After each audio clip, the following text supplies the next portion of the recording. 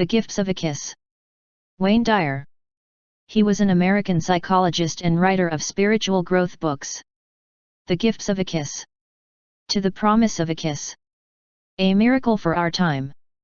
And in memory of John Lennon. That proposed us to imagine that the world, it could be like a miracle. Reality is not a concept, reality is my everyday life. J. Krishnamurti. Introduction. Throughout history, narrative has been an important means of communication. From the fables of Aesop and the parables of the Bible to Juan Salvador Gavotta, passing through many other ancient and modern works, we have pleasant opportunities to learn by putting ourselves in the position of the observer. When the consequences of actions fall on a fox, a bird, or a prodigal, the critical stab is less painful. But we easily see how the truth and the universal essence of the narrative pertain to all of us. These imaginary examples propel us toward new perceptions and emotions, toward new behavior. Science and technology have led us to a splendid new world, which offers us greater possibilities than ever. However, in many respects our attitudes and feelings have not evolved accordingly. We are ill-equipped to take advantage of the opportunities that are presented to us today, because we carry wrong beliefs and perceptions about the realities of our world. What would be the reactions of a visitor from another planet to our complex organizations on Earth? How would we view the culture of that visitor? Can we compare ourselves favorably with other civilizations? Are we willing to accept an objective look? EYKIS Gifts is an example of a dialogue between an Earthling and a Uranid, that is, an inhabitant of Earth and an inhabitant of Uranus. They are both peaceful, open, and life-loving people, and they want to increase the collective well-being. Through them I have been able to observe in what state our societies are and imagine where we could go if we opted in favor of certain realities. The incentive to be a parable may bring up more people who are willing to observe, but ultimately we all have to look inward and observe ourselves. As you will discover, EYKIS lives. Long live EYKIS! Wayne Dyer. Foreword. The library had been designated as the place to return the rented caps and gowns. I was among the shelves full of paper and leather, traditional symbols of wisdom, with the hood of my doctoral gown twisted around my shoulders like a loose noose, under my arm the rolled parchment certifying my professional qualifications, with an essay from the philosopher Bertrand Russell in the hands. The book was about happiness, something that I had looked for, without ever finding, in the countless texts that I had read so far. Someone approached me from behind. I recognized him by his slight shuffling. At the university there were those who called him eccentric, others, less kind, called him a crazy old man. But in the international community of scientists, especially among physicists, he was recognized as a genius. I turned and smiled at him, greeting him with unfeigned respect. "Good afternoon, teacher." "Ah yes.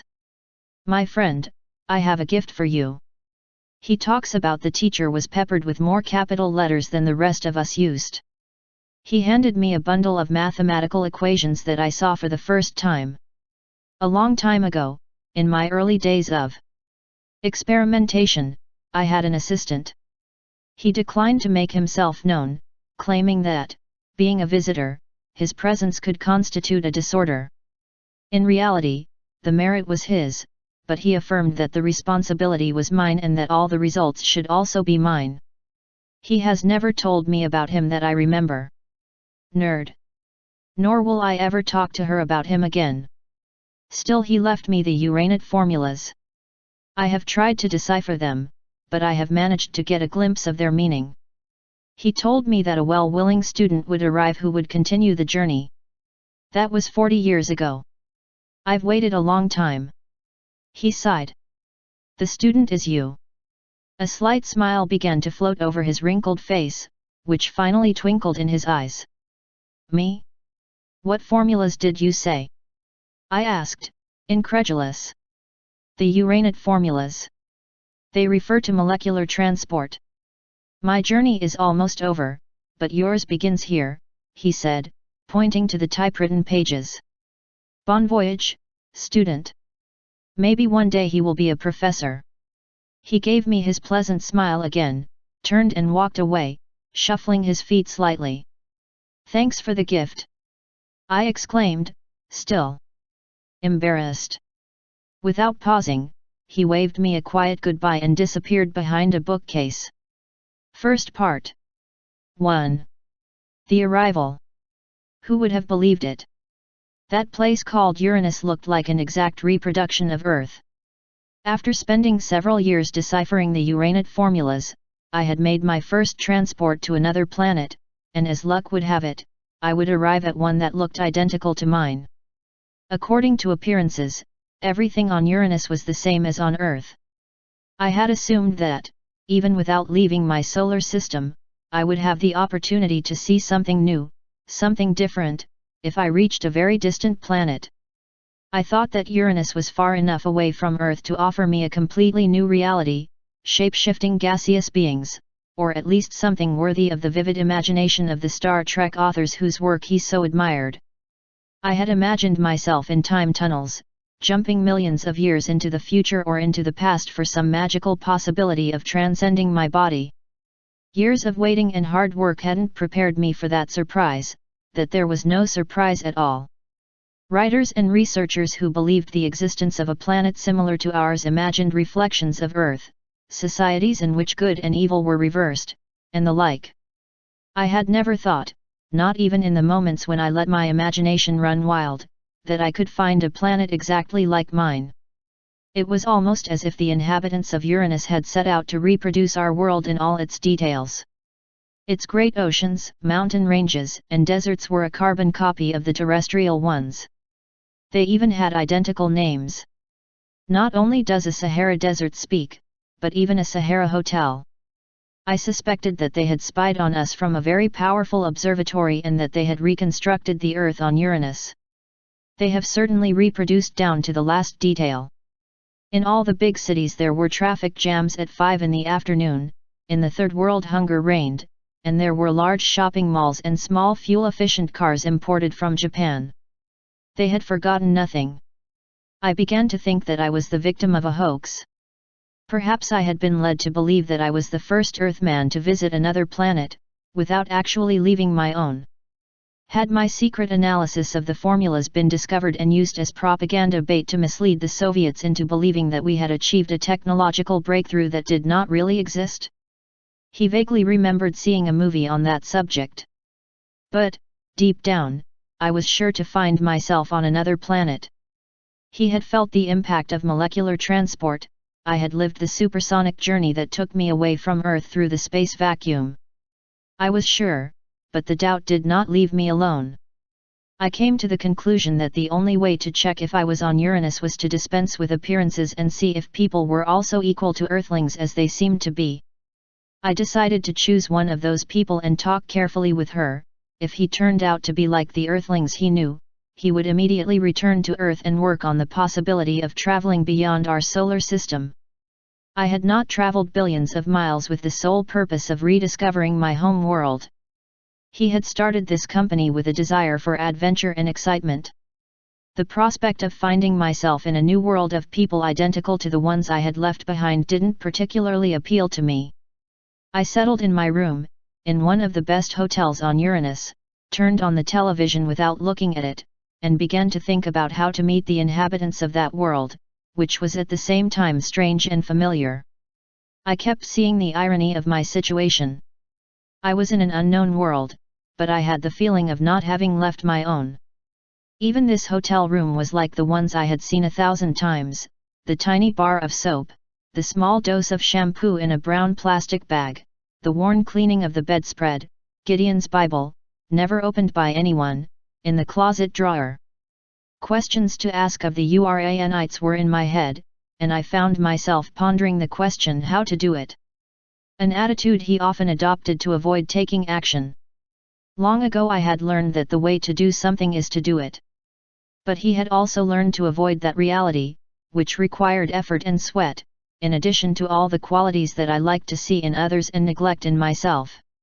Instead of getting down to business, I was now using my problematic situation to keep my thinking focused on what I could or couldn't do. Then I moved on to a more advanced form of escapism. I began to think about the questions I wanted to ask the Uranites. Do you have wars? Are you worried about the laws? How do you face the problem of cancer, and how do you see that mystery called death? Do you have schools, and do they give priority to grades and obedience? Are you wearing tailored jeans and, if so, why? Do you have the same history as the Earthlings? Do you have news of our existence? Will you visit us one day and, if so, will you come in peace? Do you have nuclear weapons? Do you have a Jane Fonda? Are you identical to us on the inside as you are on the outside? Do you feel emotions, fears, anxiety? Do you use tranquilizers? These questions bombarded my brain almost as fast as I managed to record them on my little tape recorder. I wondered, by the way, if I could change the batteries on Uranus. As I dictated, I realized that the word anxiety had been repeated on the television. I couldn't believe it. Until then, I hadn't paid attention to the informant who was speaking on the screen, a man who looked exactly like the ones I had seen all over my country. The Aryan model of television good looks *, who could have slipped into the empty seat of any local television host in Seattle, Minneapolis, Atlanta, or Toronto without anyone noticing the difference, read his text in such a bland way that I lowered the volume as I thought about the enormous task ahead. But, while dictating to the tape recorder, do you feel emotions, fears, anxiety, do you use tranquilizers? I heard in the newsletter the first words that made me understand that on Uranus everything was not exactly like on Earth. It was almost like getting slapped. Transitioning from one block to another, before an announcement appeared, Mr. Apostura Arya had said, "This is where the local news ends. Stay tuned to your screens, in a few moments we will offer you the sports information, the weather bulletin and the anxiety report." He had half listened to the national news, which, peppered with empty expressions like the main economic indexes, student protest rallies, and presidential study commissions, sounded a lot like Earth's.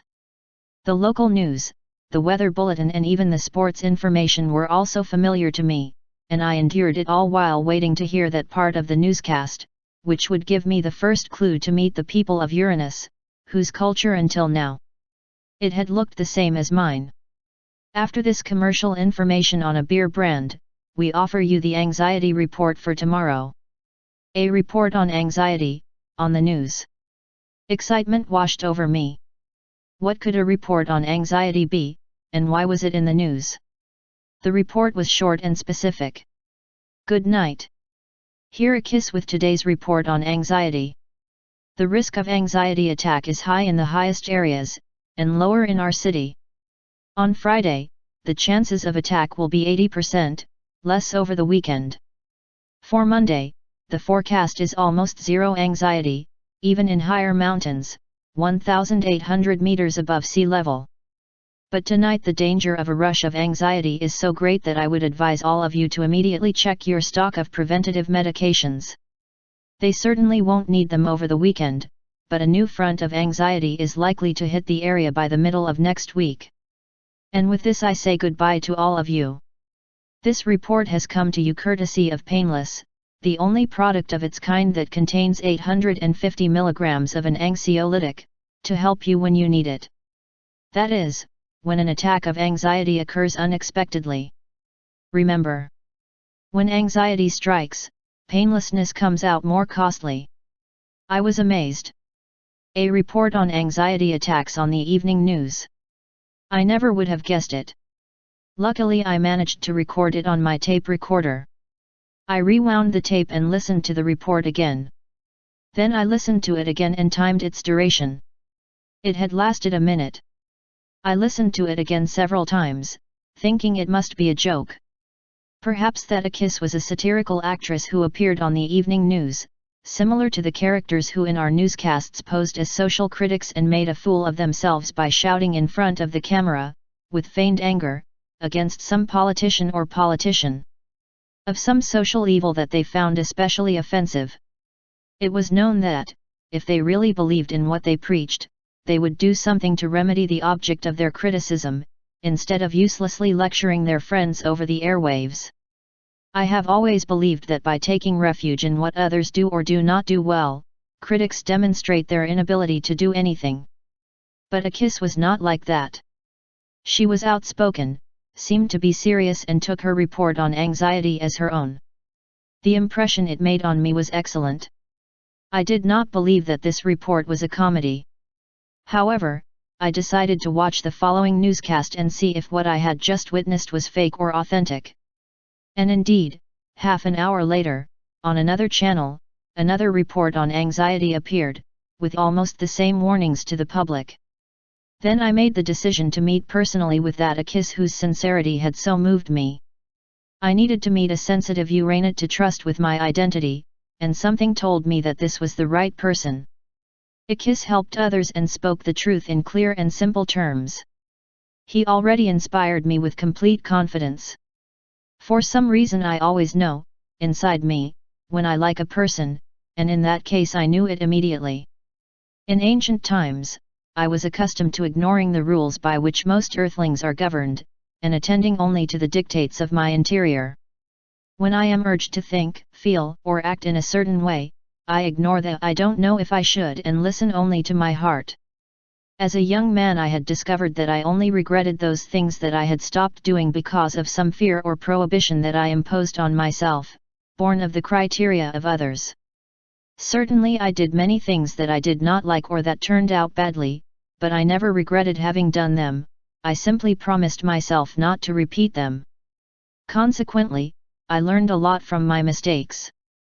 It only weighed heavily on me, having wanted to act and not doing it, due to the fear of being rejected, or worse still, of failing. Everywhere, as a young man, I had found that others obeyed rules passed down from generation to generation. Many of those rules had no real basis. For example, I had heard thousands of times that it takes a long time to get to know a person well, and even longer to know if you love yourself. But my heart had always told me otherwise. A moment was enough for me to know if I loved a person, and I realized that I did not need the test of time to verify it. However, I was always criticized for saying I love you too early. If you don't know me, how can you be sure you love me? If you tell me so easily, how can I know that for you I really am a separate person? But I abandoned the rules that others respected so much, and with it I became a source of much consternation. And despite the attacks that were directed at me by my decision to live by my instincts, I found that I was never disappointed in myself for obeying my first impulses when it came to how and when I loved others. It was always the others who were in trouble before my quick judgments about who I could or could not love. In a first meeting, on a first date, others were always careful to say only the right words, while I moved forward calmly, trusting myself and proud of my ability to ignore any norm that conditioned my feelings. It was that instinctive confidence that I experienced there, in that room of a EYKIS hotel. Although he had only seen the image of that woman named EYKIS on the television screen, he already knew that he loved her. He was a person I could trust to reveal things to me about his people. As much as EYKIS seemed as familiar to me as if she hailed from my hometown, she was, on Uranus. My first contact with something very different from what I have known on Earth. This new element was the report on anxiety that she had given with such interest. This was the first moment of real emotion that I felt on Uranus. Until then I had been disappointed by that planet modeled in the image and likeness of Earth. Zero vice versa. Had we modeled ourselves in their image and likeness? But I immediately ruled out such a possibility. We didn't do reports on anxiety attacks on Earth. He would soon learn from the author of that report how much there was to know about the inhabitants of Uranus. That idea filled me with joy, for enough then I had feared that the fruit of that visit, my assessment of Uranus in all its aspects, would consist of a report of one word, idem. I knew the word ditto would not impress my fellow Earthlings. At the very least, EYKIS would spare me the dubious honor of being the first cosmonaut to submit a one-word travel report. I fell asleep that night thanking EYKIS. My instincts never failed. The next day I would talk to that wonderful woman, with whom I instinctively knew I was in love. 2. EYKIS. He turned out to be the most approachable person I had ever encountered in my life. I called the studios that morning and we made an appointment for 4 in the afternoon. Neither of them made awkward efforts to be courteous, and she shrugged off saying that her schedule was too busy. I had prepared an explanation that would make me as convincing as possible to her ears, but she made it very easy for me. Good morning. Do I speak to EYKIS, the lady who gave the report on anxiety last night on the news? Yes. I'm here for a visit and I'd very much like to speak with you in person, I told him, leaving him the chance to politely decline such a bold request. What do you want to know? I wonder. It would be difficult for me to explain over the phone. I would be grateful if you could grant me an interview. I assure you that you will not be in any danger, I said to give him confidence. Excuse me, did you say dangers? Yes. I don't know this word. What does it mean? I meant to say that I will not harm you. I only intend to talk to you. Another word I don't understand. What does damage mean? Do you think I will explain it to you when we meet? Asked. Yes, she replied, confused but ready to. Please me. What time would it be convenient for you? This afternoon at 4. I will go to your hotel, since being a stranger, I may not know the transports. There was no trace of suspicion or doubt in his voice. I gave him the name of the hotel, and that was it. In 3 hours I would have my first conversation with an inhabitant of that place called Uranus. It became increasingly clear to me that my initial interpretation, which made that planet an exact copy of Earth, was incorrect. I wrote down 3 things in my notebook. 1. Report anxiety. 2. No concept of danger. 3. Non-concept of harm. I thought back to the phone conversation. EYKIS hadn't doubted me for an instant. His voice showed absolute confidence, and he hadn't made me difficult. I spent the next few hours walking around the city. Again I started looking for things that were different on Uranus. But the differences he found were minimal, almost imperceptible. I decided not to waste any more time sightseeing, and the idea of discovering subtle differences was erased by the anticipation of my next encounter with EYKIS. I was counting on her for honest answers to my questions. I began to see how absurd it was to look for external differences. I had observed some, certainly, but I gave up basing my research on appearances. Obeying my instincts, I would listen to people. I would focus on EYKIS, whose sincerity had impressed me. That afternoon I spent 3 hours with EYKIS. When he left, my faith in the old saying appearances can be deceiving was renewed. As much as Uranus had all the appearances of my home planet, the truth was that it hardly resembled Earth. Before meeting EYKIS, he had wasted time trying to unravel the secrets of a culture by omitting what precisely constitutes that culture, that is, the people. Instead of going to the sources, he had fixed me on the outside and had not seen anything. All the information we have about the prehistoric inhabitants of the Earth is based on the same erroneous principle. We draw conclusions about those peoples based on their objects, their pottery, their weapons, their houses, and so on. Would I want to be judged and interpreted based on the car I drive or the utensils I use to eat? Does a fork say something about me? I use a fork because I have been taught how to do it, but I could also use my fingers, or anything else that helps me to put food in my mouth. When the car doesn't work I walk or hitchhike. What does any of these things say about me? Very little, naturally. And yet, we make many absurd assumptions about Neanderthal man without having more information about him than our forks give about us. Knowing that our collective knowledge of cultures before our own is infinitesimal, I had started my visit to Uranus with the same erroneous assumptions. I had studied Eastern philosophy extensively. I knew the meaning of introspection, and had even said many times to my friends, what matters is not what happens around us or what comes to us from outside, but what happens inside us, and, when presented the opportunity to apply that idea, it had failed miserably. But after those 3 hours with EYKIS, he would never forget that truth again. By 7 in the afternoon, my second day on Uranus, I had ceased to bear external similarities between our worlds. These similarities were no longer meaningful. I will never forget my first conversation with EYKIS. I asked her if she would mind if we recorded our conversation, and she said no.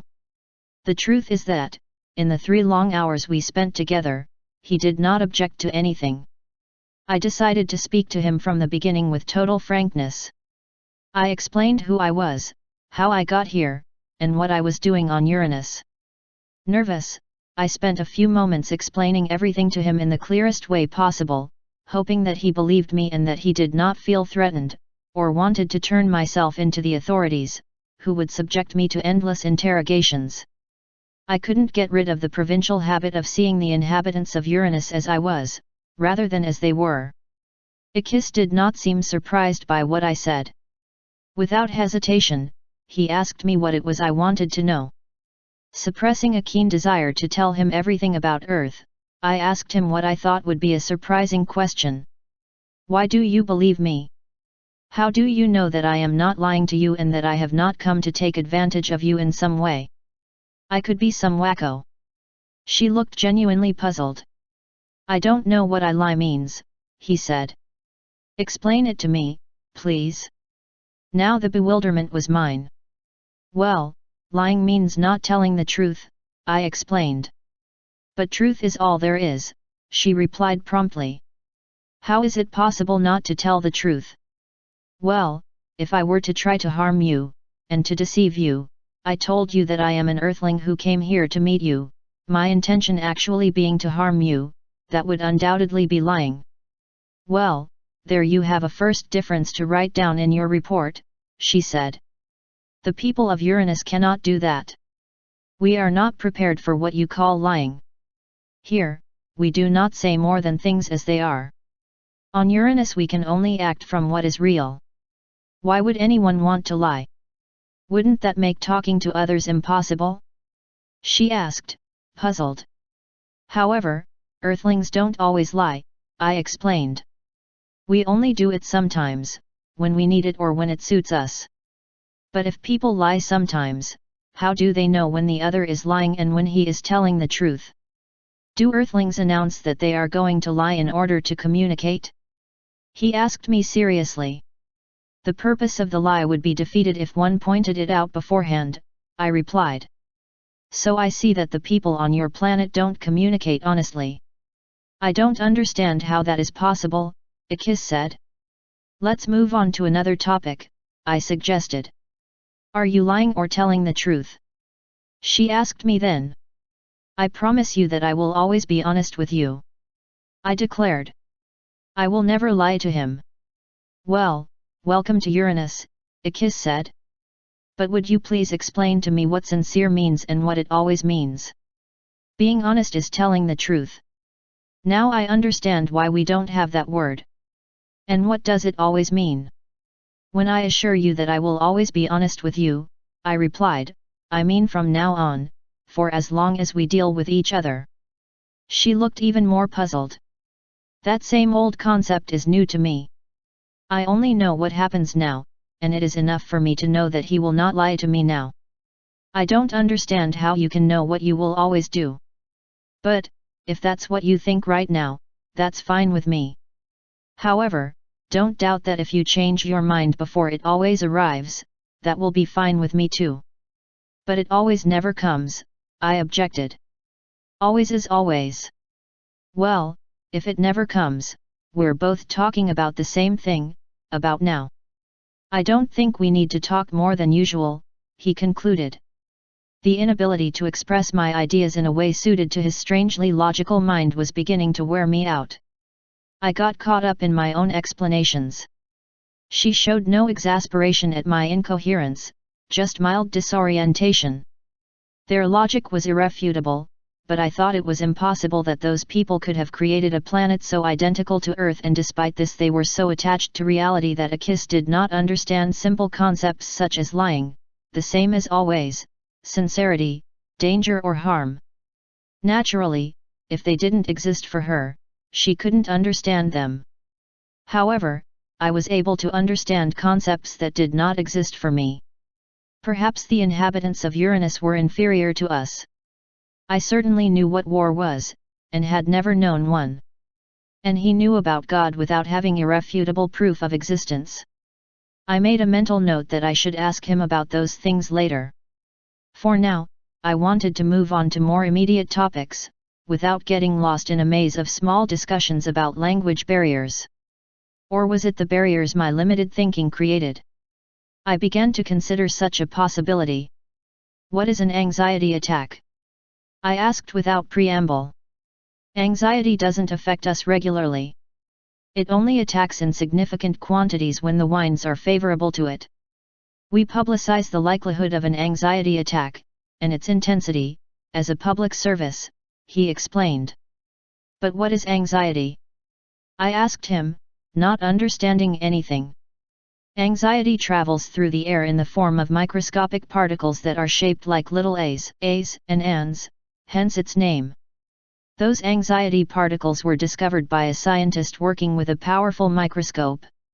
It was called painless, which is why the best-known antidote to anxiety attacks was named after that discoverer. But what happens if anxiety strikes and you find yourself without the antidote, as you call it? I asked for. Anxiety can take many different forms. If it attacks in large quantities and the person does not have the medicine, it can cause nervous depression. But, in general, anxiety attacks in smaller amounts, and the effects are general malaise, nervousness, fear, unfounded fears, stuttering, excitement, high blood pressure, and so on. Since the effects of an anxiety attack can be very serious, the news and newscasts announce the impending attacks, so that everyone can take their precautions. Does this answer your question? He asked me with visible concern. Yes, but it suggests 1,000 more questions. 1,000 thoughts appeared in my mind. I would never have imagined an explanation like that. Anxiety attacked the inhabitants of Uranus, and EYKIS could not have lied to me, because she knew how to lie. Strange world. How often does anxiety strike? I asked for. It is very difficult to predict. We can only forecast for a few days. Typically, anxiety occurs almost suddenly. That is why we must always be alert. Sometimes months go by without us being hit, and then we have 3 or 4 in a week. I was beginning to see that this was a phenomenon. Really unique. I decided to ask EYKIS to meet again as soon as possible and, if she agreed, I would invite her to visit Earth, to see how anxiety worked in another reality. But that would have to be told carefully. Before I could begin to ask her the hundreds of questions that came to mind, she asked me. Aren't there anxiety attacks on Earth? You seem astonished by what I have told you. Yes, we do have anxiety attacks, I tried to explain, but it's not exactly that anxiety attacks. In fact, anxiety by itself does not exist. People suffer from anxiety attacks without the anxiety attacking. At that, EYKIS was truly taken aback. But she didn't try to judge me nor did she seem to get nervous. Well, he said, and do you have antidotes to that mysterious anxiety that does not attack? Yes, I replied. We have tranquilizers, sedatives, therapies, and many medications. Although you have told me several times that anxiety does not attack you, then you have talked about anxiety attacks. I nodded, embarrassed. That being the case, he continued, how do Earthlings know when they are going to be attacked by anxiety, if, according to you, anxiety does not attack? We sense your symptoms, I replied. But from where? What? What evidence do they have? We started to get nervous, tense and grumpy. But those are the consequences of an anxiety attack, not its causes, EYKIS replied. How can you feel tense if there is no anxiety attacking you? Like I said, we felt her approach. From where? She asked, now exasperated. From within, I suppose, I replied, already very unsure of my logic. But if it comes from inside people, it is not an anxiety attack at all, but simple anxious thoughts. They shouldn't need medicine for that. What they need is to change their thoughts, don't you think? It seems very simple. What a blessing it would be for us if anxiety never attacked us. What do you earthlings want to feel anxiety for if anxiety doesn't strike? He asked, and this time I had time to answer. I couldn't offer an intelligent answer. In fact, she had the clear impression that she had not yet given him any answer that could be described as intelligent. Could we continue at another time this conversation? Could we go on talking tomorrow, or does the concept of tomorrow not exist for you, since you are only here now? I asked him, not wanting to be sarcastic, but nonetheless feeling a bit annoyed by his words about the anxiety of earthlings. Of course there is tomorrow, he told me firmly. But you cannot live or feel tomorrow. On Uranus you can only live in the present moment. Although we are talking about tomorrow, we only have now, but we can use our now in any way we want. Unless, of course, you have a worry-free computer or can afford a guilt trigger, which are the only two exceptions. I was about to laugh when I heard him mention such strange things, but I realized that he was completely serious. Before you go on to talk to me about computers, anti-worry and guilt triggers, is it okay if we meet at another time? We will meet as many times as you like, but on condition that you tell me about that place called Earth. From what you have explained to me, I find it very strange. It seems that you live daily in a reality that does not exist for me. I want to find out as much as I can about this strange place. I was about to protest, but didn't. I told him that I agreed to speak to him at length about my planet. I spent an hour referring to everything that seemed important on Earth. I pointed out that our two planets looked exactly the same, externally at least. She accepted that without the slightest surprise, and made no comment. For EYKIS, the fact that Uranus and Earth seemed exactly the same was something that belonged to reality. But when I started talking to her about people on Earth and the things we did, she was incredulous. She seemed totally taken aback when I told her about wars and prejudice, and when I alluded to marriage and divorce, religion and education, he looked at me as if he were looking at a three-headed monster. When I started talking to him about fighting for money as a way to improve in life, he interrupted me. Are there neurotics on Earth like there are here? I ask. Of course there are. A lot of. And do they have the same symptoms as on Uranus? He inquired impatiently. I'm not sure what symptoms occur on Uranus, but on Earth neurosis afflicts almost everyone, with a variety of symptoms. For example, people who worry a lot end up suffering from ulcers, hypertension, migraines, cramps, and other ailments. And these people don't have anti-worry computers. I've never heard of that. I suppose it will be something unique to Uranus. Well, if there are no such computers. But she stopped, because she had already formulated the same reasoning before and had seen that with me it was not getting her anywhere. Rather than argue about that point, he preferred to continue learning about things. I spoke to him as extensively as I could about how Earthlings tend to live in the past or the future. That they take medicine to cure depression, and that most are unhappy with themselves. I explained that many people endlessly pursued success and were rarely satisfied, that they were always striving to acquire more. I told him that many people suffered from unfounded fears called phobias, that few individuals truly loved themselves, and that very few were capable of giving love to others unconditionally. I told her about psychiatrists, a word she did not know, except as a name for a hemorrhoid treatment, and that millions of people on Earth turn to therapists for help. I told him about anger, indecision, anxiety for no particular reason, and self-loathing. She listened to everything, and each time he spoke to her about a different neurotic behavior, she seemed to calm down. As I had done, he took many notes and, when it was almost 7 o'clock, he asked me to meet again. Here on Uranus, we know all those things and more, he declared. I think that, if I have understood everything you have told me correctly, the big difference is that in Uranus we have a reason for all our neuroses. From what I can gather from this short interview, there are neurotics on Earth as well, but it remains to be seen whether these neuroses are based on reality. I don't want to jump to conclusions like that, so I'll wait until we talk about all this calmly tomorrow, and then, if what I suspect is true, maybe I could go back to Earth with you and see for myself. As I rely exclusively on reality, perhaps it will help me to see how you can be neurotic without a real reason. All of this puzzles me, but I am willing to make no judgments if you agree to let me accompany you to Earth. She had invited herself, as if she were guessing what I was thinking of proposing to her.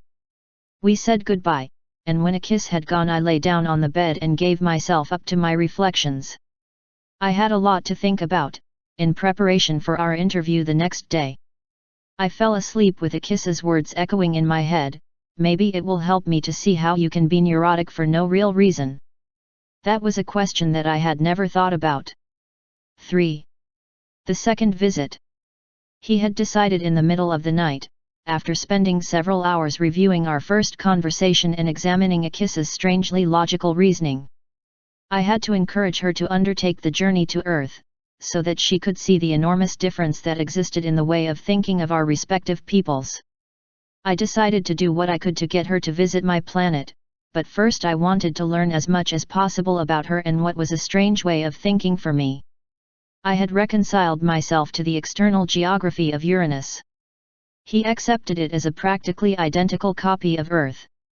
But what I had said the day before about the existence of a reason for a person to be tense, neurotic, or sad raised several questions for me.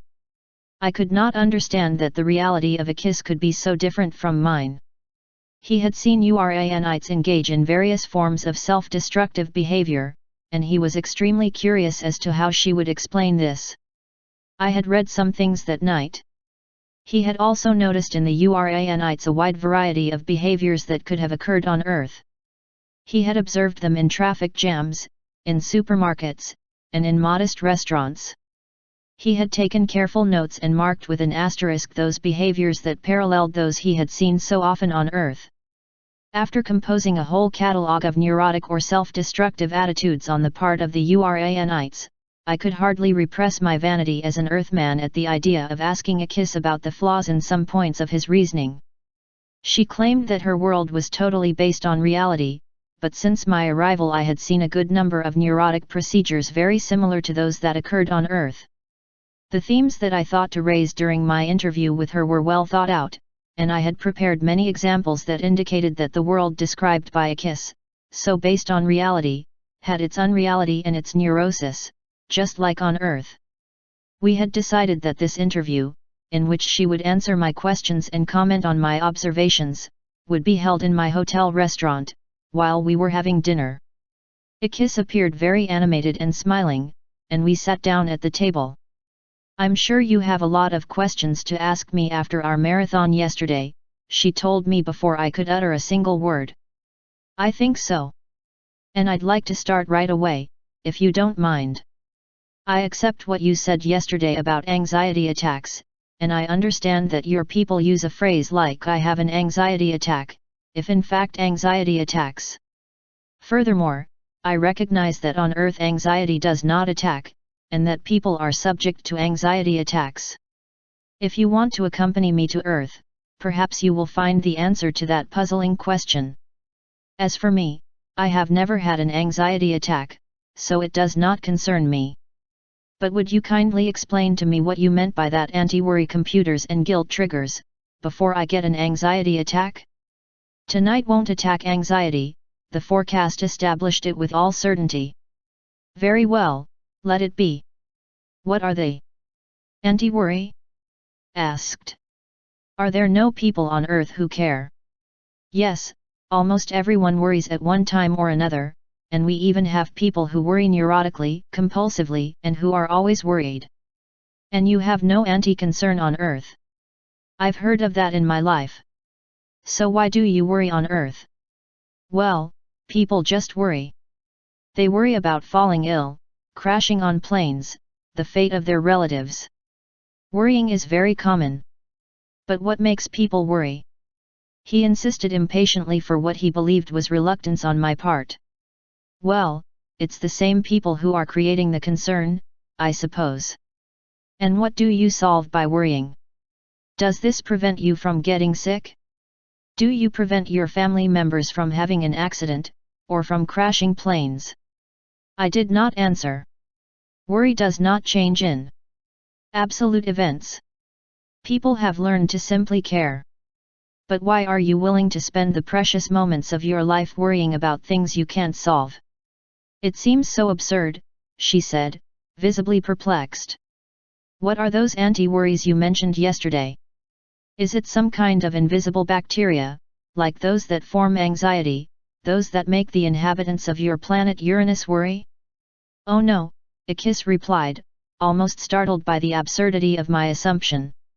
Anti-worries are a technological advance from Uranus.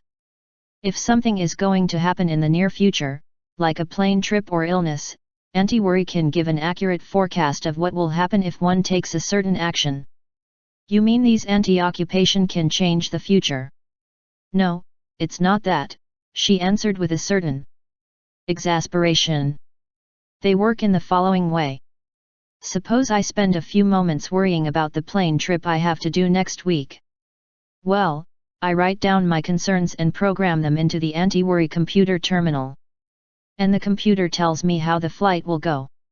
If you tell me that the plane will crash, I can change plans to avoid that flight.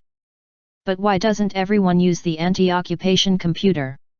If they did, they would never have anything to worry about. Naturally, almost everyone uses it, but that doesn't eliminate the need to worry. How is that? Explain it to me, please, I begged him. I just told you. To get the information you need to worry first. On Uranus, we all have an absolute need to worry in order to avoid misfortunes. Isn't that the case on Earth? Not exactly, I replied. You told me that almost everyone on Earth cares, right? Yes, that's right, but worry never helps anyone to see the future there. This is completely impossible in our reality, I replied. And then why do they worry? He asked again in that puzzled tone that was already too familiar to me. Perhaps it would be better to wait for you to visit Earth. I would evade again to avoid making a fool of myself by giving him the only answer that came to mind over and over again, I don't know. So worry is very useful on Uranus. I commented. Whoa. Well, now tell me about those triggers you mentioned yesterday in relation to guilt. I hope to find in that explanation something that would be useful to me in my relationship with my family, almost all of whose members were true machines for manufacturing guilt, either when attributing it to others or assuming it fervently. As usual, EYKIS began by asking me if there was guilt on Earth. Yes, in industrial quantities, I replied. I assured him that few people on Earth escaped the grip of guilt, and explained that it had all the nuances, from feeling like a monster for having disappointed the family, to being considered despicable for having passed through a revolving door without push it. Well, in Uranus guilt is also something very frequent, and without it I don't know how we could survive. It's a very useful and highly sought after thing, EYKIS explained, jaw-dropping as I tried to imagine what he would say next about the virtues of guilt on Uranus. How can guilt be useful? I asked, wondering what I would get away with this time. Without guilt we could not rewind, and we would forever accept our actions as we did the first time. Rewind? I exclaimed. But what about rewind? I asked almost with a shout, attracting other people's attention. Don't tell me you don't know what rewinding is. I've seen you do it over and over on your tape recorder. When you want to go back to listen to something, you rewind. Yes, but that happens on a tape recorder. People cannot do the same with their lives. They can't do it exactly the way you do, because your rewind button forces you to replay the recording exactly as it was made the first time. But a rewind trigger is not a limited, one-dimensional device like your tape recorder. A rewind trigger gives you the ability to rewind your life when you feel bad about something, and thus you can correct your mistake. You mean that on Uranus you can rewind parts of your life and correct things at will? Yes, but we couldn't do it without the help of guilt. So guilt gives you that chance to rewind, and can you repeat the action in question? I asked, hardly believing what was coming from my lips. Of course, EYKIS replied, almost laughing at my disbelief. If an action could not be repeated, what use would it be to feel guilty for having carried it out? And how do you get one of those activators? There's no need to get it, as you say. All Uranites are given one on their 3rd birthday. I don't know how we could live without them. How do they work, exactly? I asked, somewhat annoyed by his calm, almost superior tone. If you've done something you don't like speaking rudely to your parents, you close your eyes and feel guilty for 45 seconds, and then... Wait a minute, I interrupted. What exactly does it mean to feel guilty? Well, having ideas of guilt. This is guilt, ideas that give rise to a certain feeling and action. What kind of thoughts, for example? Asked. Well, thoughts like, I shouldn't have said that, I feel very bad for having shown such a bad temper, I'm a bad person. And so on. And what happens next? I asked for. The trigger triggers the rewind button, and the person can return to the conversation in which they made the mistake with their parents. And you maintain that the person can return to have that conversation and change it? I asked again, almost shouting. If I didn't control myself, I ran the risk of my interview with EYKIS being interrupted by a waiter. Yes, that conversation can be changed. You talk to your parents as you think you should have, and so you solve the problem. And what good is guilt? I asked, to make sure I heard correctly. It's obvious, she replied. Without guilt the trigger does not work, and without it you cannot rewind. Therefore, we all need guilt to correct our actions. But what happens when you've done something very serious, like stealing or even physically hurting someone? I wanted to know. You do the same, EYKIS replied. The person uses their trigger, rewinds, and repeats the action. Afterwards, he learns from what happened and programs himself so as not to repeat the mistake he made. But on Uranus people do not hurt each other in the sense of causing what you call physical harm. With the small exception of rewinding, our reality dictates that we live only in the present. And when people live fully in the present, they don't need to hurt others. There are times when we do or say things that we would like to correct, and that is why there is guilt and rewind. But seriously hurting others is not possible, as no one has absolutely anything to gain from it. We really only have the present moment, no more, no less. This is incredible. So on Uranus you need guilt to learn from the past. Well, of course. Do you not have the possibility of rewinding, as do your tape recorders? No, I answered very seriously. But you know guilt, she said emphatically. Yes, we know her, I replied even more seriously. And guilt is painful, like here on Uranus? EYKIS asked, apparently to make sure we were talking about the same thing. A lot, I replied. Earthlings are often obsessed with it. But if you can't rewind and correct what you've done, what's the use of feeling guilty? Well, perhaps guilt helps them remember that they have done wrong, and that memory helps them not to repeat the mistake, I replied weakly. But, she replied immediately, if guilt is painful to you and does not help you relieve the past, why don't you just learn from your mistakes, put the guilt aside and try to avoid those mistakes in the future? I ask. I don't know. I confessed. Doesn't guilt immobilize you? Yes. And no matter how guilty you feel, can you never rewind and correct mistakes? No, never. So it seems to me that it is one thing to do something that you regret and feel bad about it, and another, very different, to do something that you regret and feel guilty for a long time. The latter constitutes a double mistake. And it is also a lack of responsibility. It had never occurred to me that guilt could constitute a lack of responsibility, and I asked EYKIS. Why a lack of responsibility? Because if you adopt an emotional reaction that is painful and that is not going to cause the correction of the mistake made, that guilt immobilizes you and makes you feel bad for a long time. I see in that a lack of responsibility. But isn't your fault also a lack of responsibility? Asked. Don't you feel bad when you make a mistake, and isn't that what you call guilt? Yes, but on Uranus guilt is necessary to correct what has been done, and that is why it is a most responsible attitude.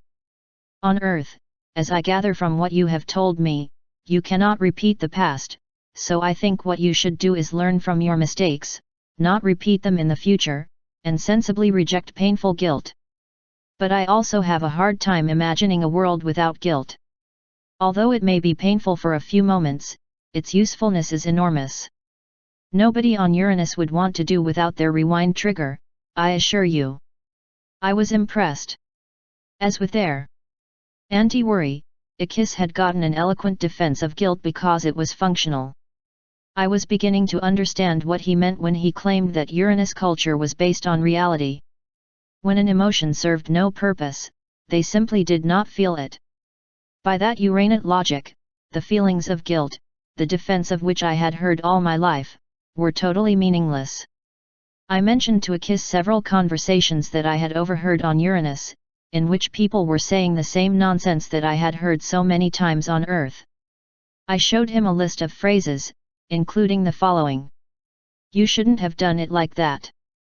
If you had listened to me, you wouldn't have that problem now. You shouldn't have done that without consulting me. When I pointed out the absurdity of those phrases, she seemed surprised that I had noticed them. The you should have, the you shouldn't have, and the you could are very valuable aids, he explained. They incite people to feel guilty and then to rewind. In what way? I asked for. By saying you should, it is clear that one person is telling another that they have not done a thing as well as possible. Then the listener can decide to feel guilty and repeat the action, rewinding, with which he will feel more satisfied with himself and his behavior will be more positive. But what if a person thinks they did well and doesn't agree with the you should have? I asked for.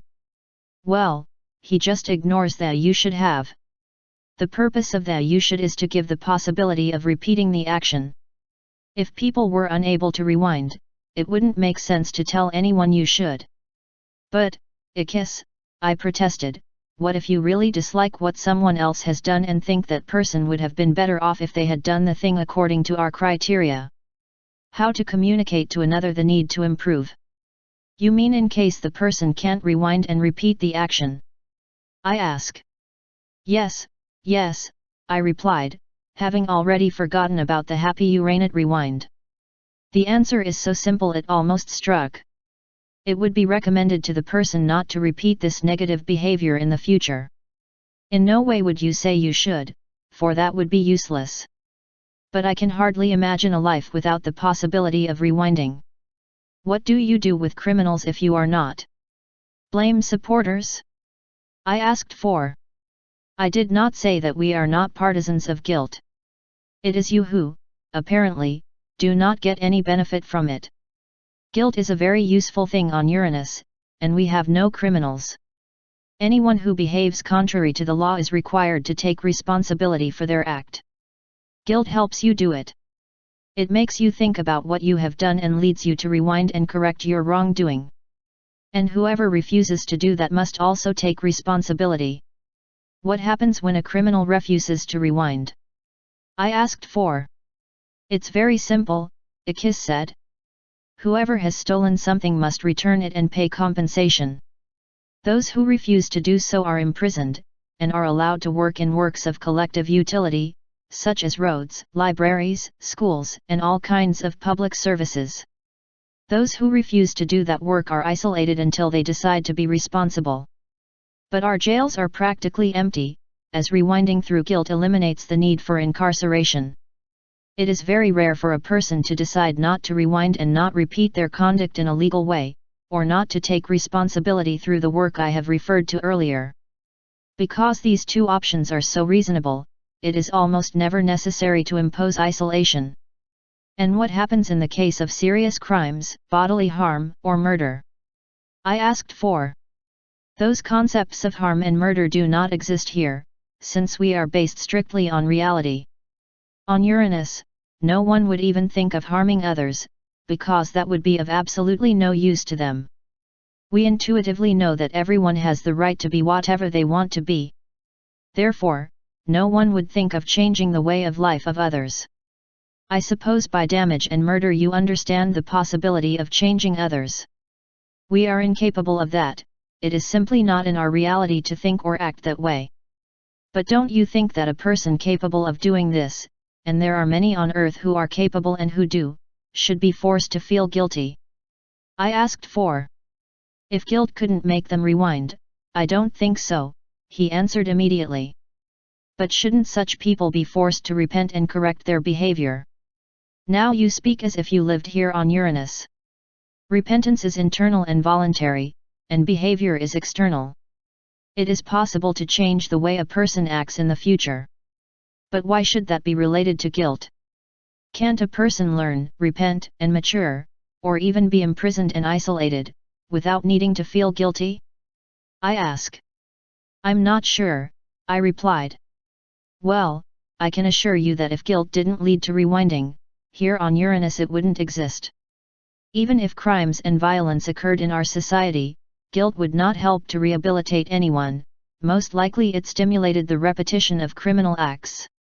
As I have said before, either you rewind and correct your performance while learning from it, or you suffer the punishment of society. Guilt is useless to correct anything if you do not have the ability to rewind.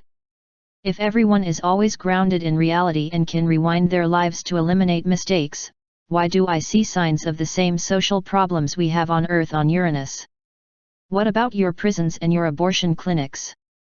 Asked. These words you use may be valid for Earth, but what you have seen here are houses of correction and women's centers. On Earth perhaps, those names of ours would be just euphemisms for harsher words, but on Uranus they are completely literal definitions. Sometimes people commit acts that cannot be accepted by society. On Earth these acts would correspond to what you call hurting someone. Due to dependency diode disturbances, or other explainable abnormalities, a person may refuse to rewind. In such a case, she needs to be counseled, so that she can see why her performance was wrong. A correction house is a rewind counseling service, a place where you live. It is not like a prison but like a home. Its purpose is to correct thinking errors. In reality, people are not bad, it just happens that she is wrong. Women's centers deal with all aspects of female life. They teach about physical well-being, sexual education, general health problems, gynecological needs, fertility and pregnancy, and childcare. The interests of women of any age are catered for, be it their body, mind, or spirit. With rewinding, we don't need abortion, but there are classes and counselors to help women think through what they are doing so they don't have to rewind over and over again. And, I must add with satisfaction, there is no social stigma on who decides to have a child, whatever the circumstances. And neither does the child suffer any discrimination. Explain to me now why the newscast I saw when I got to Uranus included some news about drug centers. Why do places like this exist in your civilization? You have taken the words at face value again. Chemicals that are not part of the food can only be obtained through a drug center, or drug administration center. Doctors and cough pharmacologists are very vigilant about what medicines they prescribe, and vitamins and other aids for people who follow holistic, i.e., comprehensive or totalizing, health programs to achieve a maximum degree of vitality and well-being. This was fine with me, and I didn't want to waste time making her defend her reality. But there was something else that worried me about that newscast. What valid reason could justify that great luxury of weapons? I saw footage from movies about military academies showing boys and girls in uniform training. And why those aircraft carriers and submarines, in addition to the large deployment of troops that fired artillery weapons, if the concept of damage does not exist in your world? I was proud of my keen observations and was almost certain that I had found a contradiction in EYKIS's impeccable explanations of the behavior of the Uranites. Oh, how deceptive appearances are! I'm happy to tell you that your description of what you saw is completely wrong. With the help of science, we have mastered the instinct of defending the territory and the aggressive protection of the species, as well as the need to fight and test of our strength and as a means of selecting our leaders. The use of force may have been necessary in the past, for the survival of the fittest, but in a rational age we know that this is not the way we want our society to function. And to give the animal that we all carry within the possibility of expressing itself without hurting others, we play war. We celebrate war games that constitute the Uranid Olympics.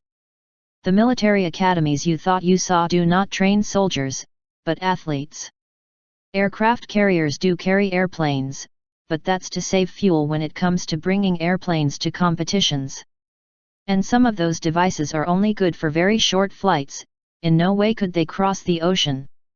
The submarines participate in competitions on the bottom of the sea, but the crews are actually trained to work in the future on ocean farms where the submarines guard the schools of tuna in the same way that the cowboys guard the cattle.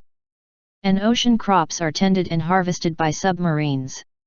The Olympics are a great way to train all of these personnel.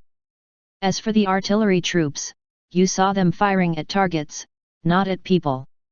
They take turns covering the same territory so that the scores can be given fairly. Heavy artillery, pointing into the air, fires fireworks. These are rated according to their originality, variety of colors and shapes, theme, combined image and sound effects, and so on. The final championships are always held at night. What you saw must have been part of a documentary about internships. What are you laughing at? I'm trying to imagine what would happen at our next summit conference if we proposed to eliminate all nuclear weapons and replace them with a fireworks display. EYKIS's thinking was always impeccably sensible. Worry and guilt existed on Uranus only because they were useful. The inhabitants of that planet did not hurt each other because it would have been useless.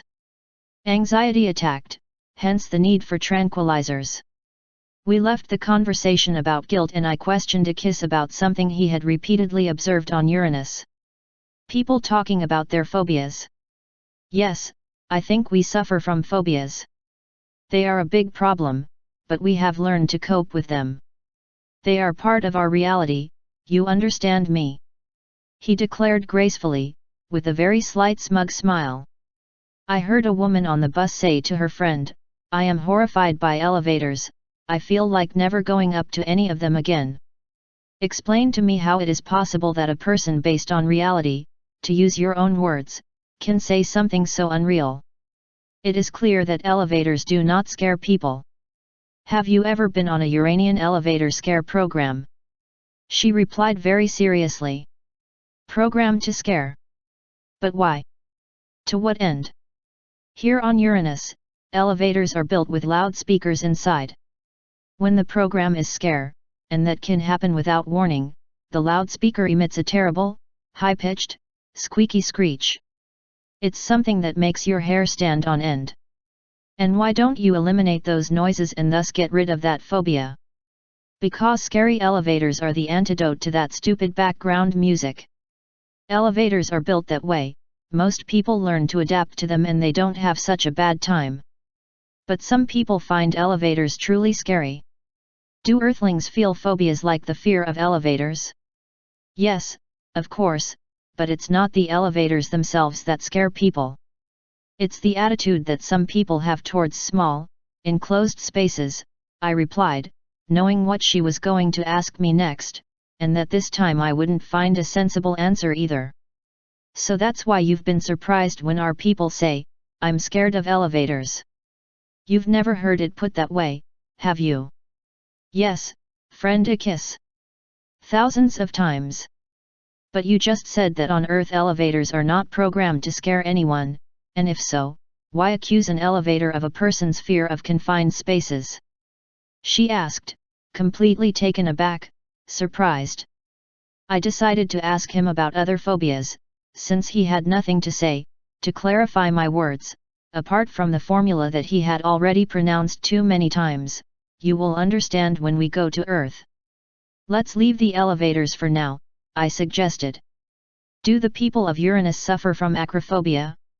Of course, EYKIS replied. Heights. They scare a lot of people here. It is a very serious and very common phobia. How can heights scare anyone? I asked 4. Heights don't want people to explore them. It's just like that, and everyone on Uranus knows it. But how can a height want anything? A height is nothing more than a high place, I insisted.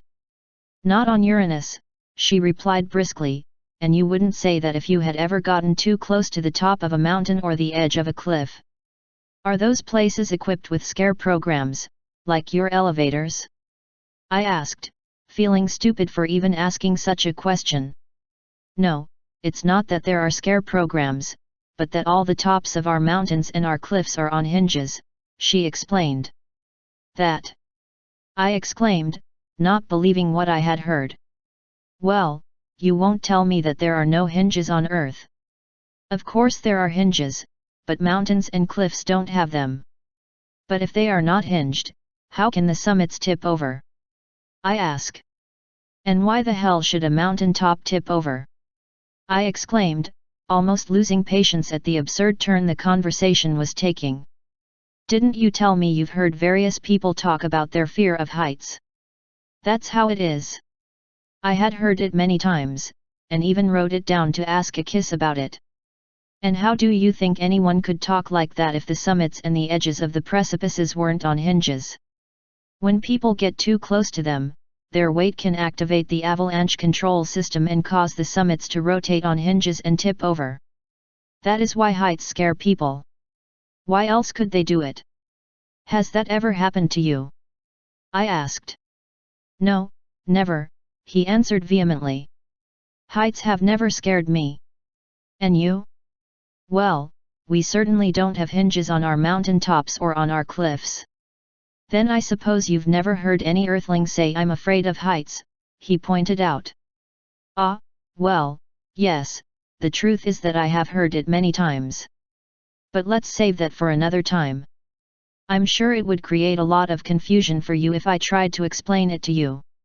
All those strange conversations made me smile inwardly, thinking about what his visit to Earth was going to be like for EYKIS.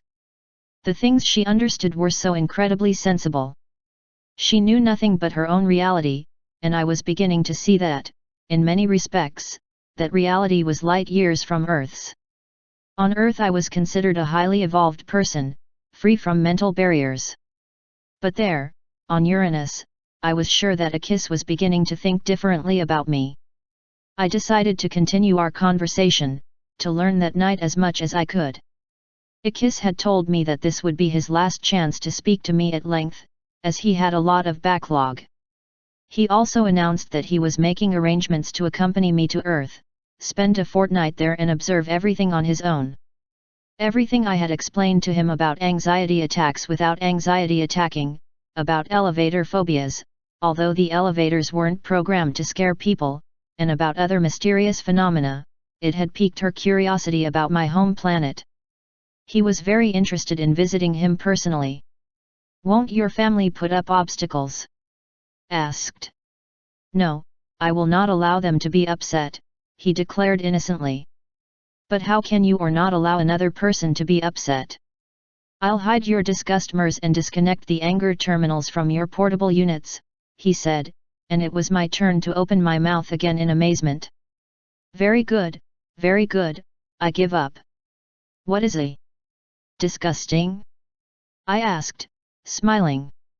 Are you trying to tell me that people on Earth can't dislike each other? Sure they can, and they do it constantly, but what does that have to do with a disgusting? I asked for. You baffle me again. But I won't ask you to explain it to me until I see your people with my own eyes. I cannot imagine that no one can upset another without resorting to a disliker. But, answering your question, a disgusting device is a very light portable device that you wear on your belt, or in your purse.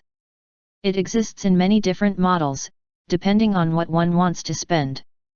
The current Disgust has 3 buttons programmed for the main members of the user's family.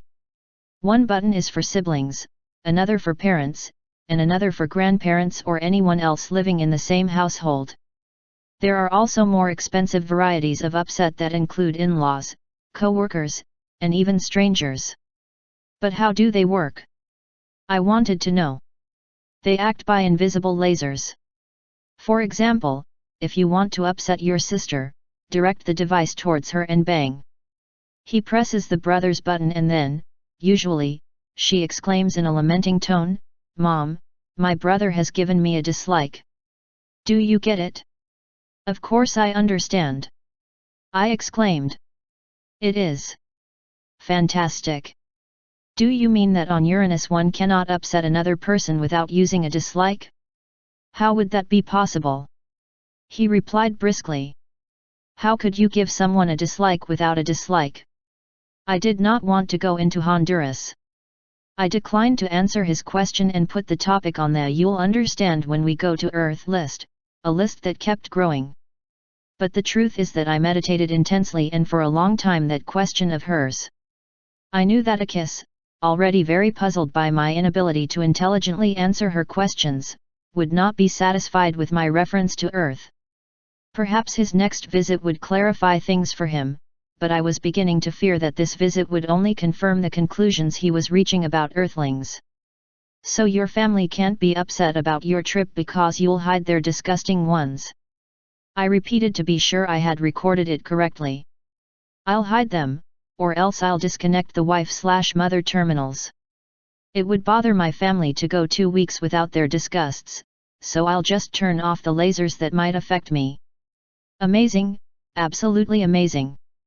Was how much I managed to say. And those anger buttons you mentioned, do they work similarly? Almost exactly the same, he replied, only they are not portable. Anger is too serious an emotional response for people to carry anger provokers around, so the terminals are fixed at everyone's home. The state limits the sale of anger provokers because they can be dangerous. Although no one would be able to harm another person, by using a word of yours, a provoked fit of anger can lead to things like tantrums, yelling, destruction of objects, and so on. This is why we hardly ever use our anger provokers. But it is also true that you can anger another by pressing certain button combinations. So you plan to make sure your family doesn't get upset with you by tampering with their buttons, so to speak. I am simply going to inform you that I do not want you to displease me. I do not want to be angered, or I do not want them. Later I will explain what I have done, and no one will be offended. Can you think of a better way to save the situation? She asked very seriously. No, none, I answered without hesitation. It is truly a fantastic method. I'd like to take some of those gadgets back to Earth. You mean you don't have disgusting and anger provokers there? I wonder. Exactly, EYKIS. So no one on Earth can upset or anger others. Is that? She asked, almost hopeful. No, my friend, I replied. I know. I'll understand when I get there. I feared that EYKIS expected to know on Earth some kind of strange technology that would explain the thought and behavior of its inhabitants. In that case, a good surprise awaited him. It occurred to me then that, without their mechanical instruments, the people of Uranus would never suffer the pain of anger or offense. And I wondered why they would want to introduce such destructive emotions into society. I asked EYKIS. A long time ago, she explained, we discovered that without a certain range of emotions we had no stimulus for creativity. Life was too boring. The technology I have told you about was as admirable and advanced as that of the automobile, for example. But, as with the automobile, it became excessive. The automobile industry tends to produce bigger, faster, more complicated models every year. This is what happened with the dislikers and the anger provokers. The competition and the eagerness to consume were what dictated its sale, more than the real needs. Now the production of these devices is regulated by the state, as is the production of cars and other things. Furthermore, our scientists look for alternative methods, in the same way that they study mass transport, but the use of these two devices is deeply ingrained in society and will not change unless the clear superiority of another system is demonstrated. Don't your family members need you to some extent? Won't they miss you when you're on Earth? I asked, stepping away from the subject of disgusting and anger-provoking. Dependence is very important for young children. He asked me, how would they survive without her? I'm not talking about young children, but about young people who can think on their own and survive without their parents, such as teenagers. I am also referring to adults who create mutual dependence within their family. What about that? I understand now. Well, in almost all cases, we disconnect the dependency diodes of our children when they reach, more or less, 11 years, and then the dependency, the absolutely reliance on another person, is impossible. But I must admit that some Uranites need to depend beyond 11 years, often in full adulthood and, in some cases, for life. It seemed to me that I had finally found something that I understood. That dependency was very familiar to me, very typical of the Earth, and I did not want to let it pass. And why would anyone want to continue depending on others once they are able to think, feel, and live independently? I asked him, almost like a prosecutor who had just caught a witness in a contradiction. Haven't you heard of the defects that can occur in dependency diodes? He asked in a tone of disdain for my accusing attitude. Dependence is like a disease. We don't get mad at people because they get sick. If someone has bad dependency diodes, it is not their fault. The person to whom this happens remains dependent for a time. Instead of always thinking for herself, she often wants others to think for her. He blames his problems on his parents, and he's right.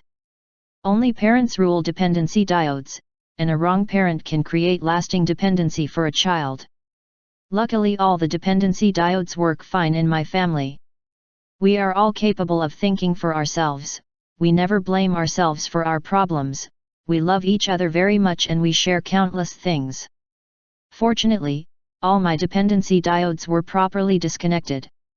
Except for my husband's jealousy jam, which he hardly ever uses, I have a wonderful family of interdependent and independent people. Nobody wants to leave the march of their life in the hands of another person, because that would eliminate what in Uranus we value most, freedom. But we have to give thanks to the smart parents who disconnect our diodes properly. I assure you that I have seen families in which everyone is dependent and obsessed with fidelity to the group, instead of worrying about being individuals within that group. That can be a real nightmare. But everything is in the hands of those who manipulate the diodes. He stopped and looked at me. I knew what was coming. You look puzzled again, EYKIS observed. Tell me, how could there be any dependencies working the diodes correctly?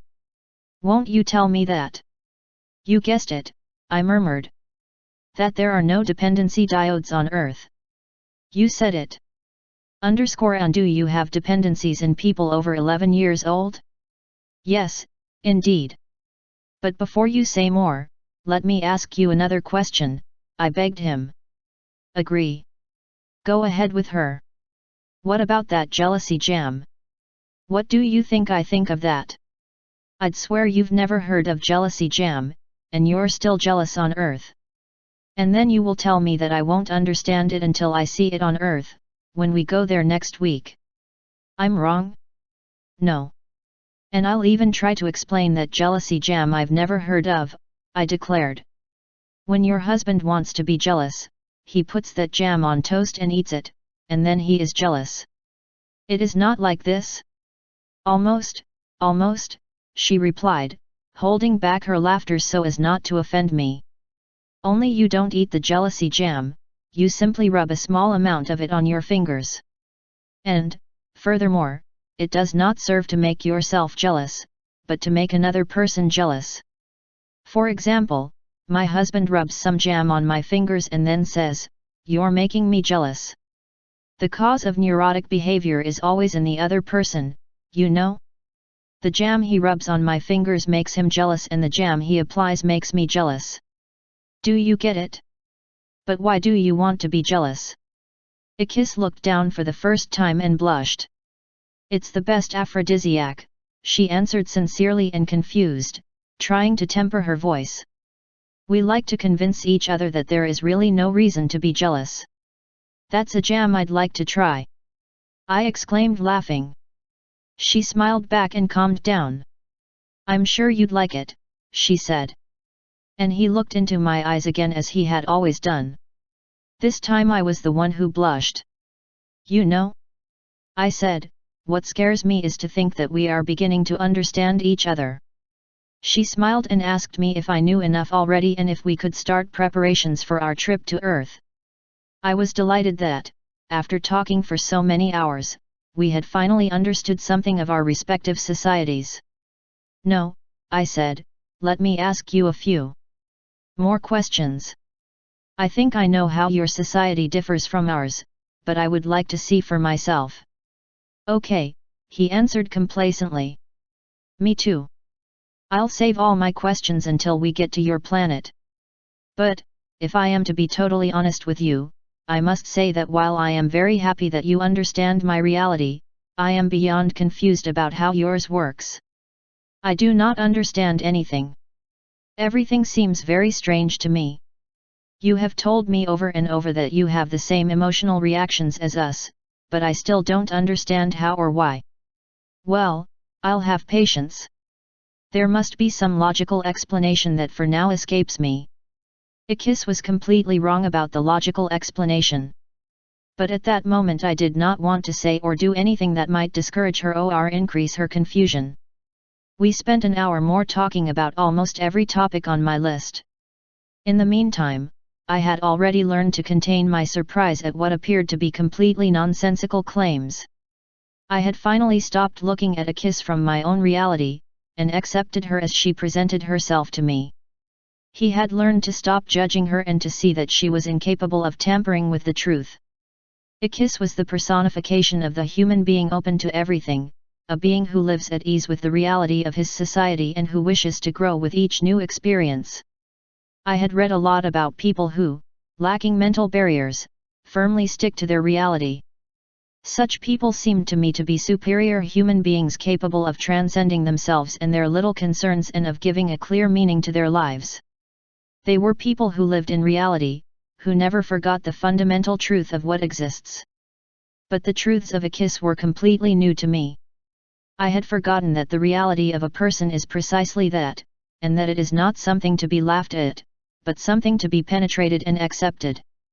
However, it was indisputable that the reality that presented itself to me now was very peculiar. Gadgets and gems, lotions and diodes, reports on anxiety attacks, and more. But what the heck? Isn't the reality of a supposed schizophrenic equally incredible, strange, and unreal? And hadn't I learned long ago that putting myself in someone else's shoes was much more realistic than calling him a nut? EYKIS helped me to see myself objectively. It allowed me to notice my judgments and prejudices by showing me that she was incapable of harboring such judgments and prejudices. She would reveal her world to me, and I had wasted my time astonishing and incredulous. In the hours spent with her I had learned as much about myself as about Uranus. Above all, I had discovered that my disbelief towards the reality of EYKIS was due to a single fact. I tried to understand her based on who I was, and not based on what she was. I made a firm resolve to stop judging her like this. On Earth I had taken pride in never acting that way with anyone, and now, on Uranus, I was most ethnocentric with EYKIS. Consequently, when she said things that the day before would have surprised me very much, I reacted calmly. He was beginning to understand her reality, and that understanding came from listening to her, not having argued with her. When EYKIS told me about the impeachment points, calculated by the impeachment bankers, I understood what he was saying. The points of accusation were awarded by the indictment banks, which reported to the corresponding state division. According to that, taxes were paid. On Uranus, the accusation made sense. Also the self-rejection lotion was now easy for me to understand. Some people even used it to stimulate self-awareness. The end result was a better understanding of himself, as self-loathing peeled off along with dead skin. Do not protest against this sensible reasoning by the fact that there was so much self-rejection in the tyrant. The lotion could cause these temporary problems, but its results were positive. As EYKIS had told me. How else can you explain why people reject themselves so much? He explained to me the importance of the fear of failure on Uranus. That fear worked in conjunction with the anti-occupation, and it served people to avoid failure through the fear that it inspired in them. How to discuss that? The second simple fact that explained my disbelief at the reality of EYKIS was the extremely sensible nature of that reality. Although it seemed the same as Earth, something was missing on that planet. It seemed to me that the missing link, so to speak, was precisely what gave my planet its distinctive, and unfortunate, character and history. Everything seemed to offer such a sensible explanation. On Uranus, people had reasons to be neurotic. These reasons had to do with his reality. By contrast, I couldn't think of any reality-based reason for any neurotic or even unhappy Earthman. And I was haunted by EYKIS's disbelief at my inability to give a sensible answer. She couldn't understand an unreal or unwise explanation, he was simply incapable of it. But she was always friendly and willing to understand everything in the future. It was when he told me about love and sexuality that he really touched me. Such a simple definition, such an easy concept. As I listened to what he told me about love, I thought that I had never experienced a joy like that, nor had I ever met anyone who had felt it. At least not on Earth. And what alarmed me most was the doubt that it was possible to experience it in my reality, unless EYKIS taught me how. But that was an absurd idea. I wouldn't even want to risk my dependency diode turning out to be faulty, or her using the jealousy jam on me. Or did she? Second part. The Earth. 4. First observations. As EYKIS and I had agreed before leaving Uranus, she was going to spend 10 days traveling around our planet. I would travel alone and incognito. There would be no publicity around his arrival, it would be kept secret, just as my visit to Uranus had been. EYKIS wanted to see everything with her own eyes, without my help. He was very insistent on being free to observe and interact with people without anyone knowing who he was, and free to investigate and ask questions. He assured me that he would be able to see it all in 10 days, since he had no more time. He agreed to record his observations on a tape recorder and to write down any questions he wanted to ask me. As soon as it arrived, EYKIS used the Uranite formulas to perform the most astonishing disappearance I had ever witnessed. We had agreed on a time and place where we would meet in 10 days, and I knew he would keep his word. EYKIS could not have acted otherwise. Keeping his word was part of his reality. My first impulse was to worry about her. I smiled inwardly as I remembered her description of anti-occupation, and wished my friend had had access to one of those computers she had described to me on Uranus. I would have liked to look into the future to make sure there was no danger threatening him. But I remembered her words about worrying. Why do you waste precious moments in your life worrying about things you can't fix? It seems absurd to me. So I suspended all worrying ideas and decided to take advantage of the next 10 days. I went through and arranged the tapes I had recorded and the large number of notes accumulated. EYKIS had told me about a lot of things. I was overwhelmed by the prospect of writing it all down in one coherent report. He had reflected on the importance of his messages. It would be wonderful to find a way to introduce this extraordinary way of thinking and feeling to Earth. He imagined a world in which people used their minds to reject the absurd and unnecessary destructive thoughts that spoil so many lives.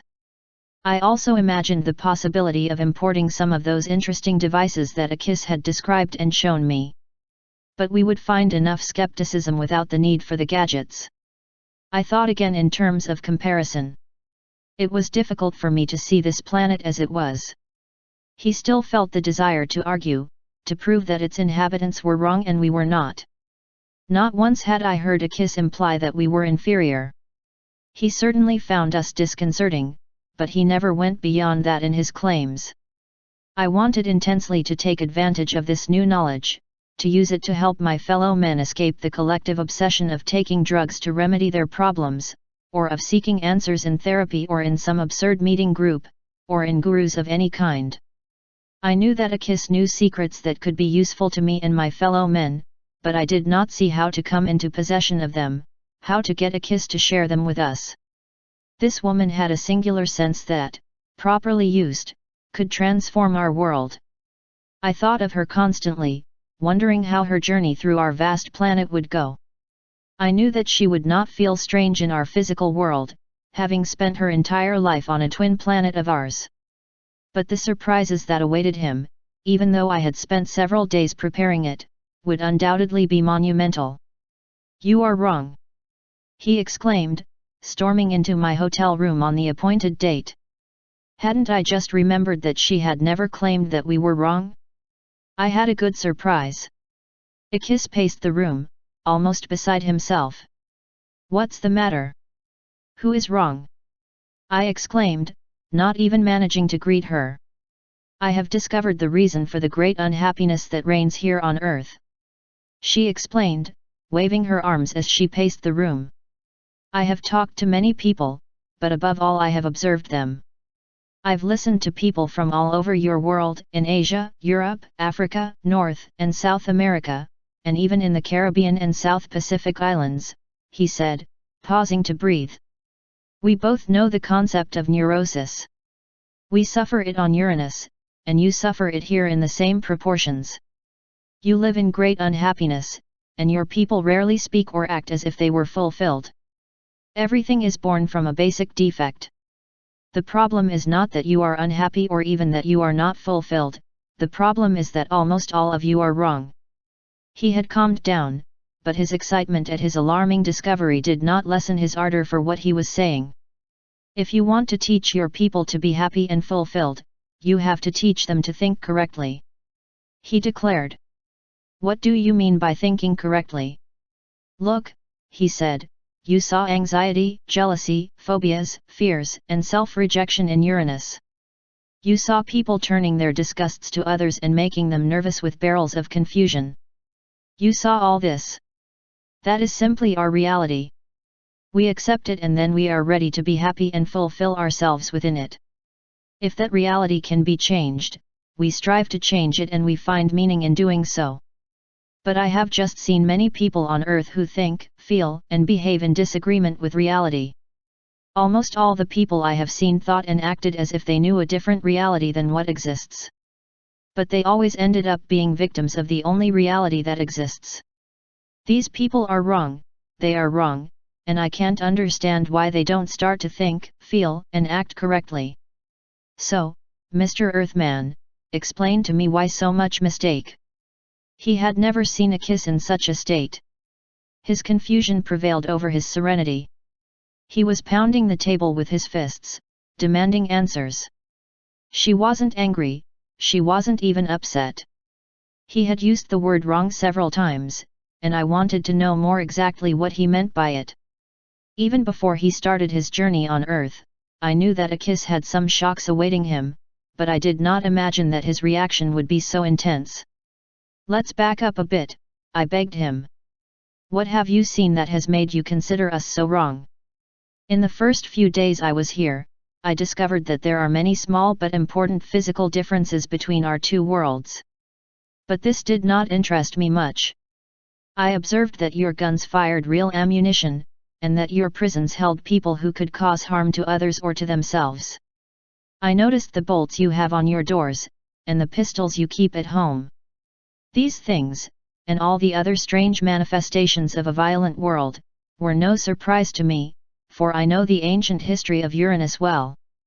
I considered these physical differences to be problems of evolution, and I thought that, through experience, you will come to discover that it is perfectly possible to eliminate these destructive elements from your world. Someday you will be able to use your prisons and submarines for positive ends, when, having verified the absurdity of competition, you move on to that more advanced form of coexistence called cooperation. That will come when you are ready for it, when you are unable to bear violence." What really surprised me was how wrong your thinking was. I will start by telling you about my first observation, which occurred last Monday morning, in line at a bank. I was just going to get some money, just as you suggested, and I overheard the conversation between the two women in front of me.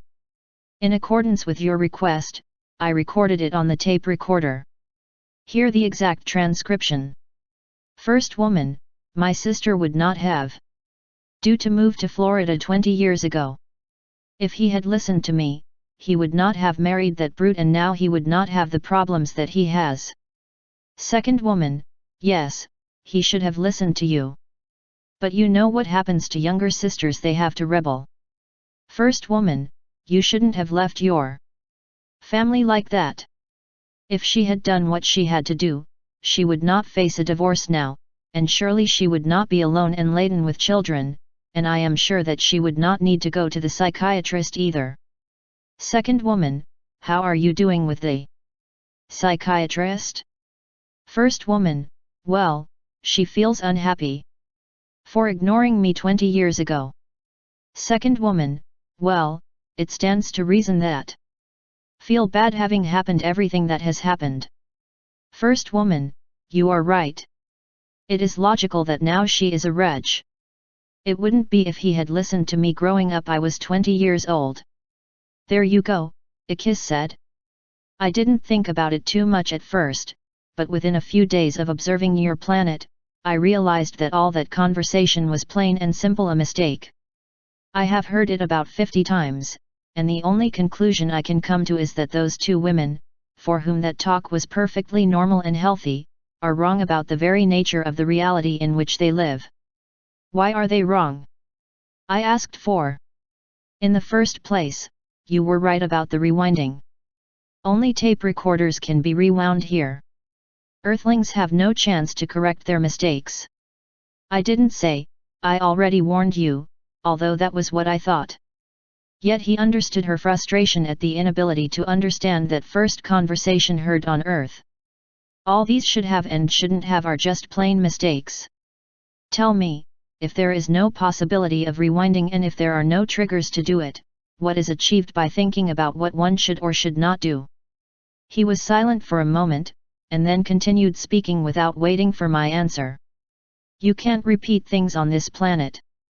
That being the case, why should people say should have, shouldn't have, and such phrases?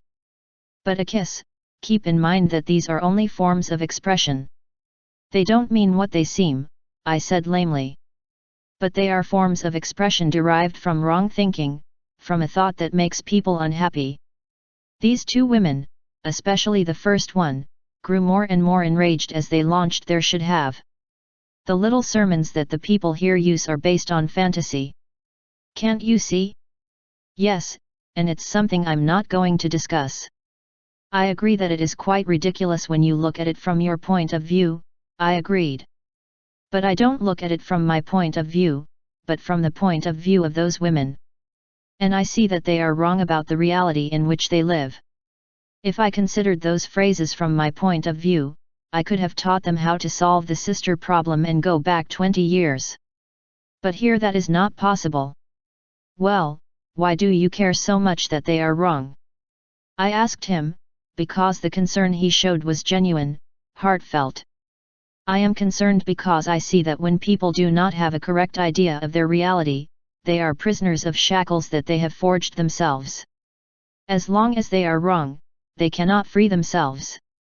Not that that particular conversation made those two women unhappy. It is that happiness is always impossible when reality itself is incorrectly seen. Go on, I said, sensing there was more. Don't you see it, my friend? He exclaimed, almost shaking me. That woman did not say, my sister made some decisions and now she has to accept the consequences, and perhaps she will have to change if those decisions she made no longer serve her. What he said was, he should have listened to me, and he shouldn't have left. Unless I am as wrong as most earthlings, it seems to me that what has already been done cannot be repeated on Earth, and therefore the should have are meaningless. It's true, I admitted. Well, despite that, I have heard I don't know how many times conversations of the same style. One Friday afternoon I overheard a telephone company employee tell a client, a gentleman determined to have his phone fixed right away. He should have called on Wednesday. And the man accepted it. He walked away from the counter as if the clerk had said something logical, something correct. But they had both acted equally incorrectly. It made me want to whisper to the man, "On Earth, when it's Friday, nothing can be done on Wednesday. It is impossible." But I remembered your instructions and acted as a mere spectator. For the moment, I will be a mere spectator. I immediately wondered what he meant by "for the moment," but ignored it. "You're right, EYKIS," I said. "You cannot do a thing on Wednesday when it is already Friday. But you can do that thing next Wednesday," and that's probably what the clerk meant. In an unpleasant way, of course. Do not you understand? The clerk had no interest in helping him fix the phone. What he did was lecture him and leave the problem unsolved, instead of looking for a solution. And worst of all, the man accepted it. He walked away from the counter, shaking his head and saying, "I didn't know you were coming on Wednesday, it's my fault." There were two people talking and neither was aware of the realities of Earth. How can all the inhabitants of a planet do that without it disintegrating? But before she could answer him, she looked back at the transcript on the table. "And another thing," he added. "How can one say? Person, is it logical that she is unhappy, almost as if she were in favor of that woman's unhappiness, in favor of her limitations?" I didn't know what to answer to that. EYKIS was upset by what she had heard. As he explained later, he suffered for all those earthlings who were needlessly miserable. In his extraordinary orientation towards reality, he could not understand why people thought, felt, and acted that way. He went so far as to declare that if it were in his power to get the earthlings to stop being wrong, only to stop being wrong, nothing more, the neurotics would end on this planet, because from what he had observed, there were no real reasons to be neurotic. EYKIS was the most idealizing realist I had ever met. He asked me for a simple explanation of the two phenomena I had observed in that conversation. First, he should have, when on Earth you couldn't rewind, and second, the right to be unhappy. Desisting from justifying those apparently harmless forms of expression, I recognized that they represented erroneous evaluations of our reality.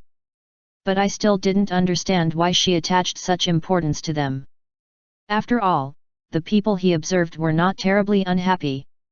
They were normal and ordinary beings, applied to conversations that on Earth were the most common. When I said so, EYKIS looked at me sadly. "But this is precisely what troubles me, my friend. Don't you realize how widespread error is in your world? If it is so evident in a conversation between two women in line at a bank, or between a telephone clerk and a user, it means that the whole planet is invaded by that way of thinking. It is the people on the street that I wanted to observe. They are the ones who allow us to get to know a people. If they are affected by that evil, it is very likely that the evil is even more widespread among the dominant groups of your world.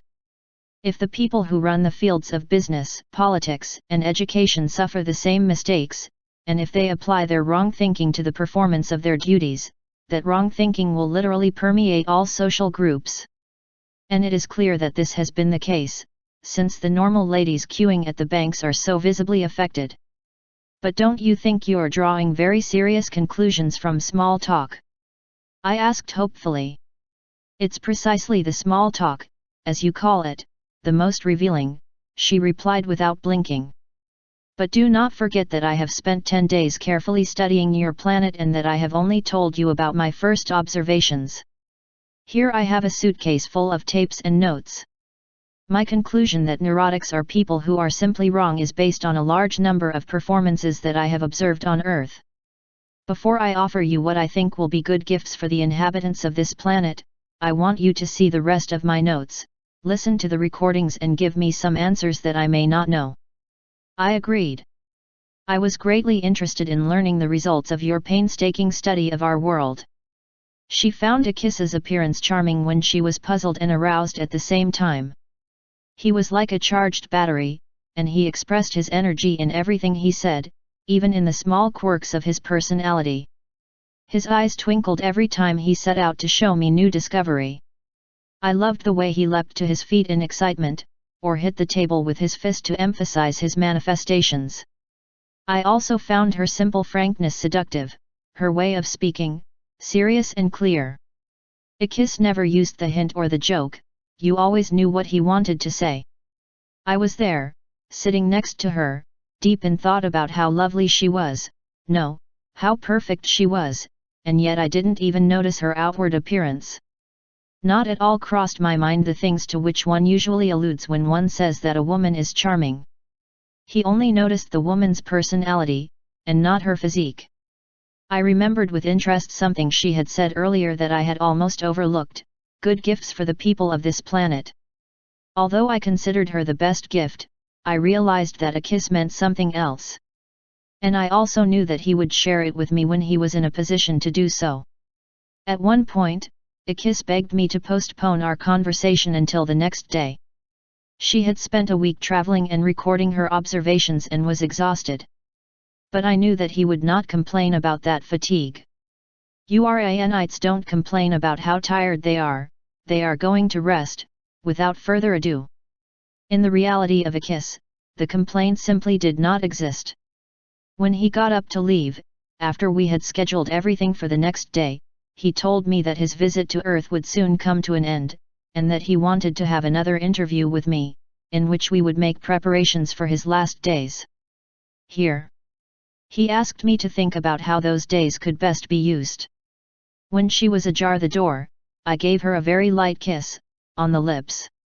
It was not a sensual impulse, without simply our first physical contact. "I think I love you, EYKIS," I said awkwardly. Long ago he had learned to pronounce those words every time he felt love. And at that moment I felt it. EYKIS reacted with the most unique response I had ever heard. "I know, and you can be sure I realize what it means now. We'll see you tomorrow at 9. We have a lot to learn from each other. Good night," as they say here, as if a night could really be good or a bad day. 5. EYKIS's final remarks. There was no doubt that we were getting closer to each other, despite my friend's efforts to accomplish her task in an objective, almost scientific manner. EYKIS continued to show clear signs of emotion, signs in which I wanted to read a deeper meaning than the one she gave them. Although perhaps that was nothing more than speculation on my part. The brief days spent in his company had been the most interesting of my entire life, hands down. I had spent weeks with so-called Hindu and Tibetan gurus, studied ancient Zen masters, and personally spoken with contemporaries. But the comparison was impossible. EYKIS was a unique character. The things he said to me were so alarmingly simple that they almost knocked me out before I could assimilate them. The only comparison that came close to his case had to do with very special moments that I had lived with very young children, still masters of their innocence. I have great respect for children. I have always felt very comfortable around those little characters who laugh, joke and put their emotions on the table, so that one can accept them, reject them, or act with them at will.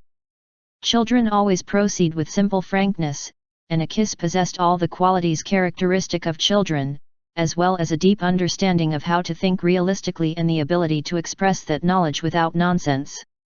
I constantly thought about the inner qualities of that woman, which were new to me. That is precisely what I was thinking about when she appeared, very animated, first thing in the morning, ready to begin our last day of shared observations. "We're going for a walk this morning," she announced with her distinctive spontaneity. "Okay, EYKIS. Whatever you say." We left immediately and crossed the city towards the docks. As we walked together, stopping at the odd picnic area, we became immersed in the experience we shared. Intimacy with her became easier for me, and from time to time I would hold her hand as we walked. She offered no resistance or seemed affected, at all, by my touch. He accepted it as my way of marching by his side, and he didn't make a problem of it. But I loved having her hand in mine, I felt that it brought us closer. I knew it didn't mean the same to EYKIS at all, but for the first time in my life, I didn't care about that. "Well, what confuses you the most about Earthlings?" asked. "Well, I already told you that, in my opinion, most of you misjudge your reality. This is a characteristic that seems to occur in almost all the attitudes that I have observed. And in what other way do you think that we are wrong in our assessment of reality? I insisted, encouraging her to pursue the subject.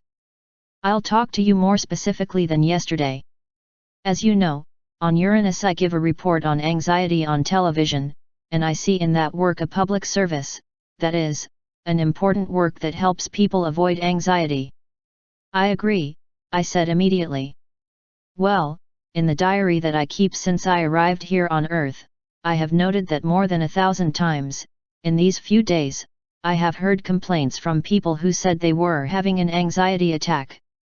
But I have discovered that on Earth anxiety does not attack and, what is more, that anxiety does not even occur here as such.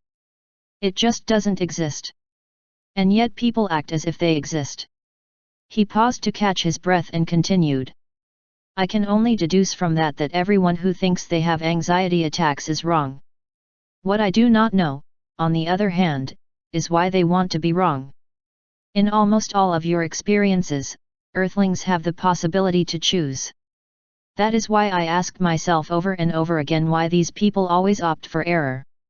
Later, speaking with your medical associations and your doctors, I have found that tranquilizers and other drugs intended to calm anxiety are consumed in large quantities. And I say, why does that happen if there is no anxiety on your planet? EYKIS, wait a minute. How can you say that there is no anxiety on Earth? You just have to look at people. They worry about their relationships with others, about their performance at work, about the possibility of a war, about money, about the economy, about their health, and about many other things. On Earth there is a lot of anxiety. Good, EYKIS said. And where is that anxiety you speak of? Well, just because you can't see it doesn't mean it doesn't exist, I stated lamely. It's inside people. That is precisely what I wanted to go to, she replied. Here there is no anxiety in itself, as it does on Uranus. There are only individuals on Earth who think anxiously, and that is a very different reality. In what way is it? Well, in every possible way. On Earth you dominate your thoughts, and anyone can decide for himself how he wants to think. That is your corner of freedom, so to speak. But instead of using that freedom to think in ways that benefit you, you make two capital mistakes. The first is that you choose to think anxiously, and the second is that you attribute the consequences to anxiety, rather than your own decisions. Consequently, your peers say things like, I'm having an anxiety attack.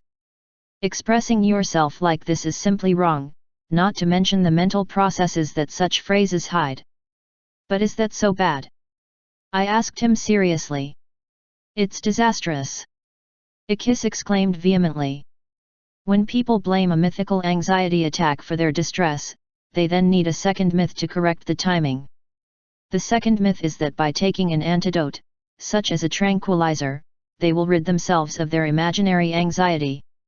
Okay, EYKIS, I replied, but what happens when a person does not say they have an anxiety attack, but simply feels it because of the way others treat them, or because they run into some obstacle on the way to his objectives? It is even more absurd for an Earthling to experience that. On Earth, apart from how a person goes or, as you put it, how others treat them, that person has absolute power over what they decide to think. That is your reality. Therefore, when all seems lost or when you are disappointed in others, you can still choose whether or not to abandon yourself to anxious thoughts. If you choose them, you end up tense, hurt, scared, furious, or hypertensive, without more, all of which does not lead to happiness or personal fulfillment. On the other hand, if you decide against anxiety, you have an opportunity to correct or ignore external facts and, in addition, to realize yourself. Since neither option will change reality or the way others decide to act toward the person in question, why shouldn't that person make the choice that benefits him the most? If you put it that way, I can't answer you, except to say that most have gotten into the habit of choosing wrongly, in your words, because it's easier to blame others for your own anxiety than to accept responsibility for that anxiety and get rid of it. That is precisely my concern, EYKIS said. I have come to the conclusion that Earthlings seek to shirk responsibility for their problems, including anxiety. That gives them an excuse to do what they would have to do to change. As long as they continue to believe that anxiety comes from outside and not from within, they will not be able to do anything to be happier, and since they also go around full of medications, that reduces their possibilities even more. So you see in that self-deception the cause of total unhappiness? Asked. Yes, absolutely, he replied. Not only does it prevent complete and boundless happiness, it can lead to more wrong and destructive decisions. But how can nothing be more destructive than the absence of happiness and the impossibility of changing such a situation? I asked. I've heard a number of people say that their anxiety attack had led to a nervous breakdown. Yes, it may be, I declared. But that can't happen on Earth, it's a pure illusion, he replied. You wouldn't talk like that if you'd seen those shattered minds in mental institutions, I assured him. But I have seen them. I have visited them and talked to their friends and relatives. You will have seen, then, that it is not an illusion. The results are not illusory, they are very real. But that does not change the fact that the reasoning that led these people to the sanitariums is an illusion. First of all, the nerves here do not cause the same depressions as on Uranus. I have seen reports of autopsies performed on people who have died from such behavior, and I have not found a single case of a nervous breakdown. On Earth the nerves fulfill their function, and you do not know what great luck you are, if you think about the true nervous depressions that occur on Uranus. Second, people who suffer from these delusional nervous depressions, which seem to be the end result of a series of non-existent anxiety attacks, do not really believe they have chosen their condition. You literally think that their misfortune has been caused by some other person or people, and what is even more puzzling, these other people too believe they are responsible for the anxious thinking of their friends and family. They constantly feel guilty, without having a rewind trigger, a device that does not exist on Earth. Such people are prone to illusory anxiety attacks themselves, sometimes leading to their own imaginary nervous depressions. It is a vicious cycle that is born from a cause, wrong thinking. It is totally incorrect for you Earthlings to talk about anxiety attacks, about things that make you nervous, or for you to say, I have a nervous breakdown. Have I spoken clearly enough? Yes, I admitted. For the first time I realized the frustration EYKIS must have felt at these wrong-thinking Earthlings, who could have it all in terms of happiness and personal fulfillment. She knew that our reality, unlike hers, gave us the freedom to be whatever we wanted. He could almost hear her thinking, if on Uranus there were no anxiety attacks, upsetting, and all the other things that are an integral part of our reality, there would be no barriers to our potential happiness. Earthlings in reality have no reason to be unhappy, despite which almost everyone chooses unhappiness and accuses some other person or an external cause of it. But he didn't say anything. Instead, and almost as if he realized he was reading his mind, he completely changed his tack. Speaking of accusing, he said, that seems to happen a lot here, and I haven't heard of impeachment points or impeachment bankers yet. I then remembered our conversation on Uranus, in which EYKIS explained to me what the impeachment points were, audited by the elected impeachment delegates. On Uranus, each individual received a certain number of points of accusation that were recorded in an accusation account, in the bank of accusations.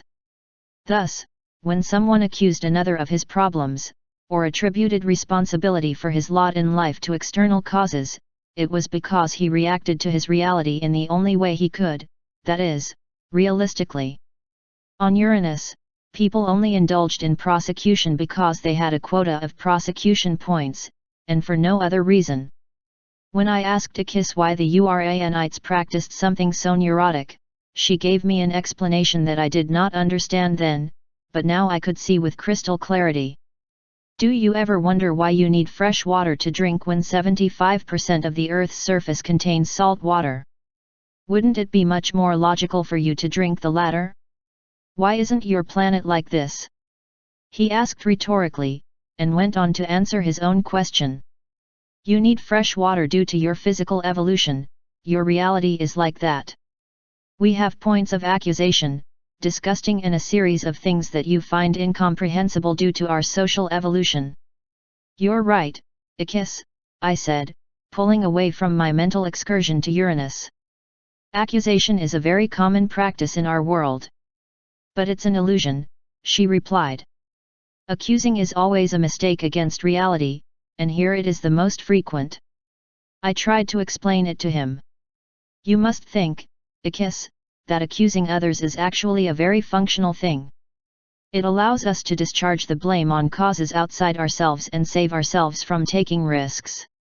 It helps us explain why we have not realized ourselves and limits our possibilities for change.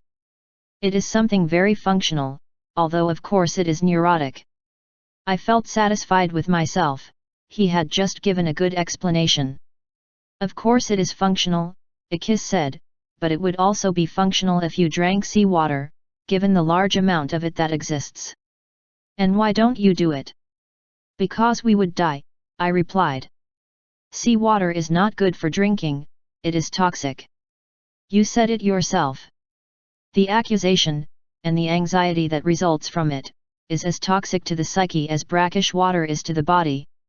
People don't drink it because their reality doesn't allow it. But when that very reality screams at them not to surrender to the accusation, they ignore it and absorb the poison, and then they accuse the poison and not themselves of the sad consequences. It is something like accusing the mirror of what it reflects. What kind of accusations have you observed? You. I asked for. He took a deep breath, as if he were going to say many things at once. Well, it's an international hobby, he stated. One day I heard a man being asked, "Why are you so depressed today?" And he replied, "The stock market situation has depressed me. How can I be good when my stocks are bad?" And now I ask you, how can the stock market govern a person's emotions?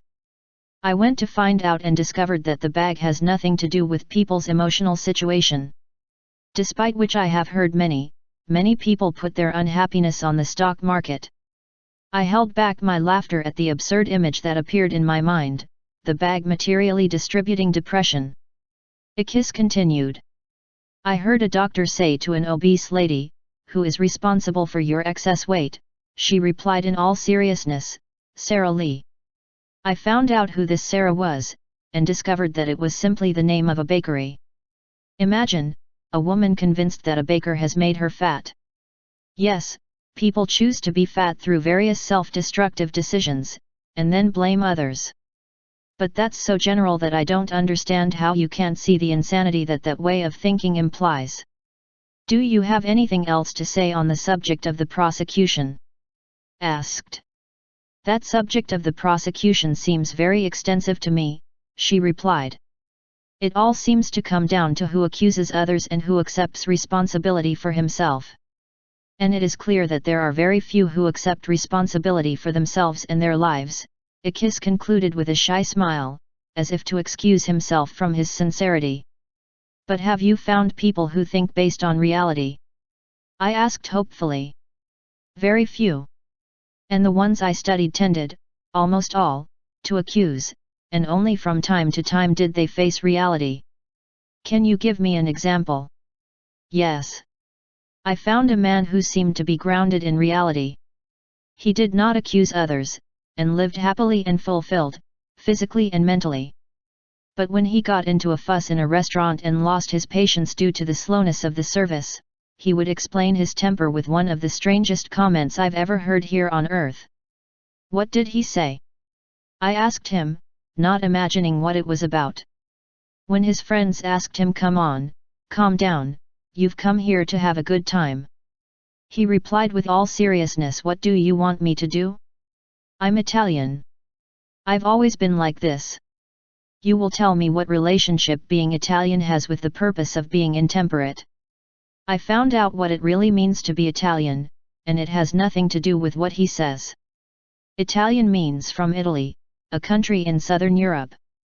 No more no less. However, he uses that fact as justification. You're right, EYKIS, I said with a smile. People often attribute the quirks of their personality to their cultural heritage. It's easier than taking responsibility for those oddities. Although I had never thought about it until now, I confessed, the truth is that the people here choose their personality. On Uranus, people don't have that freedom. They are assigned the type of personality that will characterize them. Instead, each individual can decide what they would like to be. At least that is what I have observed. But people act like they don't have a choice in that regard. EYKIS was speaking quickly again, which he did when he wanted to make a point. And continued. I've heard people blame their parents, their social class, their race, their childhood, and other factors. But, according to my research, it seems that, from a very young age, all Earthlings have the possibility to use their corner of freedom, that is, to choose their thoughts. But EYKIS, you will not think that the children of Earth choose their personality. Don't you think that it is actually parents who shape and mold their children, and that they are actually partially responsible for what their children are when they grow up? I must admit that my observations are limited, as I have only studied your planet for less than 10 days. However, I do not agree with you. Why? I asked, listening carefully. I have observed families large and small in which, for example, an alcoholic father mistreats all of his children. Some of them took him seriously and lived in fear, others ignored him, and others accused him of his own shyness. I believe that if that father really formed their personalities, all children would become what he wants them to be. But each child is different. Each child reacts differently. Already as children they choose their way of thinking. But that is not the tragedy. The problem surfaces when children grow up and look back to their childhood for explanations, i.e., accusations, for their lack of fulfillment or happiness in adulthood, instead of saying, as a child I chose to react this way or that way, and maybe then I couldn't do anything better, but now I can, and, if I don't like something about myself, I can't accuse my father, because doing so would be like saying no, I can improve unless he changes. On Earth, what the father did is past water, as far as I know, and therefore accusing him is another incorrect thinking. Even then the father did nothing to the child, the boy chose his reactions. And if the son persists in believing that the father harmed him, he will only remain unhappy. But wouldn't it help that son change his understanding of what his father did more quickly? Yes, of course, but what matters is not the understanding of what the father did, but the understanding of what the son in question did, that's the important thing. Saying my father's alcoholism made me the way I am now is not understanding, it is an excuse, and also an incorrect excuse. So what would be a correct understanding? Very simple, EYKIS replied. My childhood reactions to my father helped create what I am today. It wasn't his fault, he only did what he was capable of. No one can be asked to do more than they are capable of. If my problem is shyness and I don't like myself as I am now, I will stop being shy by practicing new non-shy attitudes. On Uranus, with the rewind, we could fix that quickly. Once again, my friend was rolling the accusatory reasoning. His sensible logic prevented him from making excuses. Here, on a planet where free will and individual choice are the only reality, EYKIS simply saw no logical reason for the accusation, especially since she lived on a planet where free will did not exist. For granted, and where the guilt was inspired by external agents. Despite how much we talked, she was unable to explain why no one should ever accuse others, since the consequences of the accusatory attitude were always so destructive for the author of the accusations. That day we spent long hours talking. I was experiencing a new awareness of my potential for fulfillment and happiness. Although not critical of us, EYKIS showed amazement and disbelief at the abundance of opportunities available to us. EYKIS was a hilarious companion. We laughed at our follies, as she pointed out the notable differences that separated her reality from mine. My hilarity came to a head when he recounted a conversation he had overheard about complexes. I heard a woman tell her psychiatrist that her husband had caused her a complex, and that was why she felt inferior. She accused her husband of her own feelings of inferiority, although that was no longer news to me. What caught your attention, if you were already expecting the prosecution? Asked. At that time I did not know yet that you do not have groups to study the complexes. What's that? I asked, surprised again by EYKIS' strange expressions. On Uranus, if you want to deepen a relationship by analyzing a complex, you go to the Encounters department of the university and sign up for the study of a complex. They do one per spouse, and it works toward a future graduation in psychology, as each spouse learns more about the other. Has someone caused you a complex? I wanted to know. Yes, indeed, my husband caused me one ago. Many years, due to the volume of my bust. And what happened? What happened to that complex? I asked impatiently. Well, I suffered it for 3 years. Imagine, 3 years with a complex because of my breasts. Of course, that is the maximum time that the law allows for a complex created by the husband. But what did the complex consist of? How did you deal with him? I insisted. Well, for the 3 years I wore a padded bra.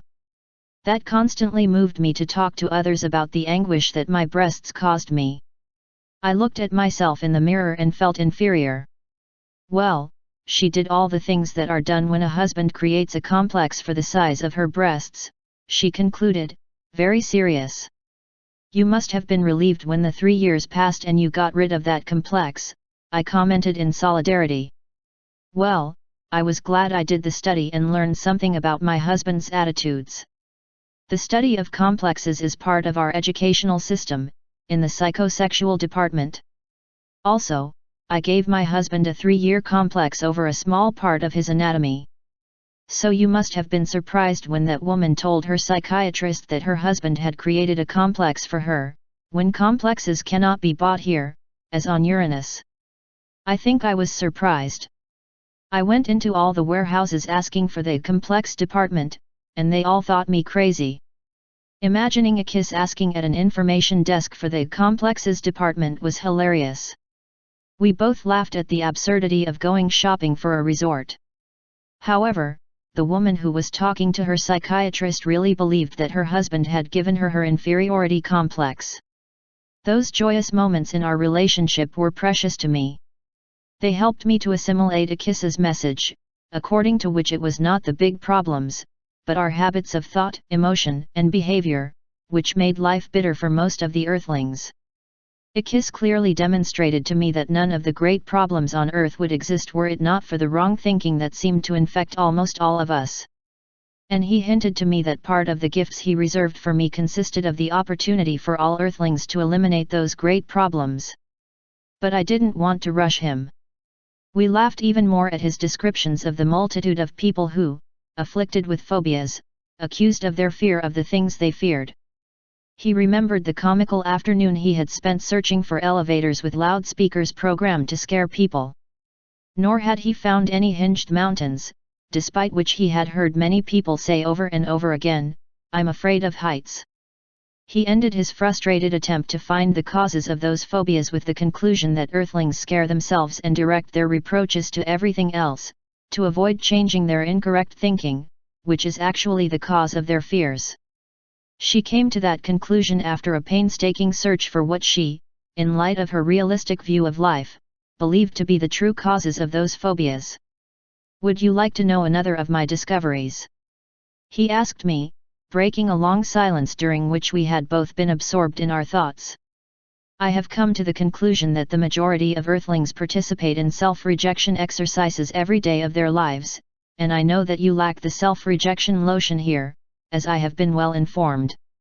She said it almost proudly, like a girl who just received her first A's. And besides, he continued, now I know exactly why they do it, although at first that really blew me away. Tell me what you discovered. Well, this is it. Correct me if you find any flaws in my reasoning. I nodded. I must admit I was impatient for their conclusions. People are trained, almost from birth, not to like themselves. Children are expected to gain a sense of self-worth from a diet designed exclusively to produce insecurity. Self-esteem is admired on earth, but only in books. There is also a lot of talk about dignity, but it is hardly ever supported or even encouraged.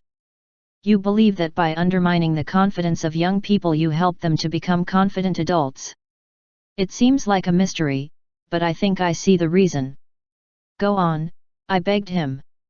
You tell young people to learn to think for themselves, but you rarely allow them to do so. Instead, you give them an education that prevents them from making decisions at all times. You teach them how to gain self-confidence, and then you prevent them from acquiring the experiences that would lead to it. Day and night, in their homes, your television shows show them how to achieve the exact opposite of self-esteem. What do you mean the exact opposite? You tell them that sexual attractiveness can be achieved on condition of buying certain jeans, or using certain expensive perfume. You constantly show them images of women acting stupid, trying hard to please their men, shaking their bodies for attention, spraying themselves with the right perfumes and thereby obtaining the desired result, that is, the looks. Approving men, or else you tell women that you can't resist a man who smokes a certain brand of cigarettes or uses a certain shaving lotion. And then you expect them to become confident adults. But we don't boycott self-esteem on all fronts, I protested. Maybe not, but you give more importance to obedience than to responsible thinking, you value fitting in and adapting more than being independent and creative. You make it very difficult for people to think on their own, especially young people. But on Uranus I saw a lot of dependency and conformism. Why do you find these attitudes so puzzling when you observe them here? Again you forget that our realities are different. On Uranus there are dependency diodes, of which we have already spoken at length. Also, with self-rejection lotion being a necessary part of our existence, we have no say in the matter. But here, on Earth, things are very different. I had forgotten about the differences that separated our realities. EYKIS saw the demands of reality very clearly, and I did not want her to return at that moment to her analogy of brackish water and fresh water, which she had found so opportune a while ago. You're right, I told him. Please continue. I don't understand why you are so many earthlings who resist independent thought and new ideas, when without them progress is impossible. You spend your life talking about progress, and then you do everything possible to hinder the only people capable of bringing it, those who think for themselves and are not afraid of new ideas. Don't you think young people need discipline? Shouldn't they learn to respect their elders and to use life? Asked. The earthly attitudes I refer to have nothing to do with respect. You cannot respect anyone if you don't respect yourself. Or, to put it more logically, on earth your reality dictates that you cannot give what you do not have. Furthermore, there is no way a person can become a self-respecting adult if they have learned to conform and adapt. A person equal to all others, what does he have to offer? He asked without waiting for an answer. If you want young people to be disciplined, you must teach them to become their own parents from the first moments of their life. If all you want is for them to take advantage, as you have said, they will not be aware of the meaning of their life, because that awareness only comes from reconciling with themselves, and not from trying to please everyone. Finally, the idea of respecting the elderly makes no more sense than the opposite idea, that is, respecting the minors. Respect is something you earn, and being older or younger has nothing to do with it. So what is your discovery about? I inquired. I think I know why you all seem so determined to instill self-rejection. It is not because you do not have the self-rejection lotion that we use on Uranus. I think you do it to secure employment. I can't think of any other reason. The job? What does self-rejection have to do with employment? Custom jeans, perfumes containing false claims about sex appeal, breath spray and deodorant soaps have to be invented, manufactured, sold, demonstrated, and advertised by a whole chain of skilled workers. In the same way, social workers, therapists of all kinds, clerks and bureaucrats who run social services are also paid to perform their role. The endless deployment of painkillers, tranquilizers, and medications of all kinds to treat people afflicted by an unfavorable self-image also contributes greatly to this economic plan. EYKIS could have continued with many more examples, but I interrupted her. You seem to be talking about a conspiracy to keep people neurotic in order to sustain the economy, I commented. This is what confuses me, she replied, ignoring the word conspiracy. Neurosis keeps your system alive. When people think in a conformist way, everyone goes out and buys the things that you have to be equal to everyone. It helps the economy that people are convinced that they can buy sex appeal, and when dependency and self-loathing are encouraged, many people benefit. She was really convinced of the veracity of her theory. You are right about many things, I admitted. But I don't think it is a deliberate plan. It may sound like it, but I don't think all of this was thought of as a way to keep employment levels high. Whether it's deliberate or not doesn't matter. What is essential is what happens. The rewards for compliance are ubiquitous, whether in China, Africa, Europe, or North America. In the name of obedience, people are told how to think. It does not matter if it is obedience to the state, to teachers, to a company or even to parents, the end results are the same. People who have little or no self-confidence and who lack innovative ideas become slaves to those who give the orders. And then those in charge, who are equally affected by insecurity, conspire to create a whole society of unfortunate conformists. He told me about people he had seen, or had read about, who oppressed others and defended that behavior by saying "I do my duty," or another equally easy excuse. EYKIS hit the table again with his fist and said, anyone who has been encouraged to become independent in their thinking would be incapable of doing such horrible things to others in the name of duty, or everyone does it, don't you think? That's why you create conformity works and the system works. But maybe we could drop this topic, she concluded, almost out of breath. Apparently my friend had been thinking about the gifts she had alluded to earlier. Try as I might, he said after a few moments, I can't understand why you act so unrealistically about your reality. Many of you get sick for no real reason. Many of you are fatigued or even elderly for reasons beyond my perception. But let's forget this for now, he concluded. I want to talk to you about one thing. Yeah, tell me, I encouraged her.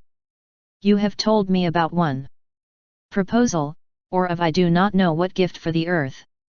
I will do what you ask of me. For the moment, we must stop thinking about what does not work and the reasons why. In the short time we have left, we must direct our thinking and energy to solutions. To the possible ways that my proposal works. I will think about it a little more tonight, and tomorrow we can discuss it. I had no idea what he was planning. EYKIS had repeatedly spoken of the need to think in terms of solutions, rather than problems, and I am sure our lengthy discussions of the previous 2 days had helped him sort out his ideas. Now he saw our problems and understood how we thought, felt, and acted. What could she offer to an entire planet? When we parted ways that night, my love for her had grown. I began to think that EYKIS had to leave in a few days, and I had to reject this thought. The thought of never seeing her again was painful for me, and I didn't want to spoil that moment with my anguish. Also, I said to myself with a laugh, I'll connect the anti-crowds to the proper terminals and change them. When EYKIS left, I realized that we had spent most of the day in a small artificial cove, sitting on a hard bench, without my having felt a moment of discomfort. As she walked away, I was certain to hear her mutter over and over what she had said so clearly just moments before, why do you react so unrealistically to your reality? We can fix this, if they let us. 6. The EYKIS proposal. I spent that night tossing and turning, working my mind at full capacity. He didn't want to waste precious moments sleeping. My life had been deeply affected by this remarkable woman. EYKIS was a kind of guru. Not the kind of guru to whom one kneels for revelations. It was quite the opposite. She was a goddess of common sense, who asked you, in simple and objective language, to detach your dark glasses and see for yourself the mistakes of your life. His clear logic and wonderfully sensible observations made me see myself and my world with new eyes, with a well-focused gaze, without the myopia of custom and ordinary thinking. EYKIS was waking me up, me, who had always prided myself on my mindful attitude. I was now much more aware of how many things I had taken for granted, simply accepting them as Earth's own way of thinking. He was beginning to question what he had considered natural a few days earlier. My mind was brimming with new thoughts and ways to express what I had begun to learn from EYKIS. I finally fell asleep wondering what gifts my extraordinary friend would offer me the next morning. What would you think of a way of thinking? Completely new? EYKIS asked me the next day, in the cafeteria where we had agreed to meet. What do you mean by a way of thinking? Completely new? Suppose I could provide the inhabitants of Earth, everyone, with a completely new way of perceiving their reality. I am talking about the greatest gift you can imagine, the opportunity to connect directly with your reality, in such a way that practically all the so-called problems that you face are eliminated. But how? In what way? I asked with impatience. I've been thinking about it for a long time, in the Uranate way. Most of your problems arise from the way you teach your children to think. If you want to achieve true evolution as a people one day, you have to somehow break the chain of thought that holds you prisoner. I think I could give your people a chance to come into direct contact with me and my strictly realistic way of thinking. That alone can enable you to make Earth the place it was destined to become. How do you know what the Earth is destined to become? I asked him, just to keep him talking. Well, thinking about what my own planet would be if our reality didn't stop us. Uranites are not self-destructive or neurotic without a positive end. It is our reality that makes us what we are. If there we enjoyed your advantages, the possibilities we would have for a creative life and personal fulfillment would be immense. Since obviously I cannot alter my reality without help from others, perhaps I can offer your fellow men the possibility of living happily and comfortably in theirs. But aren't we changing our reality by not living in it? Of course not, she replied briskly. You Earthlings continue to live each day within your reality. It is a condition of your existence. But you delude yourself by thinking according to formulas that have little to do with that same reality. It is as if you do not like what exists and therefore you invent new ways of thinking, to help you imagine that life is what you would like it to be, and not what it really is. I agreed with her, although sometimes it took me a few moments of mental gymnastics to understand why she agreed with her. Very well, so reality is what it is, and we are unrealistic when we create ways of imagining it to be otherwise. True, EYKIS said, but I think we could remedy that. Would you be willing to help me? I'll do everything in my power, whatever, I declared. Great. Look, I've thought the following. I would like to convene top-level representatives from various fields of human activity. I want you to inform your government of my arrival and arrange a one-day meeting with representatives of various sectors of your society, on a global scale. I will introduce myself to those people and tell them about myself and our respective study visits. I will explain that we have spent a few days together on Uranus, and what you have discovered, why I decided to accompany you to Earth, and what I have observed incognito in your civilization. The delegates present at the meeting will be able to ask me as many questions as they wish. My orientation towards reality will prevent me from distorting what I have seen, and I will be able to give your questions completely reliable answers. Since I am unable to say anything other than the real thing, they will be able to put the conclusions of that conference into practice. So you will receive, before my departure, the best gift I can give you. I was seduced by the idea of a conference on reality attended by representatives of various branches of human activity. But what will happen if governments refuse to participate, if they decide to appoint a series of committees to study your proposal, or to study you using lie detectors, legislative investigations, psychiatric analysis, etc., which is our way of doing things? They will put you in a jail, or a zoo, and they will observe you as if you were a freak. That's up to you, she declared, apparently not concerned with the earthly bureaucracy. You have to explain to them that these methodological options would be of no use to them. We both know that I can return to Uranus whenever I want, despite any protest from Earthlings. You know that I am incapable of studying a problem in a committee, that I am only capable of working on possible solutions. And that I am also unable to focus on what has not been done or what should not have been done. I always focus on doing. You will have to become a human belonging to the first of the 3 categories that I have been observed. What 3 categories? I asked, becoming more and more intrigued. He had never heard her speak of it.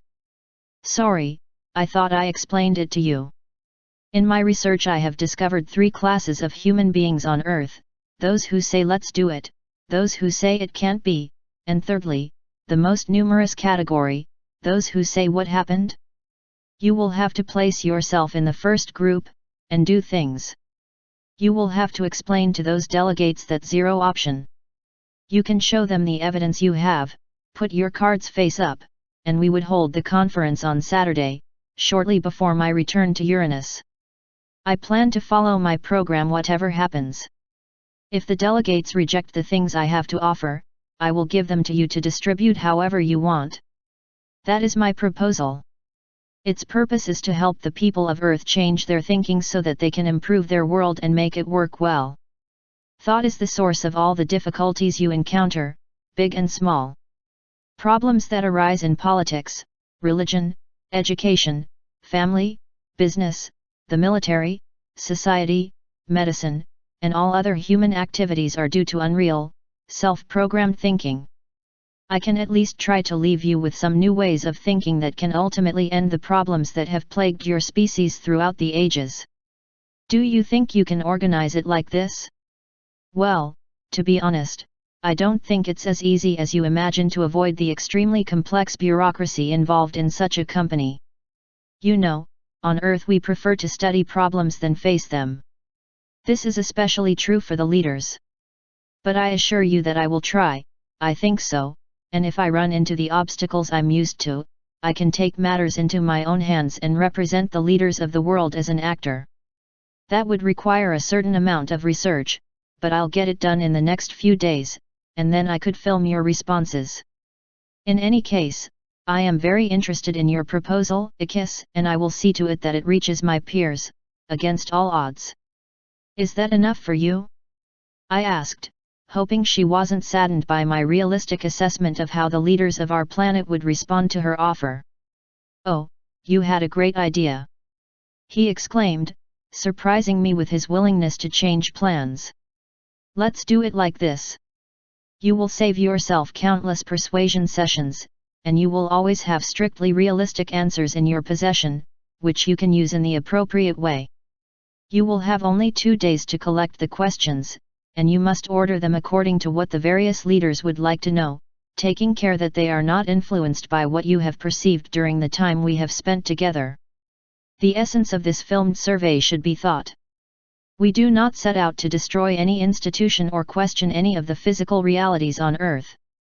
Remember that these are absolutely perfect, and remember also that, apart from some minor differences, they are the exact duplicate of my Uranid reality. We will focus on the inner world of thought and attitudes that give rise to problems, as you call them. But what aspect of earthly thinking and attitudes should I devote myself to during our last session? I have heard you say that we are only wrong by thinking self-destructively or neurotically. I recognize that you have given me many examples of the incorrect reasoning of neurotics, but I need to know the components of our thinking in order to simulate questions and answers from leaders from all walks of our world. I needed some guidelines to help me in my task. And, as it could not be less, EYKIS provided me with a detailed program that would enable me to undertake my work in the most effective and interesting way possible. Besides being wrong, a lot of your thinking is out of focus. As a result, you practice muddled reasoning, which ultimately leads to self-destructive ideas. In what areas is this unfocused thinking most evident? How does it manifest? A good part of earthly thinking gives rise to an illusion of happiness that persists for a lifetime. For example, most people are content with appearances, and with quantity rather than quality, both in their attitudes and in their feelings and behavior. But in those appearances that people seek so eagerly, there is no possibility of happiness, because happiness is an inner activity. Do you understand what I mean by unfocused thinking? But in what way does seeking appearances rather than quality lead to errors? I asked. 4. People who direct their lives toward appearances notice how others view their possessions. They abandon their feeling of satisfaction in what they are doing, for the sake of future satisfaction that can never come. They are obsessed with the idea of how others will see their material possessions, or they come to seek happiness in those possessions. These two attitudes do not lead to anything, since happiness is a strictly human endeavor that can only be lived internally. Neither the quantity of our goods nor the accolades we receive for them can bring us happiness or fulfillment of any kind. Therefore, those who seek appearances of any kind in the hope of achieving happiness are completely wrong. And you think that the quality of an individual's thought can lead to happiness? I inquired. Well, first of all I want you to understand that there is no path to happiness. Happiness is the way. And happiness lies in how you decide to think about each moment of your life. When you think happiness, you are happy, regardless of what you are doing or what your current reality is. Then you think you can be happy at any time, regardless of our circumstances at that time? I asked. 4. Well, of course. At any moment one can choose thought happiness, and that is precisely what happiness consists of. I don't ask people to pretend to be happy when they are not. I simply believe that, since you earthlings can always choose what you think at any time, you can refocus your thinking looking for the quality of an experience, rather than the external impression that that experience gives to yourself or to others. On the other hand, it is evident that the objects that one accumulates can never give happiness. So you would like us to teach thought quality and not thought appearances? I synthesized him. I'm just saying that appearance thinking leads to wrong thinking, and the latter has disastrous effects, at all levels, on your culture. Educating people in terms of quality from the very childhood, would allow to create future generations of people oriented towards quality rather than towards appearances. But how could we do that in our world so profitable? I protested at the simplicity of his reasoning. Ask me on Saturday, he replied, gently reminding me of our date. You said that there were other forms of confused thinking that gave rise to the terrible thinking errors that we suffer from. Yes, of course. One of them is that, instead of ethical thinking, you emphasize norm thinking, and you encourage your young people to imitate you. Ethics against norms. I repeated. Yes. A person who thinks about the rules is a person who does what they tell him, regardless of the situation, she said bluntly. But rules are necessary, I protested. Without them, the whole of society would collapse. For example, a rule is to stop at a red light. Imagine what would happen if people didn't respect you. Why do you stop at a red light? I ask. Because if I didn't, it would be against the law. And besides, surely, they would give me a fine, or, worse still, it would cause an accident. You mean if a new law were passed tomorrow that made it legal to run red lights, you'd pass them? How? Was all I could say. The real reason you stop at the red light is that it would be immoral to do otherwise. Risking your life or that of others is immoral. Said. But we should talk about more important things than traffic regulations. You've chosen to talk about red lights, not me, he reminded me. Besides, we can also save that for Saturday. I'm sure your state and teaching specialists will have a lot to say about the need for standards-oriented thinking. I wrote that down to remember in the course of my investigation. Norm-oriented thinking places responsibility for behavior more on the norm than on the individual. When the causality of human thought is attributed to norms, laws, and rules, morality must take second place. When people base their behavior on what others tell them to be right, ethical thinking is nearly impossible, and again the possibility of satisfaction and happiness is stifled. In what way? Here on Earth, you have even happy hours. That means, I suppose, that there are other hours that cannot be happy. You need a rule that tells you when you can be happy, and a certain amount of cheap drink to make sure of that. I repeat again that happiness is an internal phenomenon, and that norms are external phenomena. Ethics, on the other hand, is a set of internal norms that never allow a person to behave in a way that is harmful to others. The day we met, EYKIS was unaware of the meaning of the word harmful. Now I knew him perfectly. So teaching people would ethical thinking get them used to thinking for themselves? Yes, as long as that thought was based on true ethics. The need for so many rules for almost every moment of your life would be eliminated. You have rules for just about everything, including when you can have a beer, how God will punish you if you don't obey the laws, and even the subjects you must choose in school. How can anyone learn to make decisions for himself, if all decisions are already made by the rules and regulations that you rely so much on? I ask. I did what I always did when I couldn't give him a sensible answer. I answered his question with another question. With this go to quality instead of appearance, and ethics rather than rules. Anything else? Yes, my friend. I have observed that most earthlings substitute dominance for personal integrity or authority in their thinking. How do the thinking of dominance and the thinking of authority differ? I asked for. Very easy. The thought of dominance means wanting to oppress or subdue others. Much of the thinking that I have observed among you is directed to the submission of others, whether it is a nation seeking to submit to another, parents who want to submit to their children, or spouses who want to submit to one another. There is almost a universal obsession to subdue and dominate. When thinking turns to seeing to what extent one can dominate others, it cannot focus on personal happiness and autonomy. As we have already established that happiness is an inner fact, it turns out that outer thought or dominance thinking ultimately leads to this erroneous conclusion: if I get the people around me to be the way I want, or even the way I am, I will be powerful and therefore happy. So what is authority or integrity thinking, as you define it? Well, it's the opposite, she declared. It is an internal process and not an external one. A person dedicated to increasing his authority over himself, to becoming more master of his actions, to the ability to share that domain with others, does not seek to dominate anyone. Such a person uses his mental processes only to be, and to allow those around him to also be. It does not intrude on anyone's life. It aims only to learn from others, and not to arbitrate or manipulate them.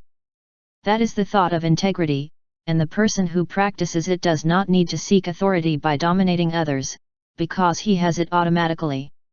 Those who seek authority through dominance demonstrate that they lack the quality whose possession they are striving to demonstrate. But what about our enemies, those who wanted to dominate us? Shouldn't we show them that we refuse to do so? I asked for. Again, it is your thought of mastery that leads you to ask that. I think globally. I do not speak of you as opposed to them. Everyone must be educated to direct their thinking towards personal integrity, and to put an end to the concept of the enemy for good one day. As long as you think in terms of us/them, you can blame the enemy for your thoughts of dominance. But we will also save that for Saturday. I'm sure it will come up many times. There are two other ideas of myopic thinking, and you will have to take them into account when you prepare the program for Saturday, although they partly coincide with the three that I have just presented. Most earthlings display achievement-oriented thinking, as opposed to knowledge-oriented thinking. Consequently, many earthlings live in error and end up neurotic and dissatisfied. The earthling does not accept the kind of thinking that knowing seeks for the simple interest of knowing. He does not make much sense of knowledge that does not serve to achieve things. That is why there is the supreme absurdity of students who buy notes without worrying about acquiring any knowledge of the subject in question. That thought aimed at obtaining things is another path that leads nowhere. Why? I interrupted her, just to show her that I was following her reasoning. Because achievement is something external, and happiness is something internal. A good grade and an understanding of a poem are not related at all, yet most people study poetry for the grade they are going to get. The usefulness of understanding a poem cannot be expressed in terms of achievement, although that logic eludes most earthlings. According to knowledge thinking, anything that is learned can benefit the subject and enrich his life. According to the thought achievement, the person must be able to measure, weigh, or apply what he studies, and this will manifest later, when he reaps the fruits of his study or activity. But if later that does not come, and on earth it never comes, because you only have now, it turns out that your thought achievement has been of no use. With thought knowledge, that is, thinking for the pure joy of knowledge and all that it offers, the person can never be unhappy or feel disappointed, because the inner rewards that he obtains are the same thought, feeling, and behavior in themselves. I hope we can help your people move from thought achievement to thought knowledge. But won't our great conquests then diminish? I asked EYKIS, with real fear. The truth is that people who pursue achievement are bound to be dissatisfied. And what that does is reduce their achievements, precisely what they desperately seek. But let us reserve that point as well. Many questions will arise around him, I'm sure. I suspect this is the most widespread misconception on your planet. You mentioned another element of our confused thinking that leads us to the wrong conclusions, I reminded him. Yes, it is a compendium of the previous four. Instead of the thought of serenity and inner peace, it seems to me that earthlings are obsessed with their acquisitive mentality. The thought of inner serenity is only taught in some places on your planet, by certain religions of the Far East, religions that most of your people laugh at. And yet, the thought of inner serenity is the great key that is available to practically all the inhabitants of your planet. When a person learns to think in terms of his inner serenity, he is hardly affected by physical or mental illness. Your most satisfied people, the most successful, your most innovative minds in all fields, seem to share this thought of inner peace. However, few are interested in getting it. What they do, instead, is chase things, achievements, awards, trophies, or the approval of others. If my gift to your people is to be of any use, it must help them transform that kind of thinking. It is necessary that you go from seeking acquisitions to achieving inner perfection. When you reach the goal of a serene feeling of fulfillment, you will see that what you have acquired will be more than enough to reinforce your serenity. You must stop doing things the other way around, stop trying to make acquisitions that give you serenity. To put it simply, the latter is impossible because the thinking is wrong. Well, we'll meet Saturday morning, right here. Bring your questions and get ready to act out your different roles. Ask me whatever you want. I will speak only as I know how to speak. That is, I will expose you the truth, seen by EYKIS, the Uranite. I wrote down the 5 alternatives regarding thought. Thought quality or thought appearances. Ethical thinking or thought norms. Thought knowledge or thought achievement. Thought integrity or thought domain. Thought serenity or acquisitive thinking. Then I hurried off, my wallet stuffed with notes and tapes. It was less than 48 hours until Saturday. He sensed that he was going to participate in the distribution of the greatest gifts humanity had ever received. I also wondered if we would ever get to unpack them. But, as EYKIS would have said, thought knowledge would automatically lead to achievement. Now, at least, we were going to have the knowledge. I knew that it was not possible to ask for more. Third part. The gifts of EYKIS. 7. Conversations based on reality. I went to work fully aware of what I wanted to do and how little time I had. My objective was clear. He had to provide EYKIS with an audience before which she could offer her specialized wisdom to all the inhabitants of Earth. I could not let such an extraordinary opportunity pass without making the most of that mind open only to reality. EYKIS realized what he could offer us, and he took no special credit for it. He was simply unable to use his brain in anything that was at variance with the real thing. Now she was on Earth, millions of miles from her home, ready to show us her very special personality. I wanted to invite every last leader from all fields of human endeavor to speak to her. That would bring untold benefits to humanity. In just over a week EYKIS had transformed my way of thinking. As a result of our meeting, I had become a better, happier person, and having spent a few days talking to her had made me an infinitely more insightful and sensible person. The proximity of a very intense experience filled me with euphoria, the prospect of exposing a few important people to the influence of my distinguished friend. But he also knew well the reality that he was going to present to us. We had only one day to collect the gifts that he was going to offer us. EYKIS had flatly refused to enter into any discussion or accept annoying bureaucratic hurdles of any kind. She was not at all interested in being judged or participating in pointless disputes with narrow-minded skeptics. I had quickly discovered that, when EYKIS had made a point clear, he did not drag on by dwelling on it over and over again.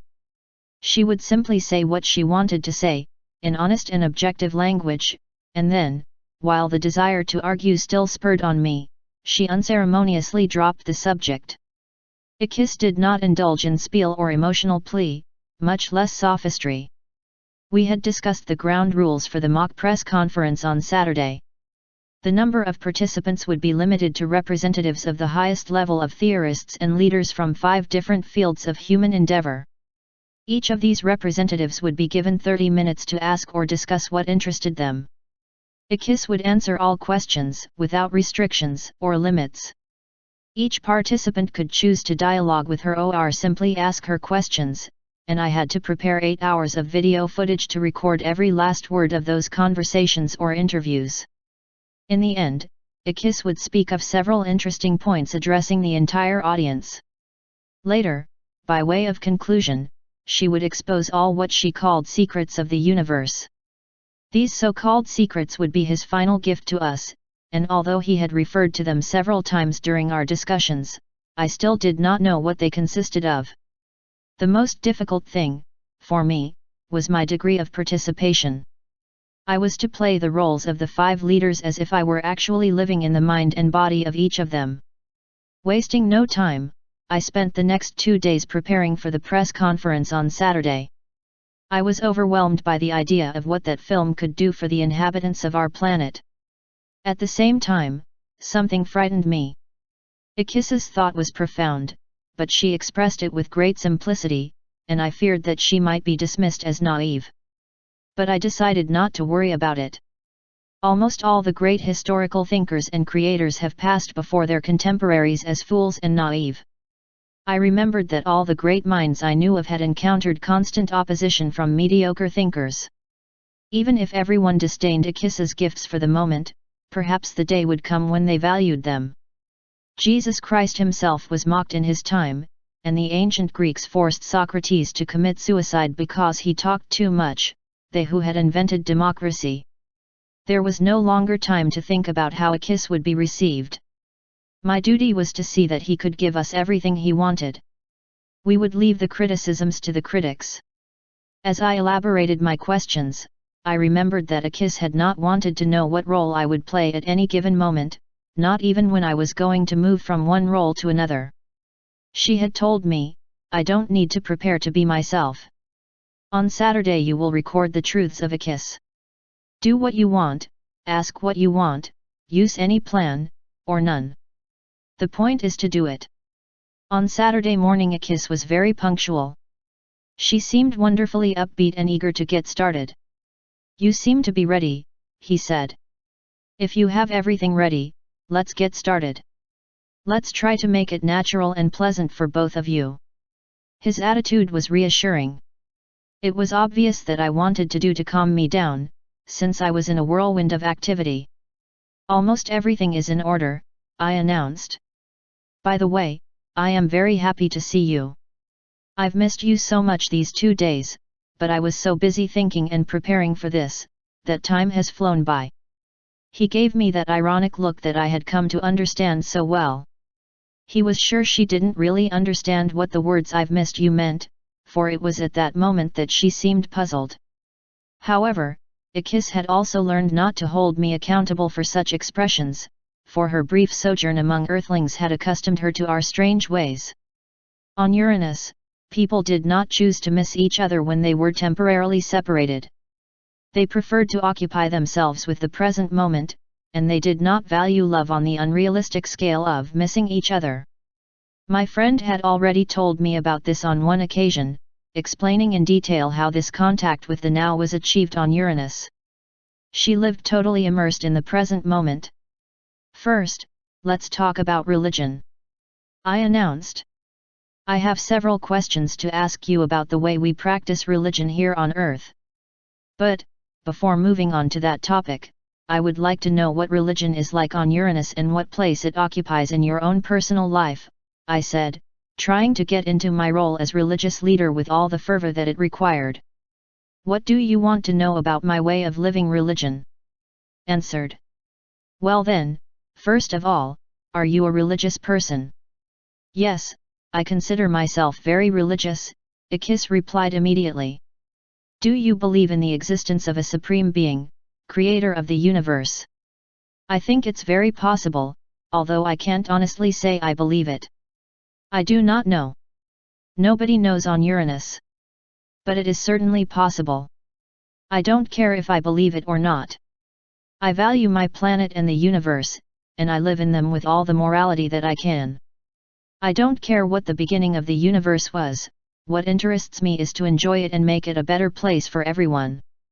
How do you know what is moral if you don't believe in the existence of God? I asked for. When I say I don't believe, I am not at all ruling out the possibility of God's existence. It is very possible, even very probable, that there is a God, and I do not close myself to that probability.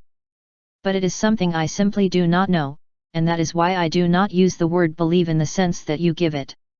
On the other hand, morality is well defined on Uranus. It is not a religious concept at all. How would the morals of Uranus be defined? It is very simple, any conduct that does not interfere with the right of another person to live as he wishes is moral conduct, he replied.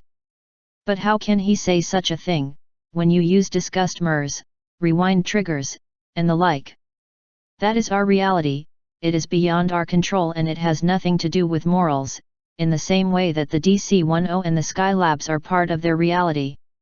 You know how to produce them and you do produce them, even though those realities cause deaths.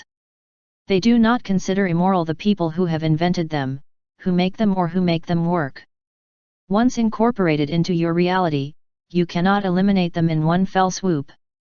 They exist because there is the necessary knowledge to create them. Well, the disgusting are part of our reality and let's say no more. On Uranus, being upset is not considered bad, because it is a condition of our reality. It would be like saying that sharks are immoral because they eat small fish. That is the concrete reality of sharks, and should not be confused with abstract reality. How can they know what is right and what is wrong if they lack a religion to guide them? I went on. Morality has nothing to do with what is right and what is wrong, morality is what I pointed out a moment ago. Furthermore, on Earth good and evil do not exist independently of man's willingness to apply those labels, EYKIS declared. But we distinguish between good and bad, I protested, as I imagined the religious leader I represented would have done, and someone has to uphold those principles. You have people, religious people, and others, who define what is good and evil, but that does not mean that they exist. But killing, for example, is a crime. Except when they declare wars on each other. So killing is right and moral, EYKIS said without apparent malice. But war is an exception, I replied. Then so is saying that killing is a crime, he said. Here on Earth, there is no morality apart from the definition of morality that man makes according to his convenience. So it is today, and so it has always been throughout its history. What would you suggest to help people be more moral by your definition? I asked for. The only thing people can do is look inside themselves. They can be educated to think ethically instead of thinking in terms of rules. Blind obedience to norms and laws, just because the subject belongs to some religious group, can and does lead to tremendously immoral acts. Such as the wars in the name of religion that have raged in Ireland, Iran, Iraq, Syria, and the rest of your world. Killing in the name of religion is still killing, even if it is called patriotism or religious duty. If they got used to, and especially if their young people used to think ethically, they would never resort to killing for any reason. And in this way they would elevate their moral principles by helping individuals to think for themselves in an ethical and autonomous way. A human being who believed in morality would never agree to kill if he considers that act immoral. And if each individual used his intelligence and conscience to adopt a personal moral attitude about killing, there would be no one to order the kill and no one to carry out that order, EYKIS concluded vehemently. But isn't it utopian to imagine that, given these conditions, everyone would observe moral behavior? I asked for. Morality is an individual issue, not everyone's issue. As you teach and practice non-killing throughout your world, you will see individuals appear who will decide not to kill. Only then will you have a morality. Despite all your rhetoric to the contrary, there is no right and wrong on your planet. There are only individuals who place those labels. The function of a religious and moral leader should be to encourage not to kill, rather than go to comfort those who fight in wars. Your churches should be seriously offended by violations of morals, instead of participating in crimes that they condemn only by word of mouth. Would it be okay if the people of Earth believed in God? You are free to do so, if you wish. What I would tell them is to stop asking God what they could do themselves. Why do people here ask God for that? I asked for. Because they are afraid of being God. They want someone else to solve things for them. They use prayer as a means of communicating with God, and practically all prayers ask God to make the world different from what it is. How do you ask that? I wanted to know. Look at the prayers you invoke. Lord, I beg you to solve my problems. Lord, I beg you to help my family. Lord, help us win that football game. Those are the prayers of those who want God to do things for them. What form would you give to those prayers, EYKIS? I would search within myself for strength to alleviate the suffering of the world. I would ask myself for one more effort, one more step, and I would try to stop regretting myself and accept the world as it is. If I wanted to give God the credit for granting me free will, fine, but I wouldn't forget precisely what free will means. And this has nothing to do with asking God to do things for me. So you think that we have turned God into a being outside of us, to whom we attribute merits or blame. They have not only made God an external being, but they have made religion an external fact. They even measure people's religiosity by things that have little to do with true religiosity, for example their attendance at church, their rote recitations of biblical texts that they do not understand, their attitude towards the regulation of births, the symbols that revere, and so on. One day I heard a man tell a friend how well it was going to be for him to attend Mass on Saturday afternoons, instead of Sunday mornings, because that way he got the Mass off his back. Getting rid of religious services is not a good sign when it comes to cultivating individual integrity and morals. In fact, it is precisely the opposite of what was originally intended to be achieved. Why do you say it is the opposite? I inquired. What you have done with religion on your planet is completely misrepresent what was originally a way of helping humanity to look within and, through that, develop the personal principles of conduct that would turn the world into a better place. Religion has become a catechism of guilt, worry, fear, and anxiety. As you know, I see in all this the result of wrong thinking. Man has used religious affiliation to express his own erroneous, self-destructive thoughts, his lust for power, and then called the resulting behavior religion. His religious colleagues have almost constantly used God's name for immoral purposes. On your planet you cannot read a newspaper without seeing proof of it. Wars and executions take place in the name of God. Murders and robberies, airplane hijackings, and acts of terrorism are carried out, all in the name of God. He exclaimed. But those responsible for all this are stubborn, fanatics, I protested. Not all religious leaders approve of such activities. That depends on who's putting the labels on. She pointed out. In your wars you have Catholic priests, Protestant pastors, interpreters of Islam and rabbis, who pray that God helps his own to kill more enemies. Those on one side exhort their followers to consider everyone else immoral. And I'm not just talking about wars. When you say to your youth, this is what God wants you to do, or if you don't go to church, you will go to hell, or please God as we want Him to be pleased, they are taking away the free will we were talking about. Anything that encourages people to act with blind obedience to authority is an invitation to adapt and behave as the so-called representatives of God command. When external behavior becomes good, you label it religious and applaud it, and when that behavior leads to war, blind obedience, theft, or other things, you either don't care about it and do it. They call it a necessary exception, or they punish it, as it suits them. But don't you think he's talking too harshly about religion? You won't deny that you have a role in our world, I said. Don't forget, EYKIS reminded me kindly, that I can only talk about what it is. I cannot say what you would like to hear, just to please you and your colleagues. But, of course, religion can provide, and in some cases provides, a magnificent service to humanity. What do you consider to be the benefits of religion on earth? Religion gives people an opportunity to observe themselves. It provides stimuli to the soul and helps people to analyze their vital decisions. It teaches them how to improve the quality of life on earth. Religion can be a means of expression for man, a stimulus for the development of the person and for the appreciation of the beauty of his wonderful world, he answered in one go. But you don't think religion provides this as often as it could, I said, summarizing my interlocutor's thought. I've seen it very seldom. Generally, religion has been used as an instrument of man's egoism, his lust for power. Many of the most inhumane actions the earth has ever known have been performed by invoking God or religion as motive. How would you use religion, as you have seen it on earth, in the most positive way? I asked, thinking that we had already devoted a lot of space to that subject and that I still had several characters to represent before EYKIS.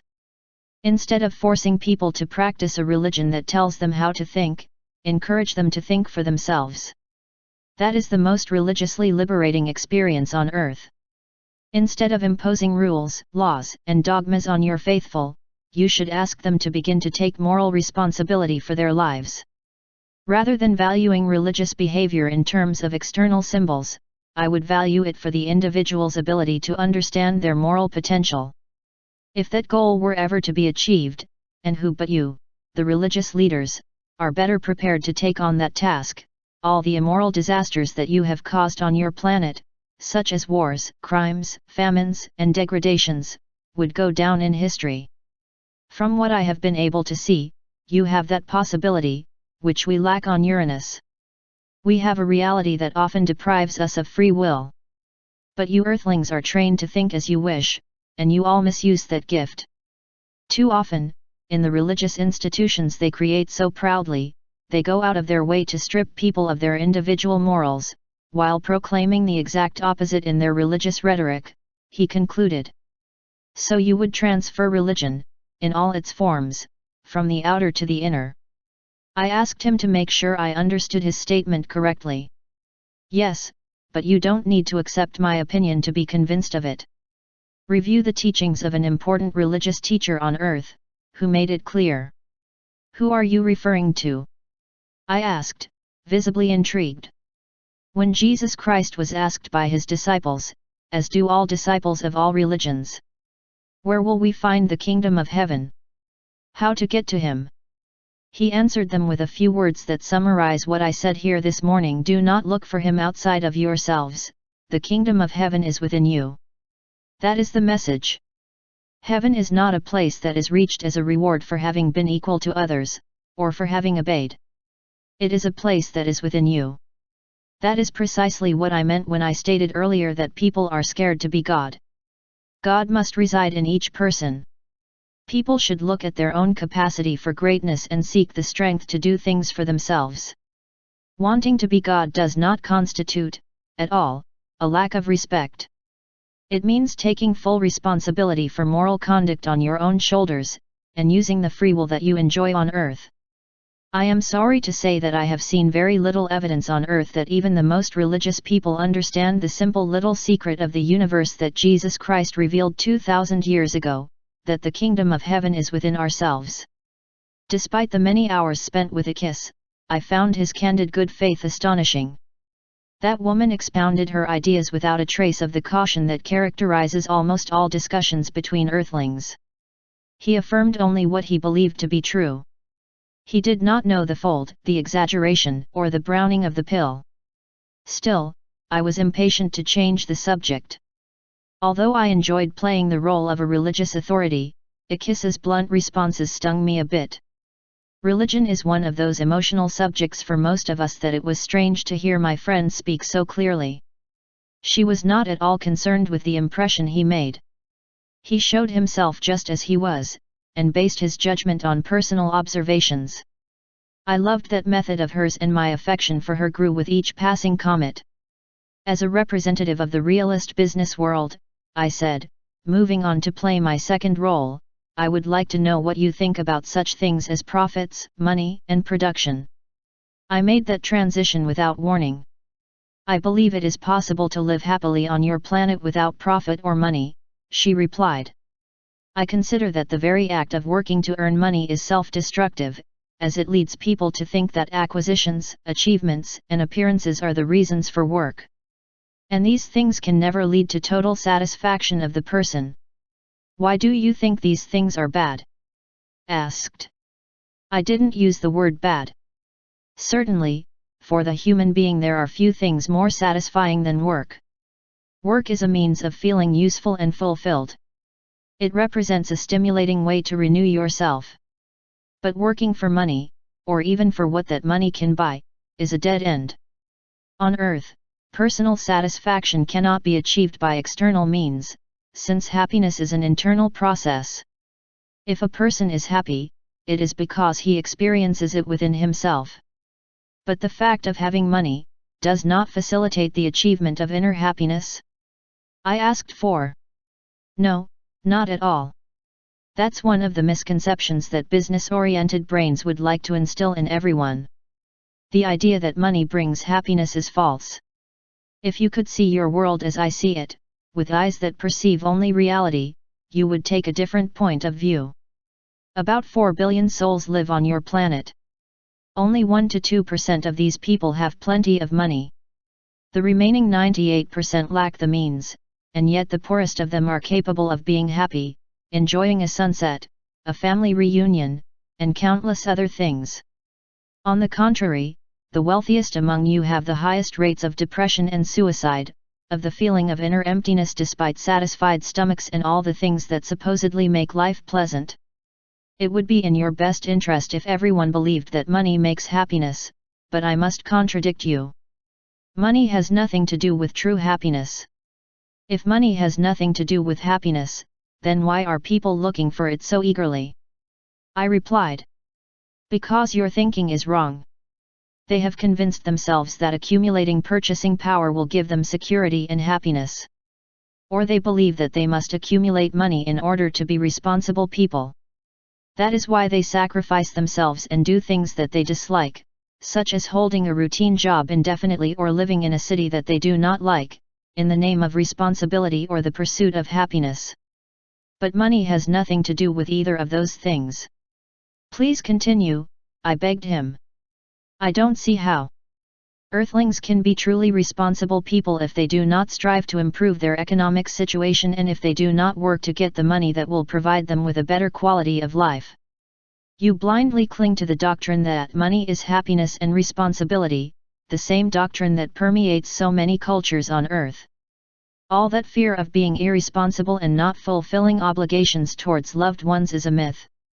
It is just the result of looking at the world in fear of what might happen. In reality, problems are but inventions of the mind.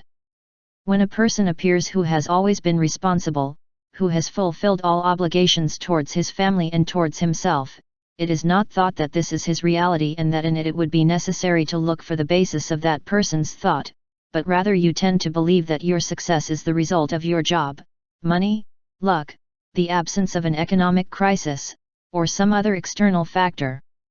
Consequently, people begin to think incorrectly and invent catastrophes that are not based on reality. Because humans are reluctant to accept credit for their own successes, they look outside of themselves for both credit and blame. If you had workers on earth who looked inside and took responsibility for themselves, those men would know that they can go anywhere on the planet and be successful there. Their success would not be related to external events, to economic circumstances or luck. It would be an internal process that could never be taken away from them. EYKIS paused for a moment, to take a sip of water, and then continued. Besides, your peers don't understand the irony of working for money. And what is that irony? I asked for. If a person pursues his ideals and enjoys what he does because that is how he has chosen to think, success will come to him in unexpected ways, and to a degree he had never dreamed of, she stated. But you won't believe that money reaches people by itself. I exclaimed incredulously. Success will come into that person's life in whatever way she needs it. Creative geniuses on earth, musicians, architects, statesmen, writers, actors, businessmen, foodies, designers, engineers, don't do what they do for money, even if it may seem otherwise to you. Can you imagine a great artist thinking, for this painting they will pay me as much and more as? It is impossible. The very act of doing what you do, whatever it is, should bring satisfaction to the person, regardless of any external rewards. Even the highest paid athletes don't strive for the money proper. Do you think a baseball player who is paid less one season will try harder the following year, when he is better paid? No, because money is something that comes in addition. Money and the other rewards that come with it come when you stop focusing on them and turn your mind to the enjoyment of life and what you are doing. So you think we give too much importance in accumulating assets and appearances, instead of giving it to the quality of the experiences themselves, I said, trying to summarize and remembering what EYKIS had exposed in our previous interview. I think you think that the accumulation of goods and appearances carry the germ of happiness, and that is a mistake, she said, correcting my conclusion. But if it is a mistake to accumulate money to buy things in order to be happy, why do so many people do it? I insisted. Because you also perpetuate the myth of happiness as an external process. There is nothing wrong with the concepts of profit or money. I judge them for what they are, and I approve of them. The trouble is that, as I have seen, earthlings confuse these concepts with happiness and personal fulfillment. Well, what is the function of profit and money on earth, according to you?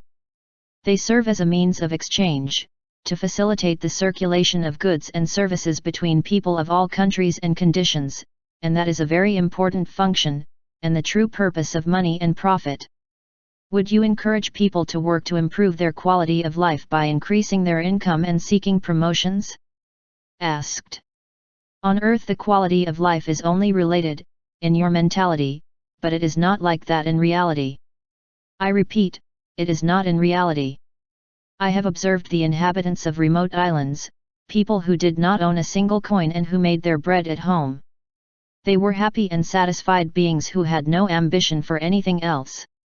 And I have observed managers in the most luxurious homes, men who, owning vast amounts of coins, were miserable to the point of suffering severe depressions. His children thought about suicide because they feared they would not be able to keep all that wealth. I would encourage people to work for the joy of what they do, to extract pride and satisfaction from their actions, whatever they may be. If they don't get that, I would encourage them to seek other activities that bring them satisfaction. It would encourage managers to think carefully about what they can do to turn all work into a source of satisfaction for those who do it. The people of your world must seek to find joy and serenity within themselves, and apply that energy to everything they do. By following that path, the attributes of success will soon come to you, and they will come to you in sufficient quantities. Those who continue to pursue the attributes of success will find that they are constantly eluding them and, even more dire, they will suffer from the widespread disease of more. Have I expressed myself clearly enough? EYKIS asked. Of course, I replied. But what is the more disease? On earth, the most is the disease that prevents people from reaching the now. You live a world of people who fight, when you could live a world of people who have achieved things. When they work for money and for what it can provide in the future, that what it can provide in the future becomes the reason for the work and the accumulation of money. This means that, no matter how much they collect, they will never reach the goal, since what they have can only be seen in terms of what it will provide in the future. I have seen businessmen seriously affected by this plus disease. They have amassed more than they will ever be able to spend, yet still devote their powers to reminding themselves that they must achieve even more. They pursue the more and the better to the point of destroying themselves, and they begin to adopt an even more destructive form of wrong thinking. They conceive the false idea that they are what they do. And why is that so destructive? I asked for. Because it's another mistake. When someone believes that his values come from what he does, it must follow that when he can do nothing, when he can achieve nothing, he is worthless. That is why all over your planet you see people who fall into depressions when their benefits diminish, to the point of needing treatment by other people who suffer from them more. I have observed people who feel useless when they retire, because they believe that they are what they do. I have seen people fearful of failure, when it is clear that on earth you cannot grow unless you are willing to fail, and to fail many times. The truth, as I see it, is that the value of a person as such a person comes from what he chooses to believe about himself, and not from any accumulation or achievement. And when this is confused, one is predisposed to suffering, regardless of how well that belief is defended. Understand me? Yes, but what are the most common manifestations of that suffering? After all, not all people in business are on the verge of suicide, not even slightly depressed, I replied. The symptoms that I have observed are found in almost all aspects of life for those who suffer from them, and everything is born of the wrong thinking to which I have referred so many times. For example, I have heard many businessmen say that the most important things in their lives were the people they loved, their family, and the assurance that those people were happy. But these men were hardly ever with their loved ones. They lived busy accumulating the money that, apparently, they considered a guarantee of the happiness of those people. And meanwhile their marriage failed and they became strangers to their own children. Paradoxically, they did not have time to devote to the beings that they considered the most important thing in their lives. The thinking of these men is wrong. Deep down, they know they can't buy happiness, and yet they spend their days trying just that. In addition, they often suffer from haste disease. They are almost always in a hurry, even when they have no real reason for it. They obsess over perfection, and apply the same active versus passive approach to their personal life that they give to their business. I have often seen them ask their relatives for impossible things, insisting that they behave like statistics in a book, and then wondering why they lost them. In addition, his own body was often afflicted by stomach ulcers and hypertension, by alcoholism and anxiety. Those are the consequences of placing happiness outside of oneself and of pursuing the false symbols of success, of which the main ones are the monetary signs. This lust for money reigns on earth almost without restraint, and it is something completely negative. People think incorrectly, and educate their children to do the same. But not everything is bad. Don't you think? Industrialization has raised the standard of living around the world? I protested. I didn't say the job and the money were bad. The problem lies in the way that work and money are considered and used in your world. I am in favor of work, which seems to me a good way to live life and to feel one's own dignity. But your question also presupposes a truth that simply does not exist in your reality. That the industrialized world is better than the non-industrialized one. If you look at things realistically, you will see that for each of the improvements in living standards that you are proud of, you have to pay a high price. If transport improves, they pollute the air. If they build large factories, they infest the atmosphere with carcinogenic products. If they build great weapons, they create the possibility of destroying their world in a terrifying conflagration. In those uncivilized places, where the standard of living is so low, people don't carry guns or die of cancer. Although they cannot move around as freely as other towns, they do not breathe or drink industrial waste. They live on their land and do not store nuclear weapons there. They are close to their loved ones, and they do not need to drink alcohol to get through the days. In reality, the raising of the standard of living is the justification that the businessman gives to almost everything he does, and yet, when he is honest with himself, he affirms, "We were happier in the times when we had very little. We stayed, and our goals were only dreams. Sharing those dreams brought us closer together. The lean years offered us so little in terms of external things that we had to look within. And that is the nature of happiness. All the suffering that you earthlings endure comes from your cravings and desires. When they stop and simply dedicate themselves to living and enjoying themselves, the suffering diminishes. Do not be too quick to claim that these uncivilized peoples with their low living standards have a monopoly on misery and lack personal satisfaction and happiness. The truth is that those peoples and you have a lot to learn from each other. Instead of defending your great system of monetary benefits, which needs no defense as it works well, look at what you are doing with it, what you think it holds for you in terms of happiness. If you cannot be as happy working in your garden as you are in a fancy nightclub, or while preparing a business, you have not yet understood that basic truth of your earth reality. I mean the truth that I have already mentioned before. There is no way to happiness, happiness is the way. We had completed 2 intense discussions, and EYKIS was still as calm as she had been an hour before. It was no effort for her to be honest.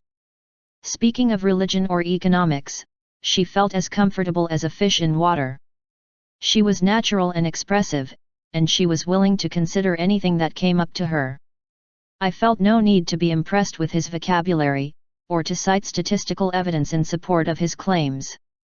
He did not need to cite the experts to support his opinions. I moved on to the next topic, introducing myself as a prominent pedagogue. I asked her about educational practices on Uranus, and what she had observed in our attitudes and educational institutions. How do you see our educational systems, EYKIS? I wanted to know. What alarms me most about your training methods is the vast difference between what you claim to do and what you actually do. In almost all of their administrative statements on education, they state that their aim is to promote individual thinking, self-realization, to provide each child with the opportunity to maximize his capacity for autonomous thinking. But I have not seen any performance that led to those lofty goals. Where do you see the manifestations of that difference? In almost all of your schools. Every time young people try to display creative qualities or think on their own, this is interpreted as a danger and immediately repressed. Few teachers can stand a child asking why. You give your rewards to those students who adapt best, who please their teachers or do their homework quickly and neatly. There are few rewards for independent thinking, which even seems to be punished in most cases. A student who shows no need for approval, who shows no signs of guilt or anxiety about the lack of social approval, is considered a disruptive element. A child who refuses to be equal to others is pointed with the finger. You are asked to feel guilty and to repent. And yet those qualities, the absence of guilt, independence, and free thought, are what you call fruitful attitudes, attitudes that lead to personal fulfillment. I repeat that it seems to me a total lack of realism that you indicate something as the purpose of your educational system and then do exactly the opposite.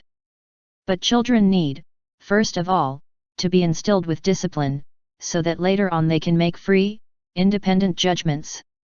That is why we insist on the need to do things well, in the teacher's way. Besides, if everyone did what they wanted, there would be no discipline and it would be materially impossible to teach, I declared in my best teaching jargon, with great conviction. Well, it is impossible for me to imagine that a child can learn to think freely if he is educated otherwise. It's like training someone to be a great runner by making them sit all their life. A classroom in which all the children are actively engaged in pursuit of individual goals does not necessarily have to be chaotic.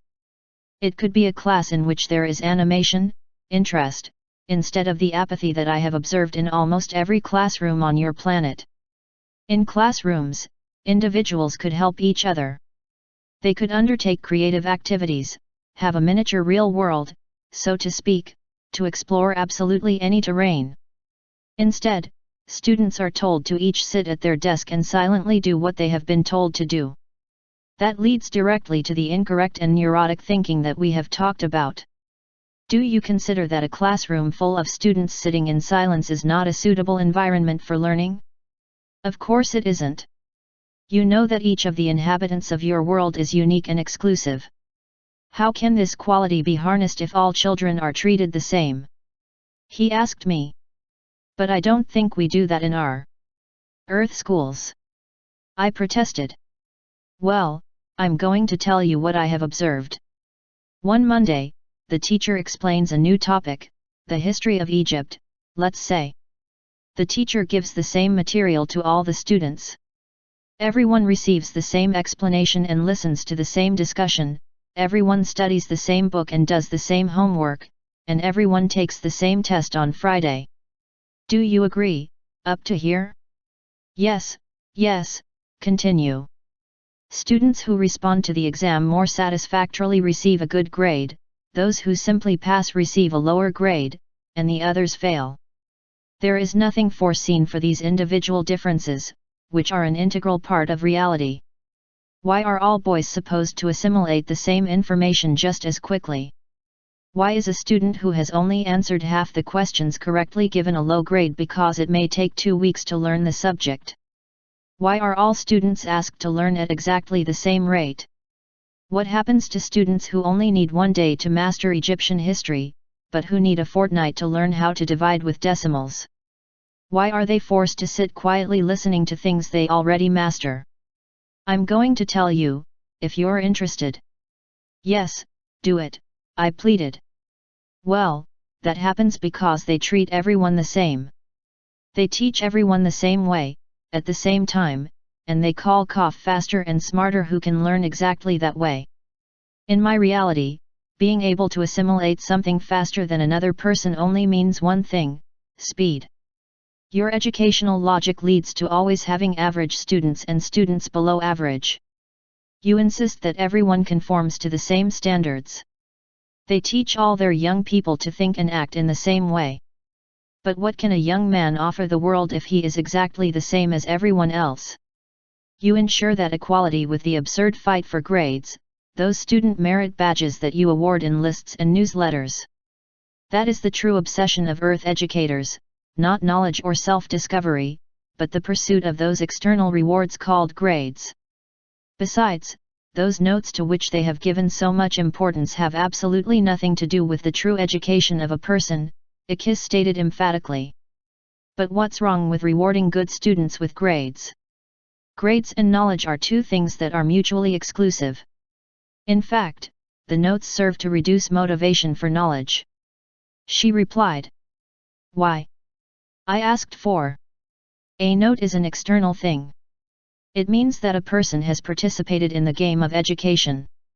Knowledge is an internal thing, which is reflected, first of all, in how the person feels about what he has learned, second, how knowledge helps you to pursue your ideals, and, thirdly, in what the person as such can do with what he has learned.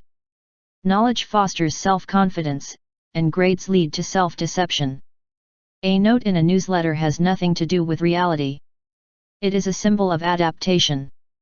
And even here on Earth, where people often perceive their reality so badly, the notes bear little relation to the real thing. No one cares about a report card when its headline has been out of college for 2 years, and certainly no one would judge an adult's ability on the basis of their academic qualifications. A person who received the best grades only a year ago could fail until the last of those exams today. On Earth, what is worth respect and personal progress to a person is their present performance. Often those who can play the academic game well are actually ill-prepared to face the world. And, on the other hand, many young people who neurotically refuse to pursue good grades at school turn out to be more reality-oriented and, as a result, are much more successful in almost everything they do.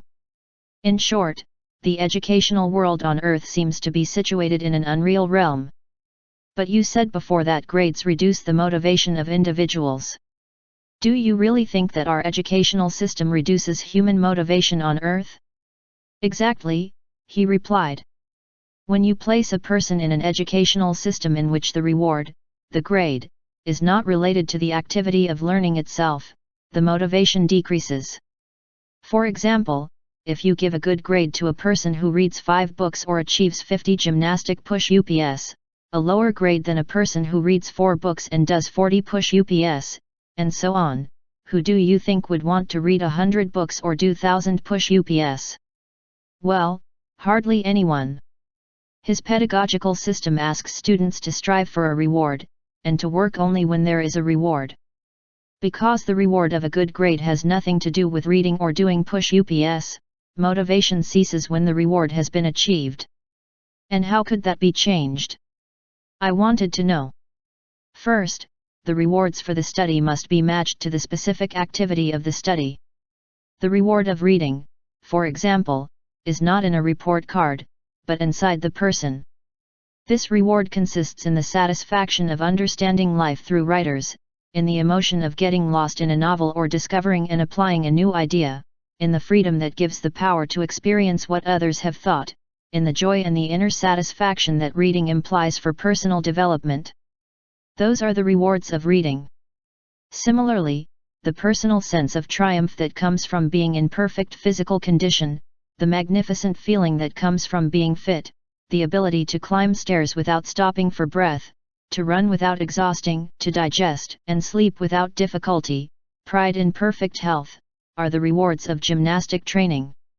When you begin to match your rewards with the same educational activity, then and only then will motivation increase and student apathy will decrease, EYKIS concluded emphatically. And the teachers? What is your function? With regard to the role of the teacher, you are also confused. No one on earth can teach anyone anything. It is the learner who decides to get to know certain things, and any experienced teacher will tell you that, in the face of a student who has decided not to know something, such as algebra, no effort to teach algebra will do. No problem. That is the reality on earth. And, conversely, when a student decides to learn algebra, he will learn it, no matter how much the teacher objects. I believe that all earthlings have the potential ability to learn something, either with or without the help of teachers. Truly great teachers understand that, and are committed to providing individuals with a suitable environment for them to make their study decisions. And they emphasize the importance of studying for mastery, over the struggle for grades. What do you mean by master's degree? Master's study means that the goal of education is to master the curriculum. The time it takes the student to achieve this does not matter. It means that each individual takes tests when he is ready to see what he has learned, and not on a set date for an entire class. It means that there are no penalties for being slower in mastering a subject. It means that, when knowledge is acquired, an inner satisfaction is acquired with it, in addition to the good grade, if one needs it to be recorded in a document. The results are personal satisfaction and inner pride, and you receive a master's degree when you show your mastery of the subjects at hand. In an education system aimed at masters, students want to help each other, rather than compete for the few trophies that educators make available in the form of grades, honor societies, and the like. Each student is free to develop in areas of personal interest, and to explore difficult subjects without fear of failure. The style of the studio is collaboration and not competition, and it is impossible for young people to copy. Is it impossible for them to copy? I repeated. Yes. How could anyone copy if the goal of education is to help each individual achieve their own levels of excellence? Tell me, how can you copy when the rewards on offer are inside and not outside? Actually, I've never thought of that, I said. Imagine a person taking a test to see how ready they are to move to the next level of learning. That student is going to measure his progress in a certain subject. How could anyone cheat? I have had the opportunity to see an experiment carried out on Earth, in which you subjected chicks to a test designed to show which ones were stupid and which ones were clever. A length of barbed wire was placed in front of their food, and the chicks you thought were foolish stayed where they were and eventually starved to death. The ones you called smart got around the barrier and reached the food. When chicks go around a barrier to get their external rewards, you consider them smart, but when students do the same, you say it is cheating. But how can we allow students to cheat on exams without punishing them? Shouldn't they learn to fend for themselves, as you have said before? Asked. Young people can be encouraged to help each other reach their highest levels of personal knowledge. In a world of individuals, comparing boys to one another is a meaningless activity. If your youth were in an educational system that values knowledge, they would soon learn to collaborate, rather than compete. But your whole world is made up of people who compete with each other. While noble competition on the pitch is healthy and fun, in real life it is the cause of antagonisms, hatreds, nationalisms, and theories of racial superiority. Schools are the only place you can begin to foster a sense of collaboration. What would a boy gain by cheating on an exam in a master's system? Absolutely nothing. The purpose of this test is not to reward or punish, but to help young people measure their personal progress. There should be no stultifying mass examinations and no comparisons of results. All of this should be replaced by a healthy atmosphere of cooperation and help. And if that same quality were transferred to your governments, you would end most of the small disputes and power games that give rise to wars and bitter hatred. Teachers can do a lot to make education one day based on knowledge and not on the competitive and acquisitive mentality that exists today in this society in which they are immersed. How? I asked, eager to know the details. The idea of external rewards, of orientation towards money, can be eliminated from education. Students who are faced with a rigid and despotic teacher will only work when that authority figure is present. Similar to what happens in business, when the authoritarian teacher leaves the classroom, the students abandon their comedy. If those dominant professors who take so much pride in their well-disciplined classes could see them only for a moment in their absence, they would soon see the results of their severity. And once formal education is completed, teachers subsist perpetually, outside the classroom. Many students who have been subjected to such teachers for long periods do no good for the rest of their lives. They come to despise all study activities because they associate them with rigid and authoritarian thinking. In contrast, teachers in a realistic system of master's education educate young people to become their own teachers. The presence of an authority figure in the classroom has nothing to do with the individual's pursuit of knowledge and mastery. I have observed here, on Earth, that students come to buy notes with money in universities and colleges.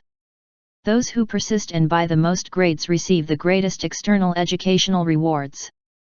Your world is full of graduates in philosophy and graduates in many other subjects who have bought a good part of their qualifications, and who are unable to write an idea clearly, much less to get a job. And the only jobs they hope for are those that provide them with institutional credit to help other students buy more grades.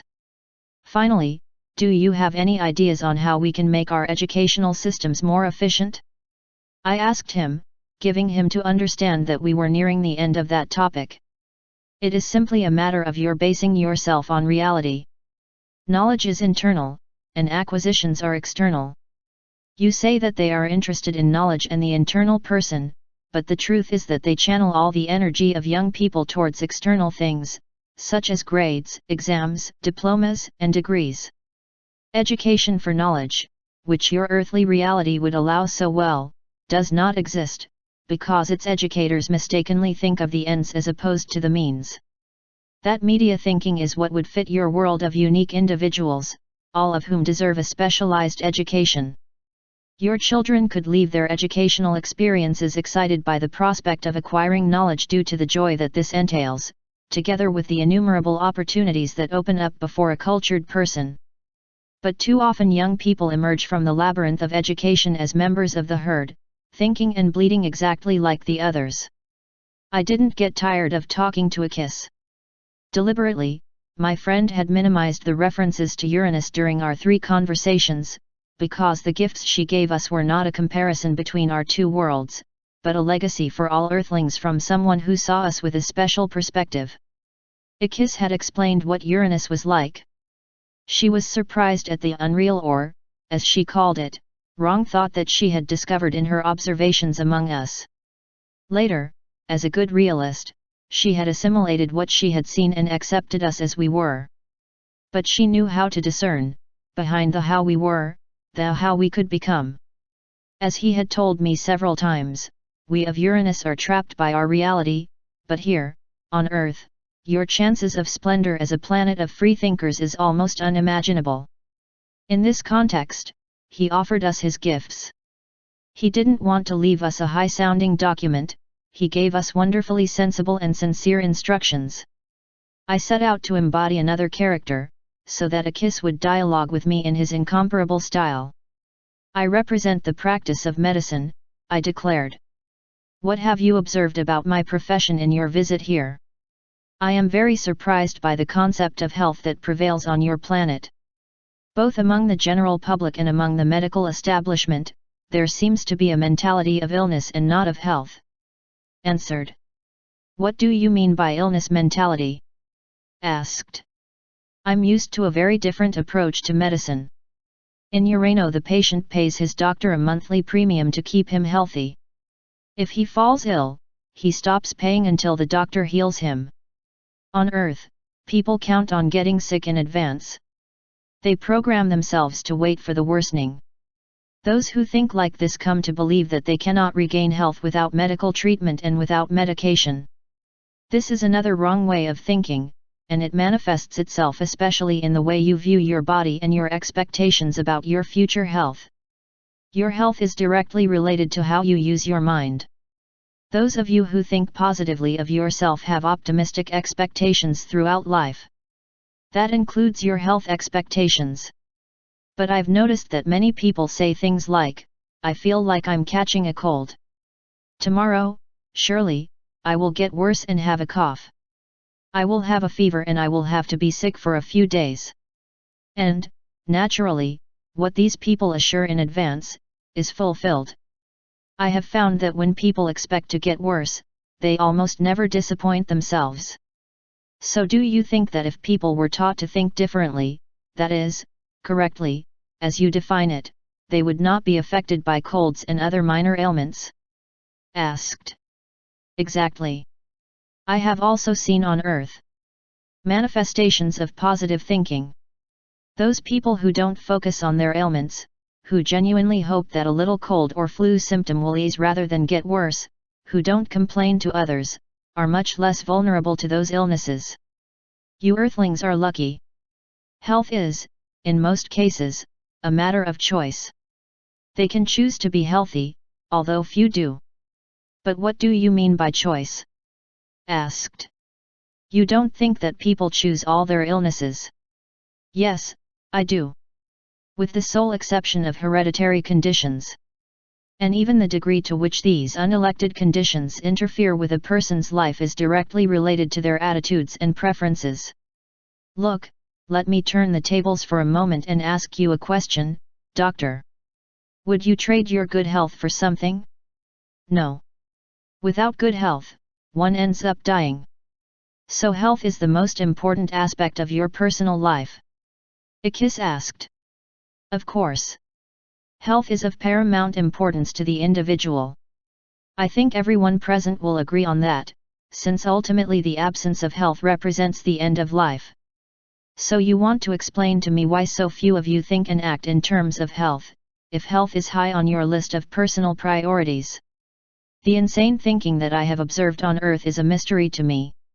I can't quite understand what you mean by insane thinking, I objected. I mean their attitudes to illness and health, EYKIS explained. You consume things that anyone can see to be toxic, and you do so in large quantities. Tobacco, alcohol, fatty foods, preservatives, drugs. They treat their bodies as if they ignored that these self-destructive attitudes, which in turn lead to self-destructive behaviors, are harmful. Yet they know they are. You print warnings on the packages, but you continue to consume those poisons. All of that constitutes a choice. Do you think this is another manifestation of our wrong thinking? Asked. Of course it is. You have become used to thinking about illness, and you have also become used to practicing that thought in your way of life. But it goes much further than bad bodily habits and a sickness mentality. It has to do with the focus that you give to health thought versus disease thought. Among you, the medical profession is oriented towards disease and not towards well-being. Their doctors see patients when they are not feeling well, or when it is very clear that something is wrong. The role of the doctor is to fix what is going wrong or, more accurately, what has been allowed to go wrong. Earthlings go to doctors to heal them and bring them back to normal. Nobody seems to think about living better than normal, especially doctors and health professionals. We doctors have to act like this. We have to take care of those who need it urgently, I explained, still in my role as a prominent physician. Why does the medical profession not help people to overcome their disease thinking, and do not use doctors primarily as people who help others to be as healthy as possible, and only secondly as healers of the sick? EYKIS asked. We have already tried to teach preventive medicine and instill health thinking, as you call it. What happens is, simply, that we have too much work, that we have to take care of so many patients, that this occupation prevents us from changing towards what you propose, I explained. That is also wrong thinking. The medical class also encourages disease thinking, and reinforces it in others almost in all its practices. It is the doctors who prescribe these huge amounts of tranquilizers for non-existent anxiety attacks. They are the ones who perform the unnecessary surgical operations that have become common among you. Doctors are quick to write prescriptions for any ailment, especially since they are also victims of wrong thinking. In what way are we victims of that thought? I asked, a little irritated. It is imagined that you are the ones who heal, that the medicines that you administer carry out the healing in the body of the sick person. And that is false, she declared firmly. But how can you say such a thing? Think about what medicine has done to our planet. Life expectancy has increased, some virulent diseases have been eliminated, and medicine improves human life every day, I reminded him. It is true that many diseases and that life expectancy has improved, but we must give credit to who really has it. The hero is the human organism, and not you.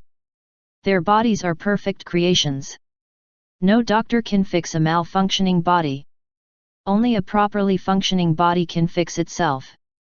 No doctor can eliminate polio, only the human organism can do it by creating defenses.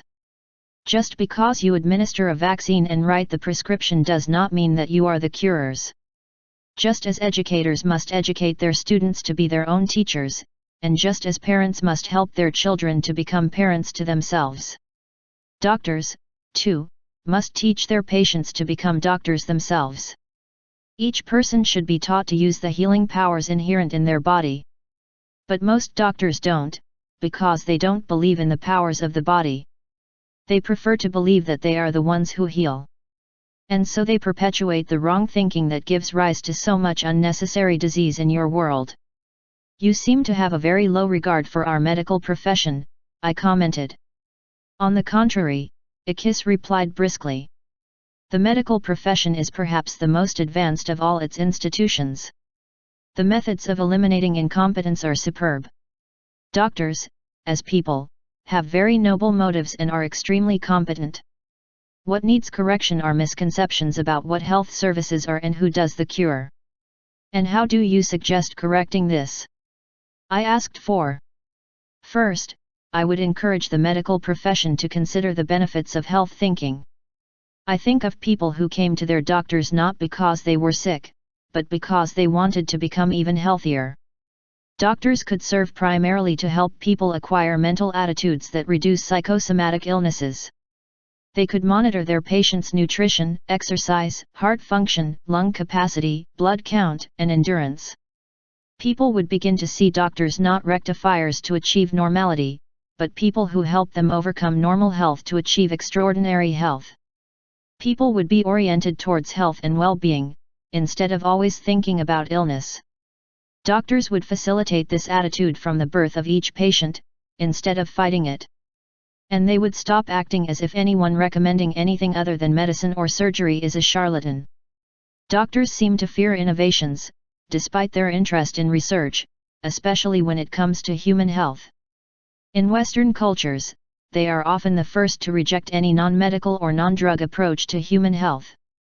Practices such as meditation, biofeedback, hypnosis, yoga, food therapy, acupuncture, or anything else they know little about are immediately denounced as fraudulent by the medical profession, and often take place many years before some specialists reluctantly accept them. You overprotect your one-dimensional view of health, and are too reluctant to admit the possible existence of other approaches that can be combined with traditional medicine to create a whole cadre of health-oriented physicians. And what else? I asked to encourage her to continue. You should also rethink your tendency to rely on medications as healing factors. They should think of the great restorative potential of the human mind. I would educate people to stop looking for miracle cures outside of themselves and start looking inward, examining the limitless capacity of their mind and body for convalescence and healing. Much of the diseases that you earthlings suffer from lie in the mind. This is because throughout their lives they have accepted the idea that suffering from some disease is a normal thing, and that, when the disease occurs, it must be treated with external and not internal elixirs. Moreover, they should reconsider the very principles of their profession, such as the routine use of surgery to remove healthy organs from the body, and immobilization for almost all diseases, when, possibly, vigorous exercise that promotes circulation would be more healing. Much of his theoretical ideas seem to be based on the idea that humans are weak and vulnerable, and that illness always requires rest.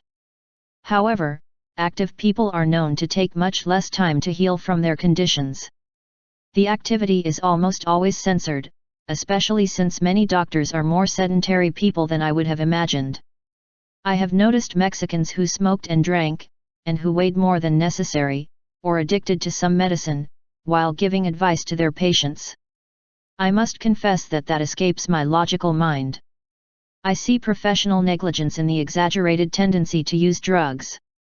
Medicines for migraines, for stomach aches, for nervous tension and even for anxiety. This excessive use of drugs comes from their concept that the disease is something external to the person. You believe that the disease is caused by a passing bacillus, the cold of winter, the flu virus, old age, a draft. And, consequently, you are also looking abroad for something to cure you. That attitude explains his fondness for medicines and his obsession with pills as a universal panacea. But the healing process, like everything else, is found inside the patients they treat. Positive attitudes toward health as a means of eliminating disease, and toward the mind as a healing factor, are often treated as heresies by the medical profession, which fails to see the truth because it is blinded by its own rigid upbringing. And what does that truth consist of? The truth is that no doctor on your planet has ever cured anyone. Healing is carried out by the mind and body of the patient, and the doctor's treatments only facilitate this process. Until doctors educate themselves and their patients about the great healing capacity of their perfect organism, you will continue in a world that every day becomes more dependent on drugs, without need. EYKIS stated. Can people really alter their propensity for serious illness by thought? I inquired. Of course. The people are the captain of the ship we call the body. Everything that happens in the body is refereed by that captain, who can cure it of a disease using only a small part of its potential. All the doctors on your planet know what the will to live is. Although they cannot palpate it, they know that patients with a strong will to live are much more likely to survive any serious illness or surgery. That will should be cultivated in everyone, and this would result in a healthy attitude towards life. Few doctors are unaware of the destructive capacity of the mind. They know that a mind in a state of tension can lead to an ulcer or high blood pressure. However, and strangely, they find it difficult to believe that that same mind is capable of healing the ulcer, or of moderating blood pressure. Instead, they turn to drugs. They know that the mind can alter the chemistry of the body and cause disease, and yet they disdain those who educate the mind itself to reverse that process. The medical profession insists on turning to drugs and treatments as a means of restoring health, mainly because doctors think wrongly. When you awaken to see the limitless potential of the human body to heal itself, you will have taken a great step forward. Then they will be able to prescribe their medicines to support the healing process and place the healing role where it should be, inside the patient. As always, the interior of the person is ignored by professionals of all specialties, and the medical class is no exception. You have an advantage over us, the Uranites, because your interior is governed by free will, but you almost never take advantage of it. EYKIS could have continued to tell me about our medical practices, but we had a lot to discuss and the day was passing too quickly. I would very much like to hear your opinion about our governments and how they serve the human species, I said, turning to my fifth and final role that morning. Your governments don't serve the people. That is not its purpose, said my friend bluntly. So what is its purpose, according to you, EYKIS?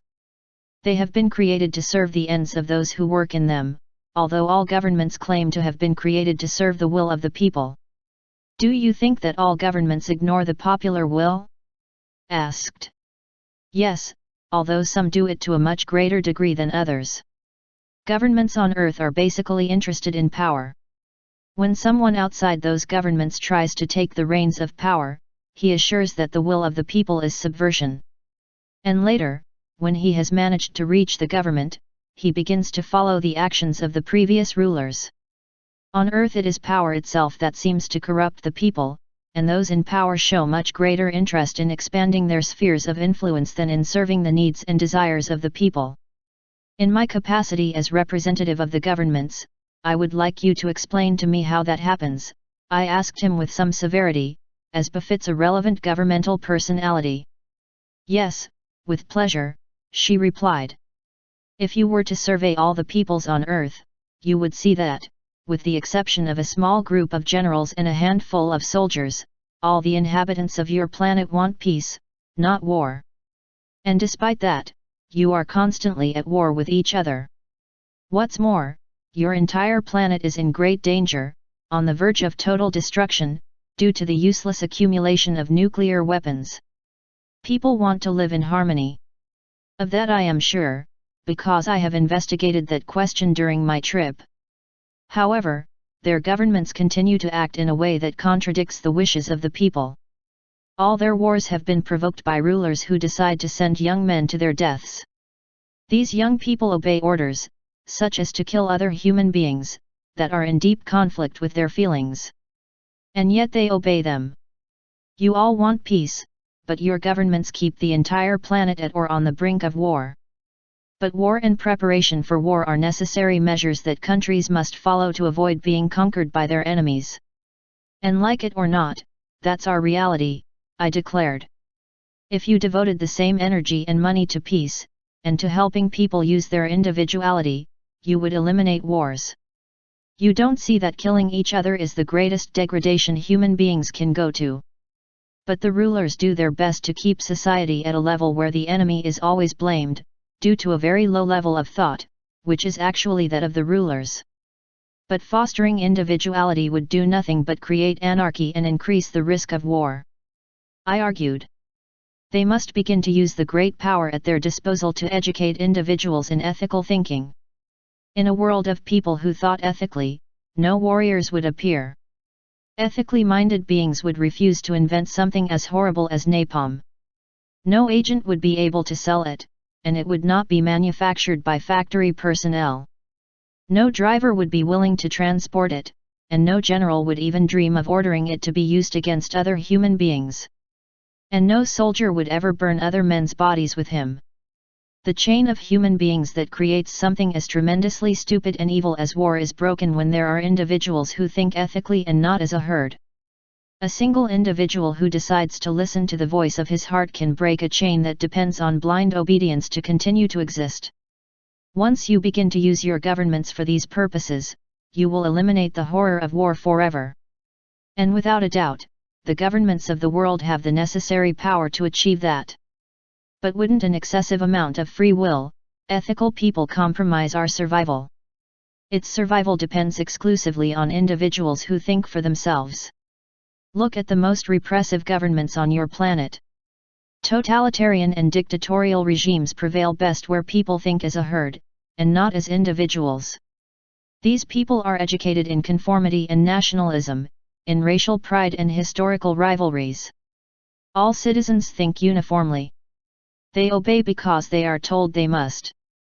And conversely, the freest societies on your planet have been created on the basis of individualism. They were founded by people fleeing repressive governments, religious fascism, and the divine right of kings. At no time in human history has authoritarianism been able to establish itself where individuals were encouraged to think for themselves and to question absolute authority. Great societies are made up of great individuals who are opposed to being dictated what to think and how to act personally.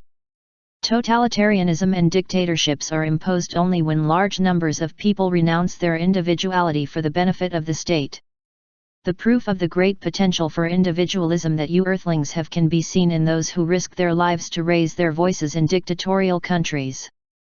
Freedom of conscience is a difficult flame to extinguish. But you have said before that none of our governments serves the popular will, I reminded him. True, and I said it because it is so. The degree to which that popular will is crushed is greater in countries where individuals are not allowed to express their thinking when it differs from official opinions, but the will of the people is almost never the primary consideration of any government. The individuals who make up a government care more about themselves than they do about those they have sworn to serve. For example, your country's government enacts laws that mandate mandatory retirement at certain ages in various occupations, and then exempts members of the government from the benefit of those laws. They decide to allow themselves special treatment when it comes to reporting their expenses, and they deny that privilege to the rest of the country. They set social security taxes that are almost confiscatory, and exempt themselves from paying them. They enact civil rights laws and exempt themselves from complying with them.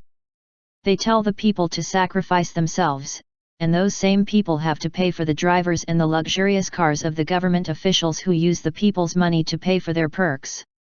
They refuse to legislate health improvements for the people, and then use their money to create their own health insurance, which, by the way, consists of the most comprehensive health care available in the country, and free of charge.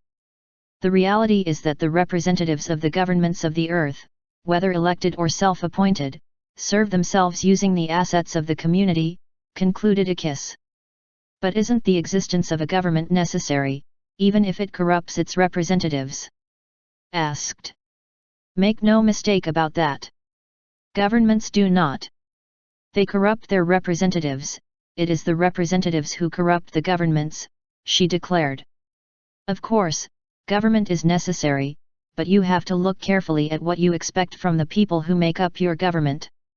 If you want the rulers to think and act instead of you, the results will be the irresponsible governments that you have created. You seem to forget that power is only in the hands of the government because the collectivities of earth allow it.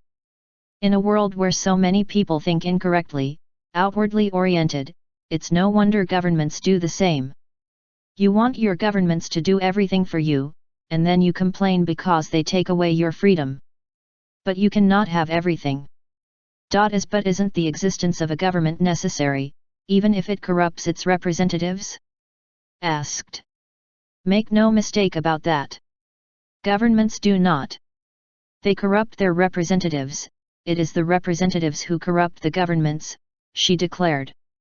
Of course, government is necessary, but you have to look carefully at what you expect from the people who make up your government. If you want the rulers to think and act instead of you, the results will be the irresponsible governments that you have created. You seem to forget that power is only in the hands of the government because the collectivities of earth allow it. In a world where so many people think incorrectly, outwardly oriented, it's no wonder governments do the same. You want your governments to do everything for you, and then you complain because they take away your freedom. But you cannot have everything. So, then, what can we do to bring the will of the people to the spirit of the governments? Assume your personal responsibilities, rather than asking the government to do so, EYKIS declared. The true function of government is not to control the people, but to be a means of creating a functioning society. But their governments seem very busy arbitrating, inspecting, regulating, and poking their noses into everyone's daily life. You literally control every aspect of human activity. They have rules, forms, bureaucracy, and regulatory procedures for everything from transportation to sexual conduct. You create rules on all the issues that affect each of you, and you put the responsibility on government to make your societies work. For example, their governments endlessly debate the issue of abortion and enact laws on it, completely failing to understand that those very laws create horrible situations. A woman who is determined to have an abortion, for whatever reason, will not be deterred because abortion is illegal. Legality has nothing to do with your decision. If it has resolved to do so, it will abort, but if there is a law against it, the very existence of such a law will increase the chances that this woman will have poor medical care, and even that she will die. Government representatives constantly pass laws that are unethical, but these laws are not at all what determine the actions of the people. However, basically, people respect the laws, I said. Respect the laws when they make sense. And when they don't have it, people who think ignore them. You have, for example, laws against marijuana and against gambling, laws that, by their very existence in the codes, create a whole network of smugglers, traffickers, organized crime, and so on. In fact, some 250 million Earthlings regularly smoke marijuana, and almost everyone on the planet gambles when they feel like it. The existence of laws contrary to these activities increases the possibility of illegal or immoral acts, in all their societies. But wouldn't the legalization of gambling and marijuana mean approving activities that are not considered correct by the majority? Asked. Do you want to talk about reality or fantasy? EYKIS snapped. When protecting the unwary from charlatans and profiteers, drug laws can be helpful. But the legislation should be replaced by information on the effects of drugs. If the reality is that a third of the population practices something, without paying attention to the laws that exist against it, no repression will be able to change that reality. If that's the case, stop wrong thinking. Attend to the wishes of the population. Decriminalize marijuana. Use it as a source of taxes. Do not let it get into the hands of children. And stop pretending that by promulgating a law against something and then demonstrating your inability to enforce it, you have already fulfilled your obligation. The truth is that by acting like this they already harm people, simply by promulgating that law. The fact that an activity is widespread in your culture means that it is an approved activity. Whether or not you enact laws against it has nothing to do with reality. People will continue to act as they see fit, and what their governments will achieve with the unsuccessful attempt to legislate on morals and everyday life is simply to encourage the activities of undesirable people. How can we bring people to the government who cater to the wishes of the people? Asked. Changing the way they think, as well as the way they teach people to think. As in all the other things you have asked me, the solution to this is found in your thinking. The people who make up the government come out of the same population that thinks incorrectly. In that population there are very few people willing to take risks, very few honest, practical, reality-oriented people. And these people are often ostracized and labeled as extravagant. Its rulers come from that population, and impose the same wrong thinking on others in their role as legislators. You need in your governments people who are not afraid of losing their jobs, people who do not put their personal value in their work, but in themselves. When someone has a strong sense of self-worth, it is not possible to manipulate it out of fear of losing a job, because that person knows that they can always get by doing practically anything. You need people who consider themselves part of the people and who, consequently, do not seek to enact laws to secure privileges. Once you begin to reform your thinking, and it is ethical and quality-oriented, you will elect ethical people to work for you in your governments. It was clear that EYKIS understood the consequences of excess government and the lack of leaders capable of thinking for themselves. I did not know whether to conceptualize her as a liberal or a conservative. When I asked her about these labels, she laughed and commented, "Those are letterheads that critics need to rank their representatives. I am a realist. I do not know the meaning of their labels. I don't like the kind of social security that exists in your country, whereby the government acts as if the money it distributes is its own. In earthly reality there are no so-called social security funds or government funds. There are only a few people who work, who give money to the state, and that in this way they distribute it among the people who do not work. If a person does not work, being able to do so, they should be required to repay any amount of money received while temporarily unemployed. With that, I do not mean, far from it, that the truly needy should not receive anything, but the earthlings do not object to those in need receiving money from those who work. They only oppose the fact that entire generations have decided not to work and be supported. Similarly, I consider the concept of unemployment to be something that governments have created in order to have an index. How can there be something called unemployment when there are jobs that nobody wants? A jobless engineer who refuses to work as a clerk, being able to do so, is not unemployed, but simply refuses to work. To think that something is owed to everyone who is incapable of taking a risk, or to think that there are higher and lower jobs, are misconceptions. Their governments are made up of people who want to stay in power. These people do everything in their power to keep things as they are, and you will continue to create irresponsible governments as long as you continue to educate people who, to prove their worth, have to resort to their power over others and not their power over themselves. Why do people lend themselves to put up with such treatment by legislators? I asked for. They don't, except for short periods of time. In some places on your planet there are people who lack almost everything living and working alongside those who mistreat them and exploit their workforce for selfish purposes. But that won't last, as Earth's history has shown many times. At one point people end up rebelling and a revolution occurs. On Earth the disproportion between the wealthy and the needy is increasing. On your planet, hunger is a state decision. It is a political fact and not a necessity, as all the rulers of various parts of the planet would like to have them believe.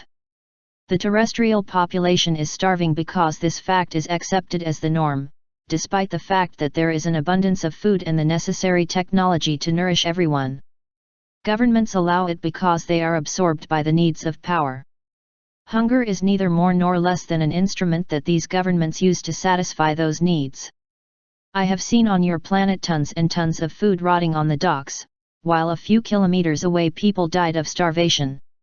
The reason for that, as I have discovered by observing governments around the globe, has to do with acceptability requirements, inspection standards, procedures that prevented the distribution of those foods. Hunger is thus a state decision. But when the disproportion increases, those who have nothing will stop accepting it. They will start revolutions that will hold governments accountable to the whole world. Now the underdog accept the situation because they lack leaders to lead the fight. But when those leaders appear, you will see dramatic shifts in power brought about by force, unless you begin to choose, peacefully but decisively, leaders who think realistically and correctly. So you believe that our politicians and legislators, and our governments, alike suffer from the same type of incorrect thinking. They don't see reality as it is, I said, trying to summarize. Yes, and also here, on Earth, the corrupting factor of power seems to operate. Their governments create huge military organizations that allow absolutely no individual thinking. In fact, what they do is punish this thought as a violation of discipline. These military units, which have a tremendous capacity for destruction, are assembled and directed by people who love obedience, who do not admit the doubts of others. And then you see yourself waging wars against your fellow men, wars that no one wants. The non-military functions of their governments are performed with the same cold logic. You have individuals who speak of the need to save, and then increase certain budgets as soon as they come into operation. Such people know what should be done, but their desire to remain in power indefinitely corrupts their thinking. The illusory thinking of politicians continues to rage, and governments continue to treat individuals as a great conglomerate of beings with no mind or will of their own. Until their governments begin to see in these anonymous masses a group of individuals who think for themselves and who will refuse, first as individuals and then as a mass, to continue sacrificing themselves to keep those who comfortably occupy it in power, they will be doomed. Failure. Citizens will tolerate it, but only up to a point. First you will see that your citizens cut taxes themselves by flatly refusing to pay them, surreptitiously circumventing the law. Then they will find that people ignore the rules and dispense with government paperwork. A little later they will observe a contempt for all laws, contempt that at first was directed only to a few. This is how it will end. Only individuals with integrity, who see the world as it is and not as they would like it to be for their personal benefit, can bring to the heart of their governments the needs of the individuals they have sworn to serve. But I have not seen any government of that nature on your planet, and I have searched well. Is there an indicator that we can use to see if we are going in the direction you recommend? I asked EYKIS. When there are no starving children on your planet, when there are enough child care centers, when there are vaccines for the entire child population, affordable and free vaccines, when your governments have to organize raffles to get money for their battleships and missiles, then and only then will you be on the road I mean. And now let's go to lunch, he concluded, indicating that he was over with that part of his gifts. 8. Some realistic reactions. This was going to be the last afternoon we spent together. EYKIS was leaving the next morning. I knew she would not change her mind, as she was a woman of her word. That was always very clear. I was forced to reserve my feelings for her and continue to collect the gifts she left us. Back in the recording studio, I started a new tape. EYKIS, you've talked to me about religion, the world of business, education, medicine, and politics. You have told me what you have seen and what you think could be done to achieve a new and beneficial adjustment to the reality of these 5 activities of ours. Among your observations, one main theme seems to stand out. We Earthlings tend to think incorrectly, as you put it, and to focus too much on the outside, to the detriment of the inside. Have I summarized well? Asked. Perfectly, she answered without hesitation. Then he continued, you have become a collective obsessed with thinking for each other, which is a nice way of saying manipulate each other. Your governments want to think for their voters, they want to regulate their lives, as if they could not make healthy decisions on their own. Your doctors insist that they are the only experts, and they label anyone who claims to have a health mentality as meddlesome and ignorant. Your businessmen believe that money brings happiness, and they consider inner happiness the territory of hippies and unrealistic intellectuals. Your educators insist that they know what others need, and seek outside acquisitions before knowledge. Your religious hierarchies impose the will of God on others, always assuming that God is an outer being to be reached, and not the result of an inner experience. Your representatives from these 5 spheres believe they know what is good for others, and they spend their energies trying to impose what they know on the people they serve. But your reality prevents you from doing what you think you do. That is why they live in illusion, and that illusion requires them to invent a thought adapted to it. Well, I interjected, this afternoon, instead of represent more personalities of our world, I would like to ask you some things so that you can comment, simply, and so that later you can conclude with the ideas that, according to you, we need the most. Do you think it's okay? I'll be true to myself in whatever context suits you, she answered laconically. Very well, then let's go back to what you said about the illusions that occur in the 5 spheres. What exactly is the illusion? The illusion consists in thinking that people do not have free will and that, therefore, they can only believe what they are told through teaching, proselytism, government, healing or impulses that come to them from others. The inhabitants of your planet are beings capable of choosing, but your leaders believe they are in a position to choose for the people, and it is not like that. Therein lies the illusion. The path of knowledge is an inner path, as is the one that leads to self-knowledge.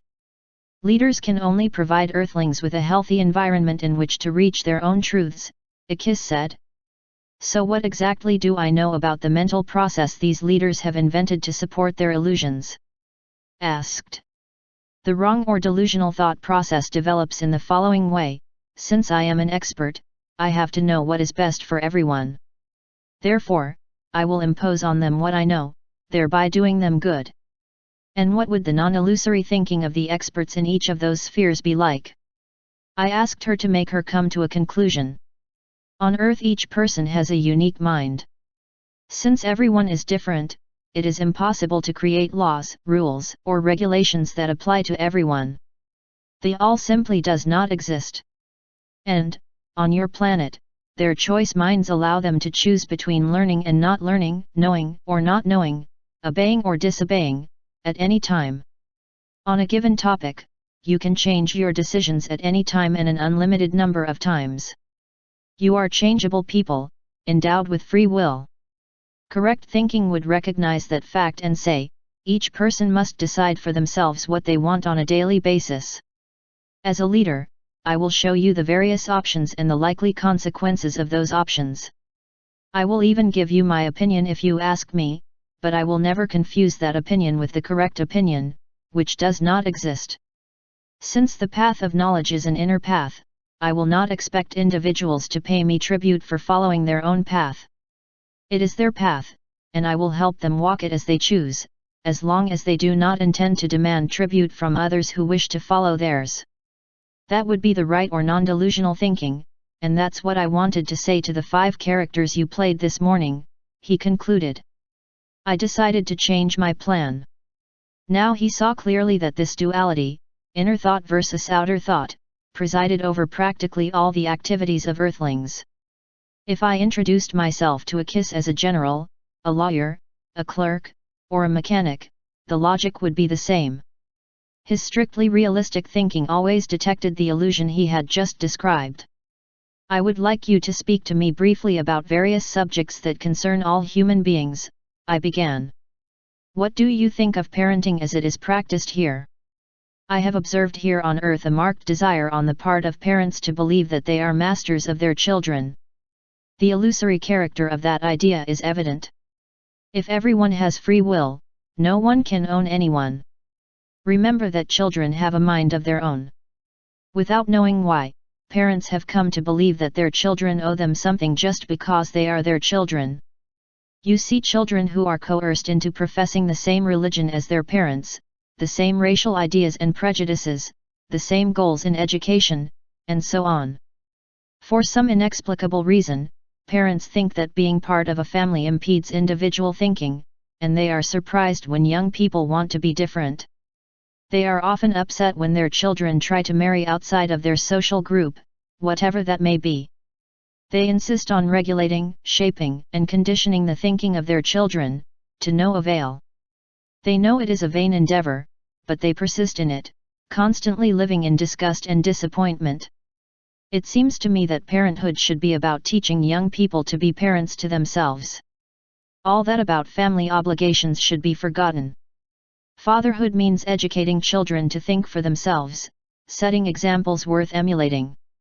I would ask all parents to look back and remember how much they resisted, and how much they resist even now, to being the property of their elders. I would also advise them to focus their parental interest on values such as quality, ethics, integrity, knowledge, and serenity, and not on the opposites, of which I have already spoken. And what do you think is the role of discipline? I ventured. The only valid discipline is self-discipline, the ability to discipline yourself to reach full knowledge of your own being and to express yourself fully.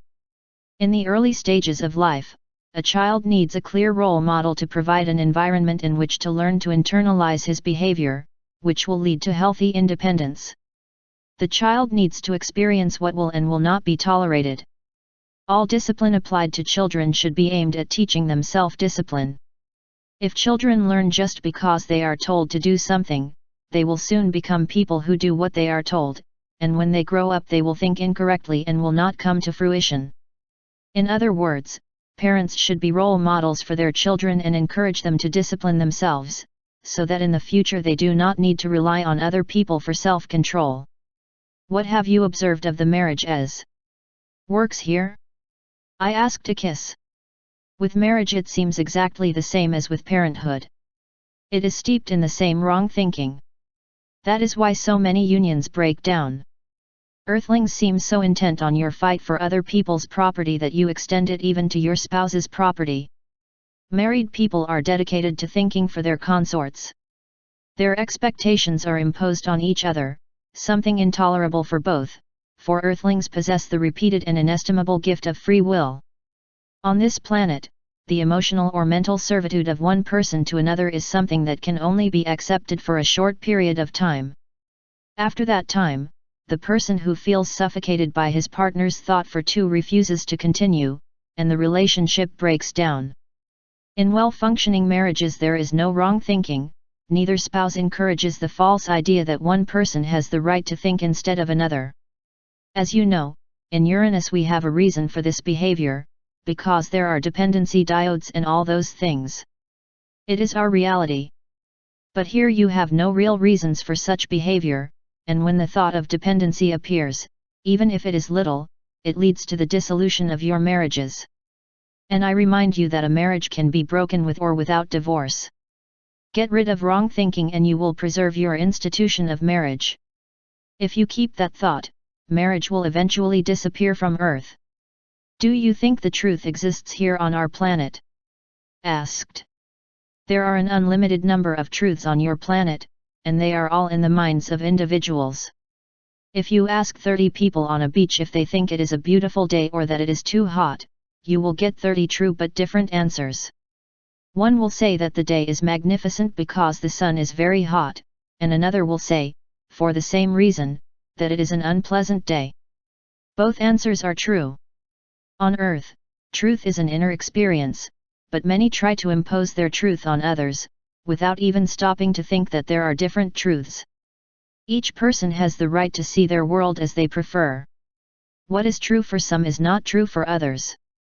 When the existence of different truths is taken into account, it is no longer necessary to agree on what is true. However, very few of the earthlings I have observed are willing to accept the truths of others as valid when those truths conflict with their own. You say we should change our thinking, as if that were easy. How does a person change their thinking? I wanted to know. Well, just changing it. For example, if I tell you to close your eyes and think of a brown cocker spaniel sitting in a blue chair, you can do it. Later, if I tell you to drop that thought and replace it with the image of a green vase with 12 long-stemmed roses, you get it too. Can you tell me how you did it? Of course, no one can explain how it is done, but you all know how to change your thoughts. Well, forget about how and do it. Make an effort to reject all undesirable or incorrect thoughts. That is the magnificent thing about your reality, that you can think at will. What do you think of psychiatry and psychology as practiced here?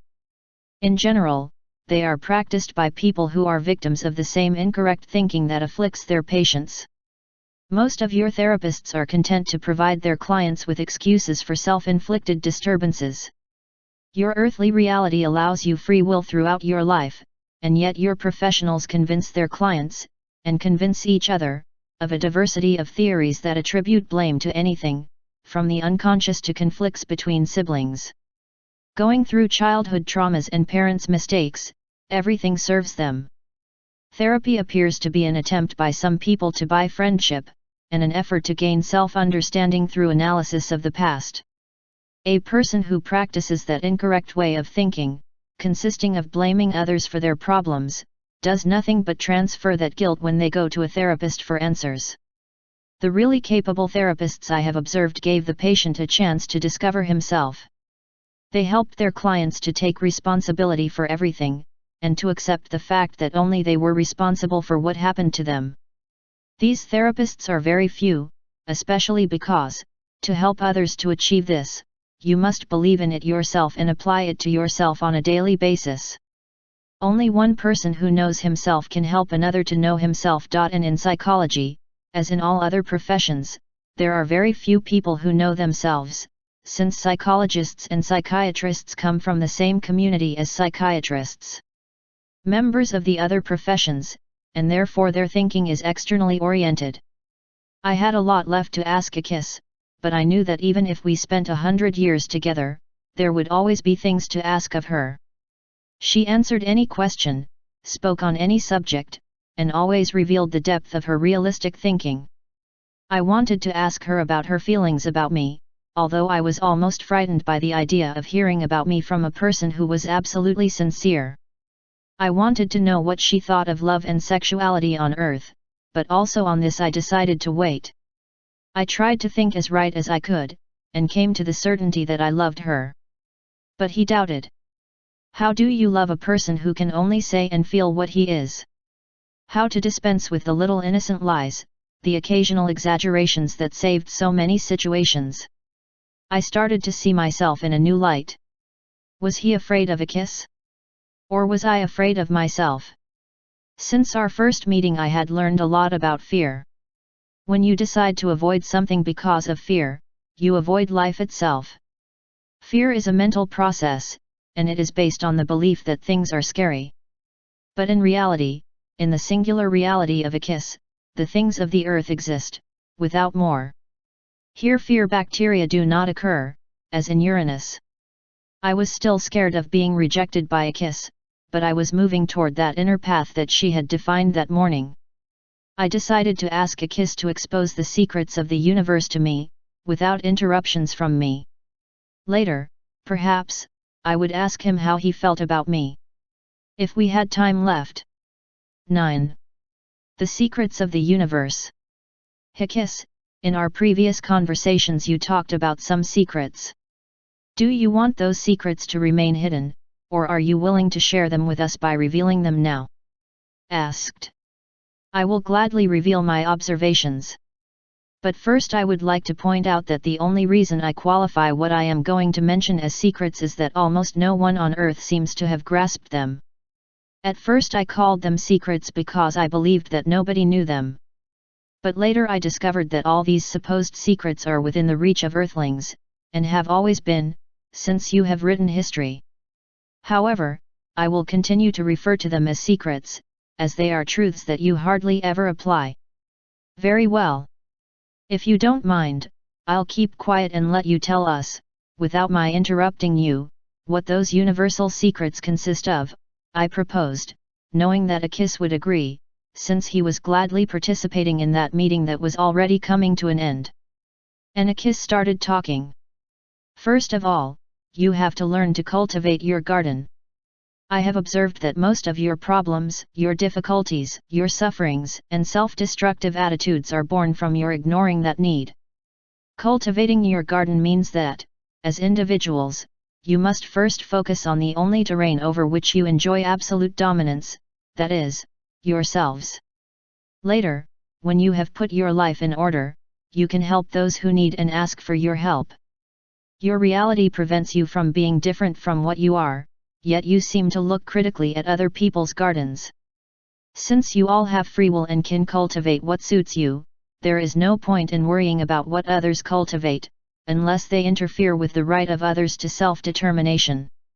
If your neighbors prefer green beans to your pumpkins, accept it that way. If your children decide to fertilize and you prefer crop rotation, let them do so. If your spouse wants to plant flowers and let the weeds live, and you prefer neat rows of vegetables of different colors, this is how you should arrange your respective gardens. If you arrange your own garden well, cultivating what you prefer, with methods that interest you, you will be so busy living and acting that you will not have time to criticize your neighbor's gardens.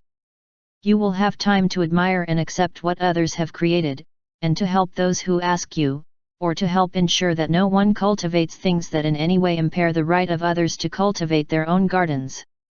Taking care of your own garden means accepting others as perfect, not wanting to change or correct those you love, and dedicating your own vital energy to being as happy, fulfilled and moral a person as possible. Given that your reality prohibits you from entering other people's gardens, why not adapt your thinking to such reality? Forget how much you dislike what some people do with their gardens? Whether or not one likes the activities and ways of life of others is something that will only cause displeasure and create problems in their relationships. In addition, you must put your own life in order before you can help others or apply yourself to improve your world. If all earthlings remembered this little secret, unhappiness in almost all its forms would soon be eliminated. The kingdom of heaven is within you. That secret, of which I have already spoken, is essential for your survival, and yet most of your peers ignore it. Although this expression has a religious character, the idea can be applied to all human beings and their behavior. Earthlings almost always resist internalizing. You have become accustomed to looking at the outside in almost all your activities. You constantly resort to pills to eliminate pain, to drugs that stimulate you, to the approval of others to feel loved, to money to achieve happiness, to psychiatrists to face life. You consume the existence in that carousel of external things. But your reality grants you the wonderful privilege of obtaining whatever you may want or need just by searching within yourself. You teach your children external thinking in all aspects of life. You see, almost as if it were a disease, the confidence that people have in themselves and in their inner voices. You disapprove and punish those who think for themselves and refuse to adapt. You ask everyone to think like a flock, and you imprison those who refuse to do so. From what I have observed on your planet, happiness, self-fulfillment, and the meaning of life are interior facts. If you do not have inner peace and serenity, you have nothing, and yet you despise those who ask you to look within and outlaw those who do so systematically. That simple secret is ignored on Earth, in all aspects of life. You should rethink your resistance to this fact of your reality. The kingdom of heaven is a symbol of ultimate perfection. It is not a place to go, nor is it a reward for conformity. The possibility of effortlessly reaching that wonderful perfection is within you. You just have to want it. Internalizing will bring you serenity in all its exquisite forms. All things in the universe are exactly as they should be. I have observed that most earthlings stubbornly refuse to accept what exists, and instead choose to use the precious currency of your life, your present moments, to judge what exists and to voluntarily dislike what you dislike. You need to learn to look at the universe and say to yourself, "This is what I have. I will take it and enjoy it as it is. I will fight to change what I do not like, and I will accept the result. I refuse to let myself be immobilized by anything that might come my way." You often forget that on your planet all beings and all things are as they are, regardless of your opinions. If you want to be happy, you must learn to transcend judgmental attitudes. I have observed that among you the elderly judge the young, who in turn judge them. Whites judge blacks, and vice versa. Men judge women, and they judge men. This is a serious disease of your thinking, since judgments are born in your mind. Instead of going through life angry about what exists and what people decide to be, you might consider the alternative of acceptance. Instead of wishing your reality was different, you could try looking at it as a miracle. Freeing yourselves from judgments would allow you to use the moments that you previously spent judging to enjoy and be happy, and to strive to improve what you do not like. What exists? Before attempting any positive change, you must accept people and things exactly as they are. Unfortunately, most humans see the world in their own image, and are therefore disappointed when they discover that the world does not respond to what they would like. The best functioning earthlings understand that secret. They use their common sense to accept what they cannot change, they use their strength to change what they can change, and their wisdom to discern the difference. But the first and foremost thing is that they learn to accept that all beings and things in the universe are exactly as they should be. What is heard is forgotten, what is seen is remembered, what is done is understood. I think that most of the earthlings do not know that simple secret. Your special reality prevents you from understanding things without internalizing and experiencing them. No one on your planet can understand swimming, cycling, dancing, making love, or anything else, without experiencing it. However, you spend a lot of energy lecturing others, endlessly explaining how things are done, showing them pictures, and even commenting on how easy it was for me to learn. Your educators provide many more opportunities to hear and see than to do, and then they wonder that their students understand so little. Parents constantly criticize their children. They explain to them how to think, feel, and act, and then they wonder that the young people do not understand them. The old want the young to benefit from their experience and lecture them, not understanding that basic secret. To understand, individuals must experience their reality in their own way. No one, no matter how much they want to, can put understanding into the mind of another human being. Understanding can only come from action, and on Earth, unlike Uranus, no one can make others understand. If you confidently walk in the direction of your dreams, and set out to live the life you have envisioned, you will meet unexpected successes. This is a verbatim quote from Henry David Thoreau, one of your illustrious philosophers. I include it among these secrets because it is something that nobody seems to understand. Seeking success is like trying to grab a handful of water. The more you squeeze it, the less water you have. When you search for success, life becomes that search, and you never get to the place we call success. You become victims of wanting more. I have observed that when you lead your lives in such a way that you feel personally fulfilled, when you do what makes sense to you and satisfies you, it is success that seeks you. One of the great ironies of life on earth is that those who are not obsessed with the pursuit of anything, not love or money or possessions or the approval of others, are the only ones who achieve these things to a sufficient degree to satisfy your needs. Those who don't care about whether or not they get the approval of others get the most approval. Those who refuse to pursue love find it in quantity. Those who run after money sometimes get it in sufficient quantity, but it does not seem that way to them, so they remain poor inwardly. You can achieve success if you make it an internal process and not an external one, and if you begin to channel your energies in the direction of a fulfilling life. Life itself is a miracle, so you don't need to look for miracles. In your life everything is an admirable miracle. A grain of sand, a bee on a flower, a sailboat, a cup of coffee, a wet diaper, a worm, are so many other miracles. Those who see life as a miracle have no time for hopelessness or self-pity. When you learn to see life and all that it contains as a miracle, you soon discover that complaining amounts to wasting the miracle that you are. Those who complain almost never stop to consider the alternative to their problems, which is to have no life at all. Life presents itself to you and asks for nothing. One is free to accept it and happily slip through it or to oppose it. But when you decide to spend the time fighting with it, you cannot spend the same time enjoying it. Too many on earth do not value the gift that life represents. You lament your fate, instead of realizing the miracle that is just being here. You spend your time looking for miracles everywhere, of whatever origin, instead of seeing everyone and everything as so many other miracles in themselves.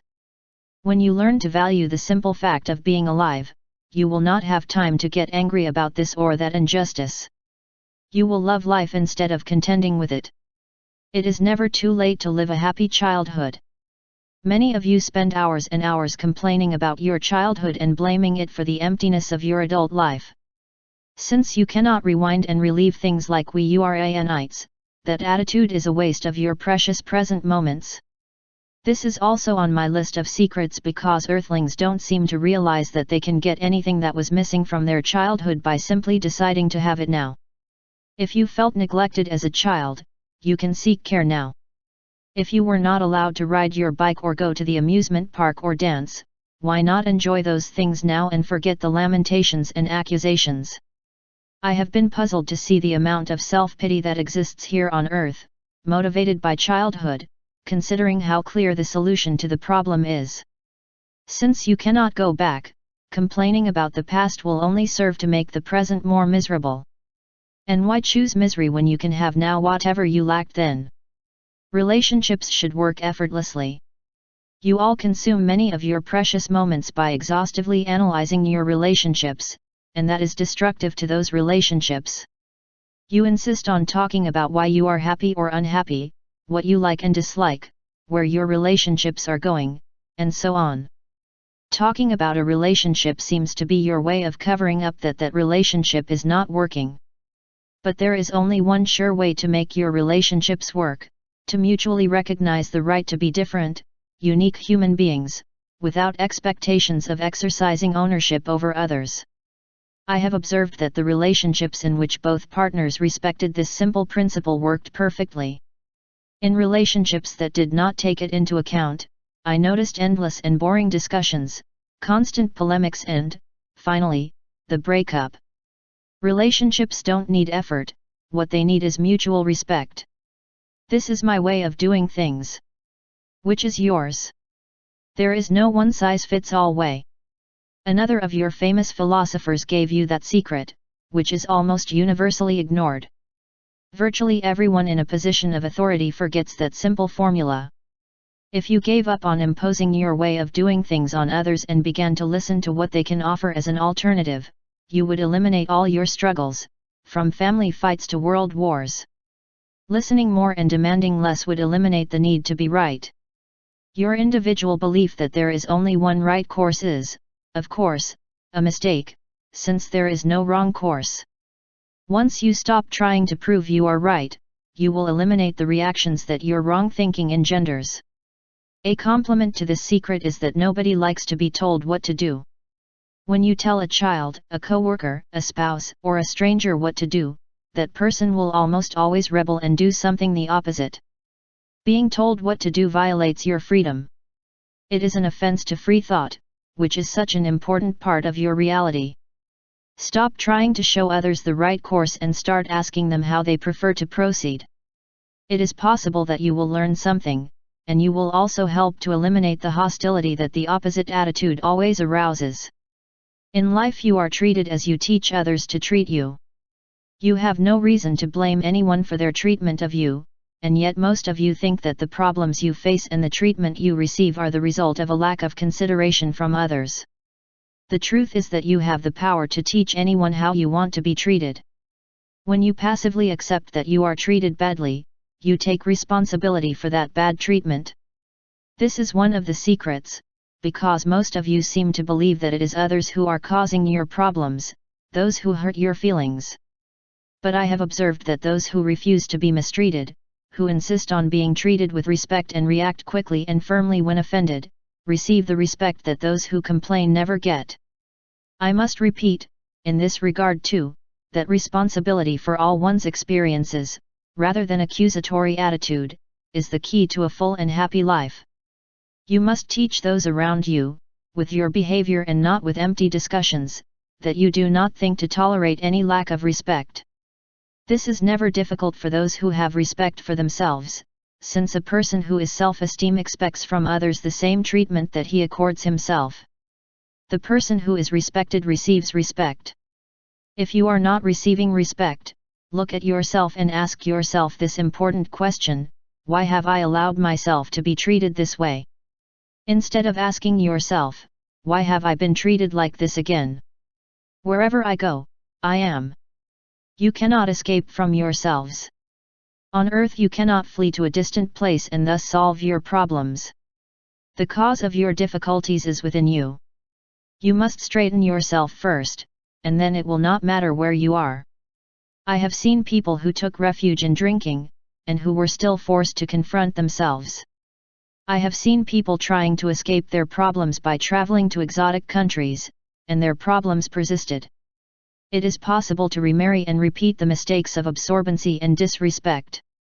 Earthlings do not see internal phenomena in your problems, and that is why you try by all means to escape them. But that never works.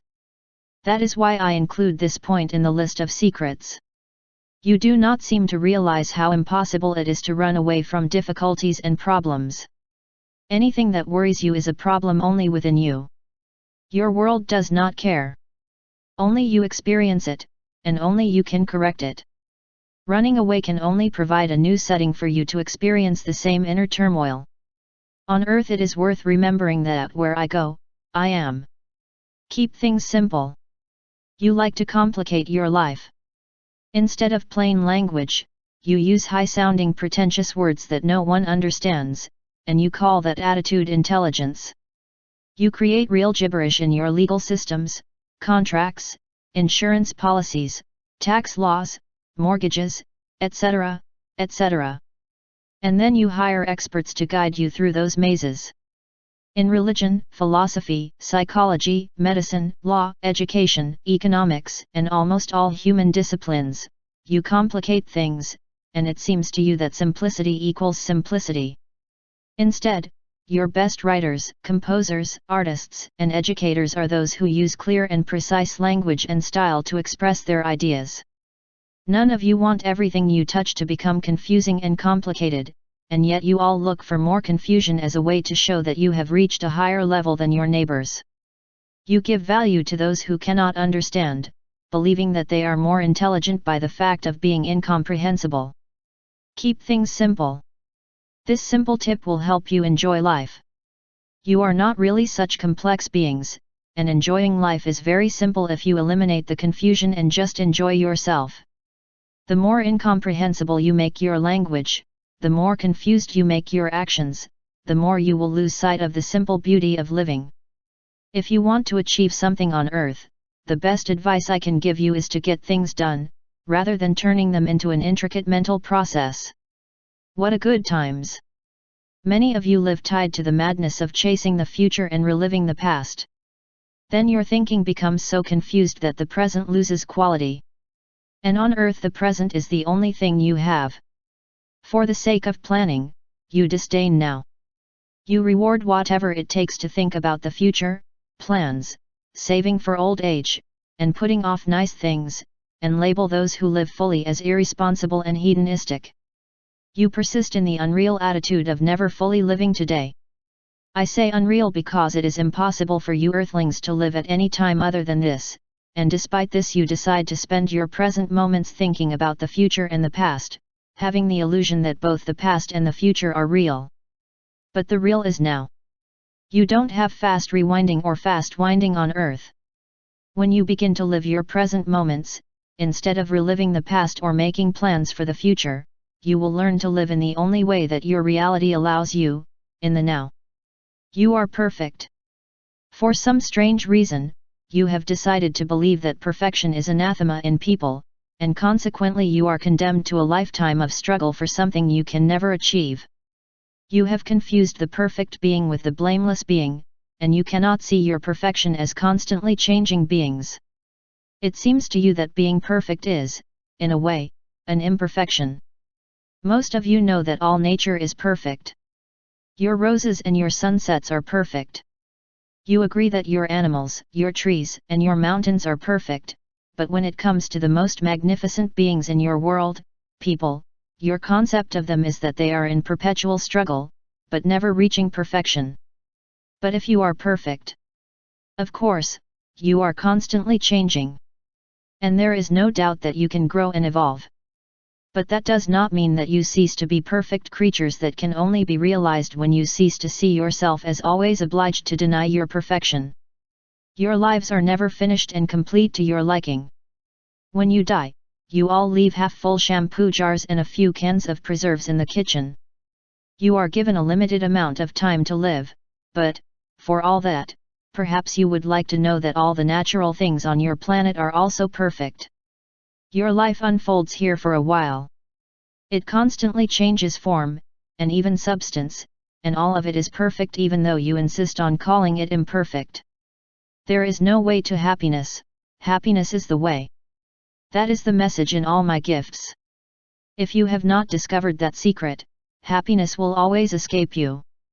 These are what I call my secrets, EYKIS concluded. Use them as you see fit. They are based on direct observations of a foreigner, a very particular foreigner who thinks and acts with strict realism. Earthlings have the great advantage that your reality allows you to live in total harmony with your world. But, up to the present, you have chosen disharmony almost every time. Why don't you take these gifts, use them, and try to experience a new reality? I was amazed at my friend's ability to present her observations with such clarity. But he didn't want that day to end. Before EYKIS left, he had a selfish task to accomplish. I haven't asked you about love yet, I told him. As you no doubt know, this is a subject that writers, poets, composers, and artists have dealt with since our planet has been inhabited by man. You have not talked about this topic, although you have alluded to it in the gifts you have given us today. You ask me that question because you think you are in love with me and you're afraid that I'll leave you, aren't you? Yes, that's it, and much more. I fell in love with you the moment I saw you on that newscast. This is an extraordinary love for me. It has nothing to do with your outward appearance, to the point that last night before I fell asleep, I was thinking of you, and in no way could I remember what you were like. For the first time in my life I am in love with a person more than a body, a soul more than a physical one. I try to face the fact that you are leaving today, and while I want to be noble and strong, I must confess that the thought of you disappearing from my life is painful for me.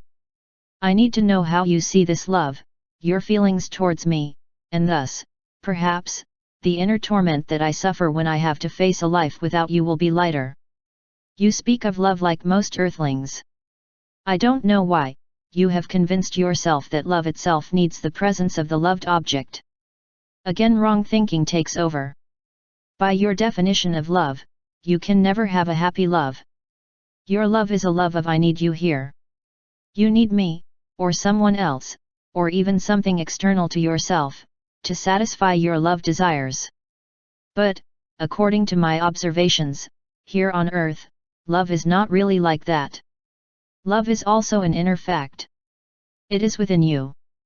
It is yours, and you can direct it to the person or thing of your choice. You don't need reciprocity. When you ask for something in exchange for love, what you feel is no longer love, because you have tainted it with expectations and demands, no matter how small. It is precisely because of these expectations that there is so little authentic love on your planet. Most of you earthlings are jealous and possessive in love. When your love turns into possessiveness, it makes demands. Demands drive away the loved one, and you introduce anger and fear into the relationship. Then comes resentment and aggressiveness and, whether it is individual love relationships or collective relationships, something else is imposed which you also call love but which is actually possessiveness and manipulation, and the problems that I have faced appear. Referred. But can we really love without expecting anything? It is logical that people want to see their love reciprocated, otherwise it would be a one-sided thing, I objected. Love is inside the person you love. It is hers, and she can feed it and savor it, and she can give it to others in any way she prefers. And that freedom also belongs to others. If a person who is loved does not correspond to that love as the other would wish, he is free not to do so. That does not detract from the love of the first person. Although the one who loves may wish to see his love reciprocated, to insist on that reciprocity is to place his own capacity to love in the hands of others. This idea, although it is difficult for you to accept, is the very basis of love. Love should not impose conditions or make demands. I know that at this moment you would like to hear me say something very different, but the truth is that love should not depend on whether one is loved or not. You must learn to find happiness in the happiness of others. You should not ask your love for anything. Love, as I understand it, can only be experienced by those who know themselves and who are not afraid of independent love. Once you feel love for yourself, it is logical that you can also love others. And loving others without expecting anything can lead to the resolution of most of the problems of your planet. If nothing is expected of others, it is very easy to love those who refuse to love you. When you do not expect anything, you will stop looking for antagonisms and enemies and you will dedicate yourself to giving love. Love is your perfection. You all want love. Few of you know that love for yourself gives you the ability to love others, that only those who feel love inside are capable of feeling authentic independent love. Do you mean that a person who professes that love for others that you have defined, independently and without expecting anything, loves himself in the first place? Isn't that a selfish and vain form of love? I inquired. The answer is very simple, my friend. You cannot give what you do not have. People who love unconditionally.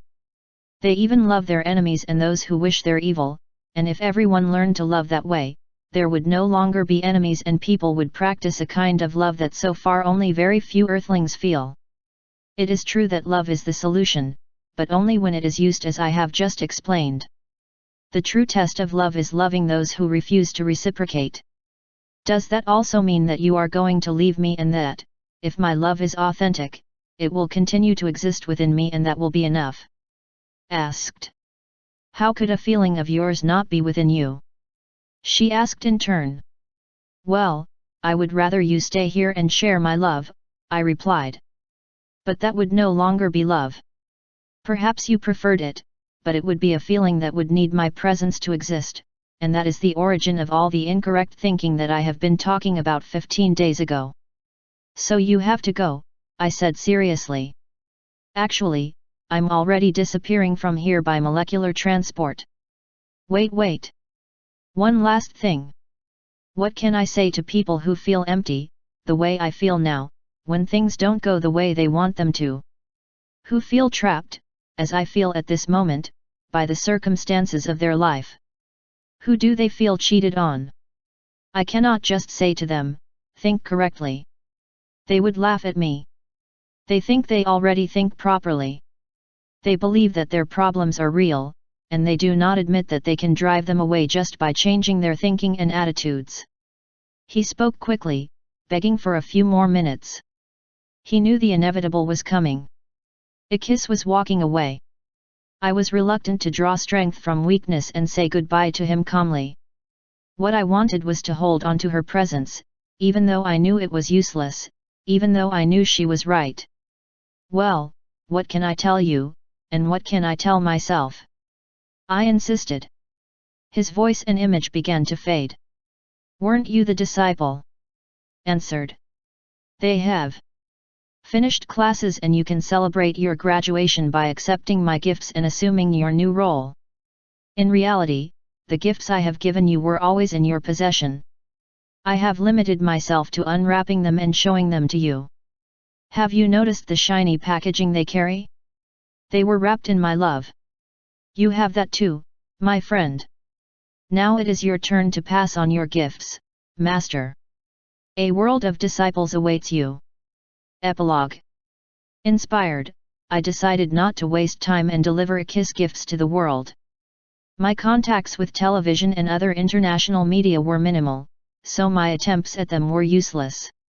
The producers in charge of the programming declared that those tapes were evidently false, or that they were a work of science fiction that could not be exhibited without previous censorship, arrangement, and rethinking. The more I persisted in explaining the truth to them, the more they looked at me as a mad scientist, dangerous, a risk to advertisers. But I refused to give up. In college, my student days were over, and I was now an adjunct professor of physics and biochemistry. This gave me access to the laboratories and libraries where I had studied the Uranus formulas. Although I had kept my initial work and the experimental flight to Uranus a secret, my status as a professor gave me an audience in which to present EYKIS ideas and the basic principles of molecular transport. I'd have to settle for that. If I was not able to convey the gifts to the wide public that EYKIS had envisioned contrary to what would have happened on Uranus 1, I could at least begin with the fertile and open minds of those young people who sought knowledge in pure science. I had already adopted my way of life to the realistic gifts I had received, and decided to have my students learn from a living model. And I taught them the rudiments they would need to understand the equations of molecular transport. After a period of several years, during which I published articles in physics journals, my research began to arouse curiosity. Students who had no intention of majoring in physics enrolled in my classes only to hear the common sense that emerged from my lessons. Each year he was elected the most popular professor at the university. My classes filled the room with the largest capacity. My colleagues often complained that, according to them, I did not teach physics, but gave a show. The dean firmly reminded me that I should not accept so many invited students into my class, as this deprived paying students of parking spaces. However, the director of the department, who was looking for a way to get rid of me, was told very clearly that I should not be disturbed, since I only kept the physics department alive by myself, attracting students to my classes. I knew that young people looked up to me, but I didn't want them to imitate me as fans or as members of a cult. I wanted them to understand how I had learned my lesson about reality, and how I had decided to live in that reality.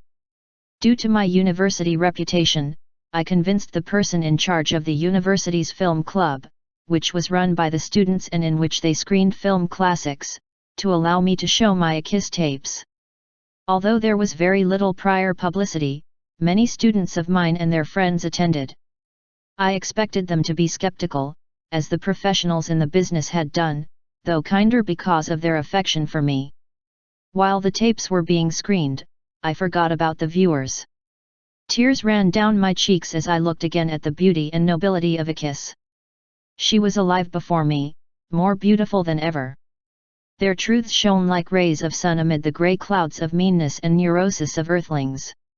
It was painful for me to see the end of the tapes, but, since I had lived the recording, I was already prepared. What caught me by surprise was the reaction of the public. First there was silence. It was not a quiet silence, but the great electrified silence that precedes the storm. And then, like a human cyclone, everyone began to stand up and cheer, clap, whistle. They shook each other, laughed, screamed, cried, bounced noisily on folding chairs, shredded programs to make confetti. They began to demand the presence of the author.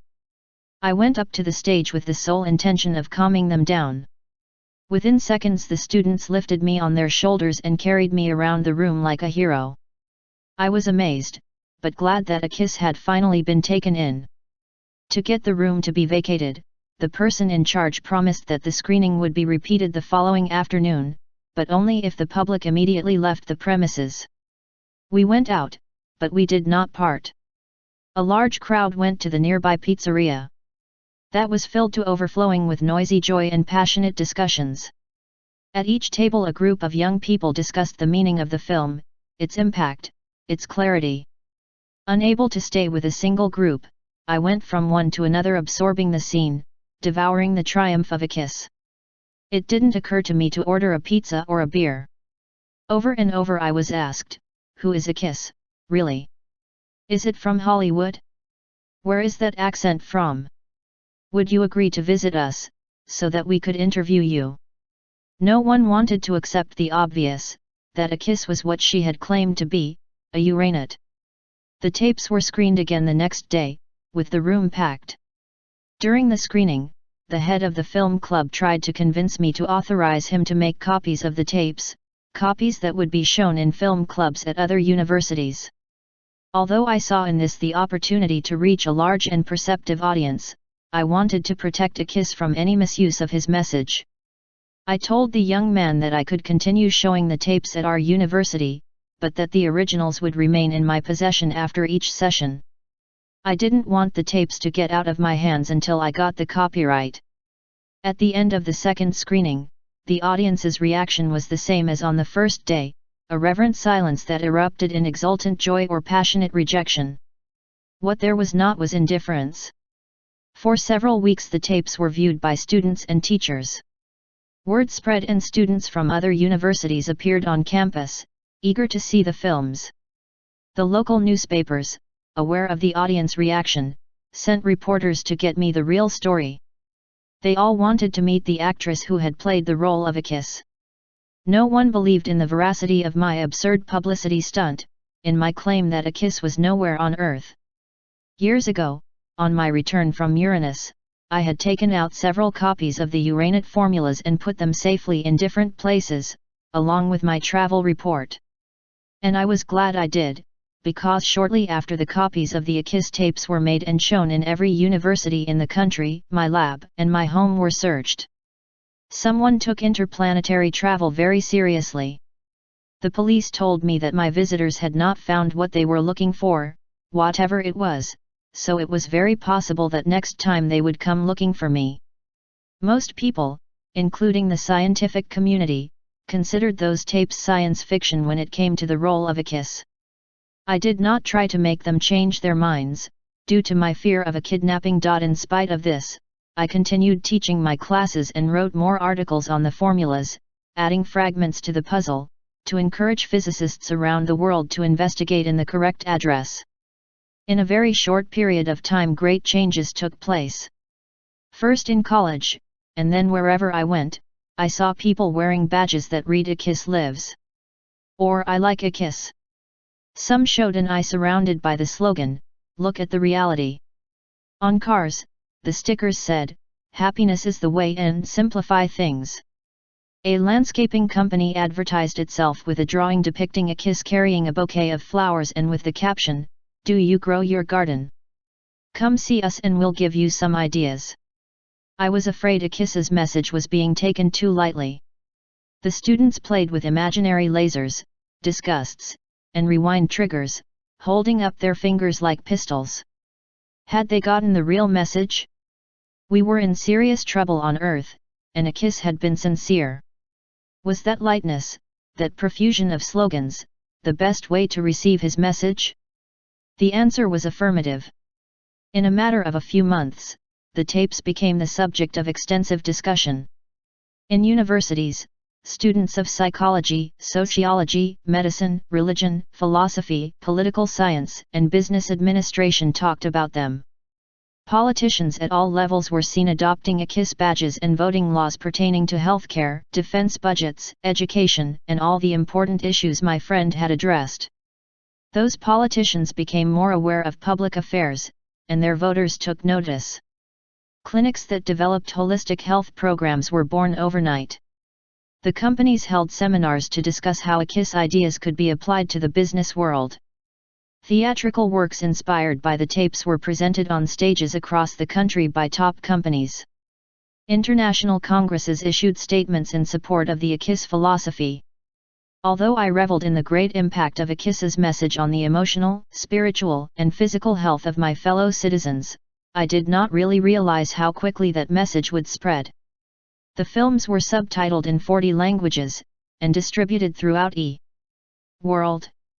Even in the countries where they were censored, full copies were smuggled in, causing a commotion that was impossible to suppress. And then the telegram came to me. I had been awarded the Nobel Prize in Physics for my research on molecular transport. After much thought, I decided that the Uranate formulas were a gift to the Earth and not to me, and that, as a teacher, I must now deliver all the contents of the formulas, as well as the gifts from EYKIS. In the beginning, my friend had wanted a worldwide audience, and then I had not been able to provide it. Now, due to the search of my house, I did not dare to attract the attention of the world by any sensationalist means. But once I had communicated the formulas to the whole world, all danger to them as well as to me would cease, and the solemn Nobel Prize ceremony would provide the distinguished audience that EYKIS had desired. With great joy and haste, I asked for and received a week's leave from the university to attend the awarding of the award. My friends believed that I was heading directly to Sweden. The truth, however, is that I went much further. But I arrived in Stockholm on time, thrilled at the prospect of meeting the greats of Earth in the civilized friendliness of that glittering capital. The introductions were made that night, amid the predictable splendor. The understated elegance of the act did not diminish the general excitement. The atmosphere was a pleasant combination of pride and the deepest respect for the other laureates. When it was my turn to receive the award, my heart was racing. The intense glare of the lamps and the flash of the cameras dazzled me, and at the same time illuminated my way to the dais. Before speaking, I took a deep breath.